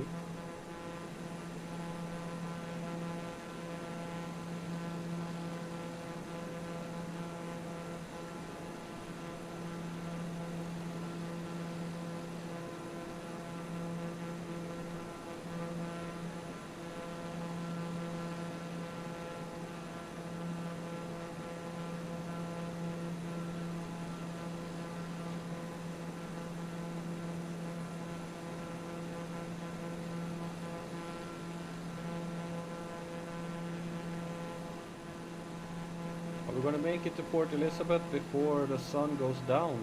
That is the question. That is on my mind.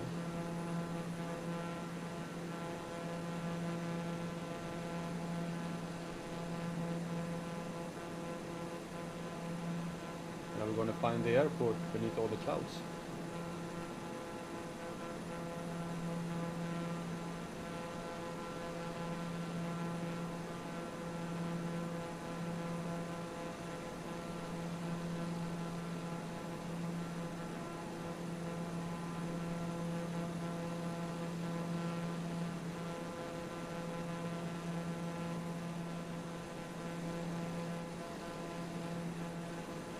Especially when the sun is going down. We did have a interesting landing in Oranjemund in the last stream. When it was dark and not completely dark, but almost dark, very low sun and very, very cloudy along the airport. Is that some kind of theme here? That I'm always gonna end the stream in a very cloudy airport now?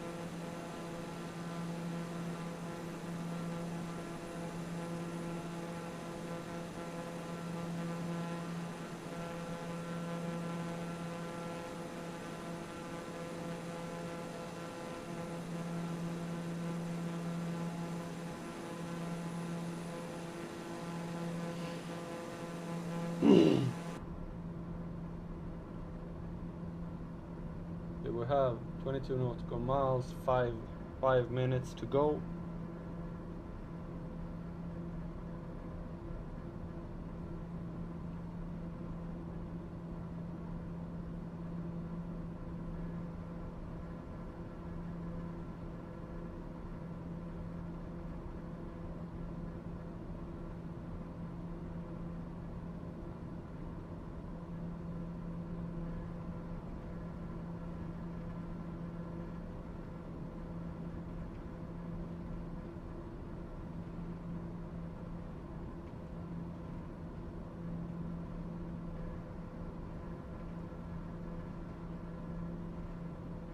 Okay, we're gonna leave the coast behind us here and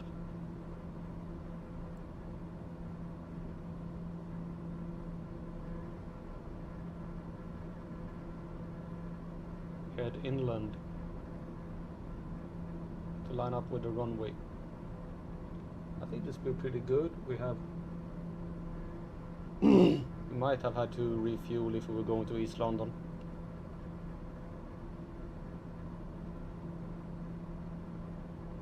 There are some planes here at the airport. Can we see the airport as well? There's a plane taxiing on that one. They like these kind of airports here.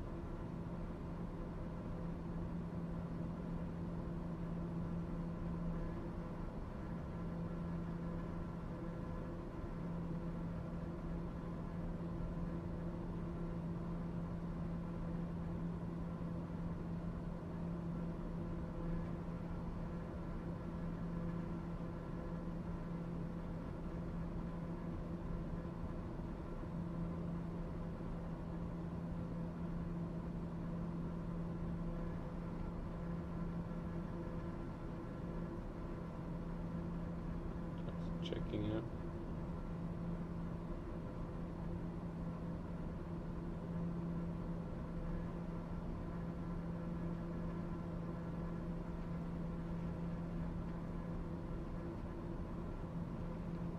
Ooh, cool cloud.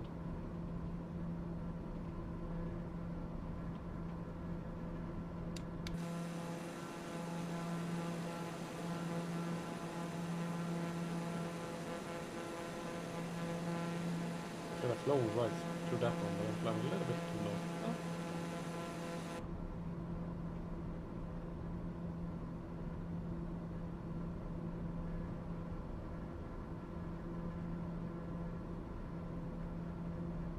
Coming out the other side.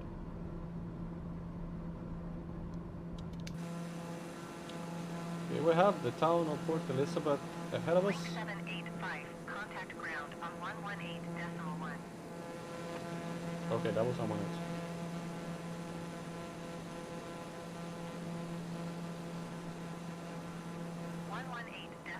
Link 785. Goodbye. Is lake? Where is that lake? I don't see this lake on the map.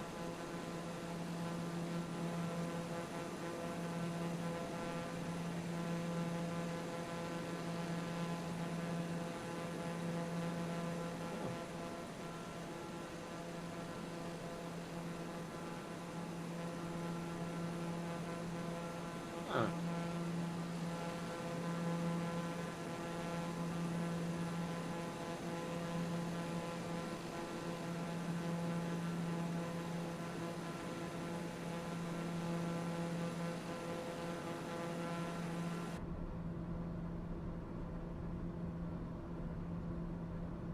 155. There is the airport. We are currently a little bit off.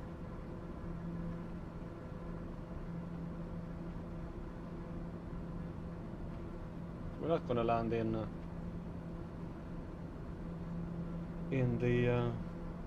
clouds. That's good. We will have nice view of the airfield as we're coming in. Daher 15, wind 139er at 9er. Clear to land runway 17. Clear to land runway 17 Daher 15. Port Elizabeth ground link 785 taxi to parking. Link 785 taxi to general aviation parking via taxiway Alpha.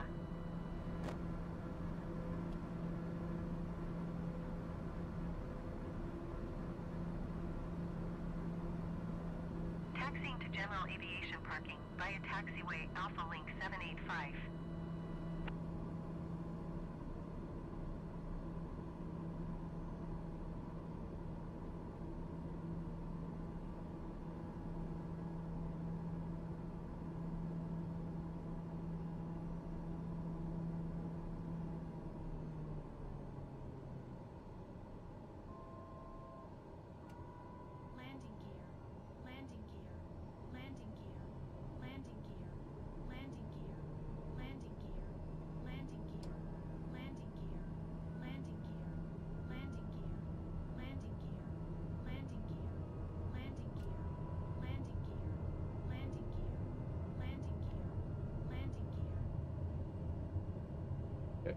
coming in for landing.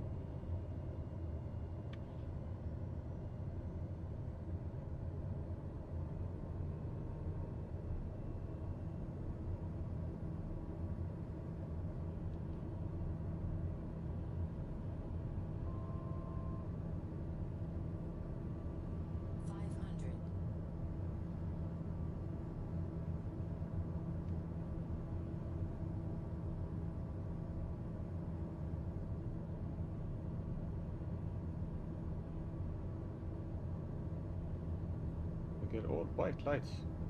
Those lights aren't working. Oh, there are.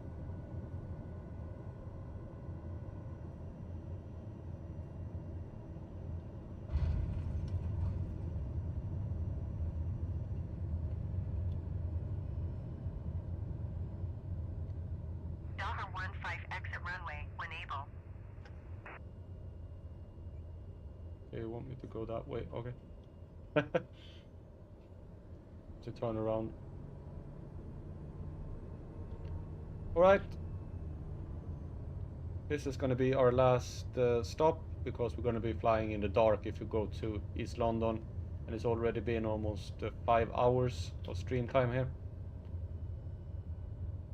So hope you enjoyed this low flying version. Tomorrow is going to be some more low flying along the coast before we head inland, and then it's going to be some both mountainous and more cruising altitude flights. So hope you enjoyed it, and if you want to watch again, maybe leave a like and subscribe, and hope to see you next time, and we see a lot of big planes standing here. So have a nice day, and hope to see you next time.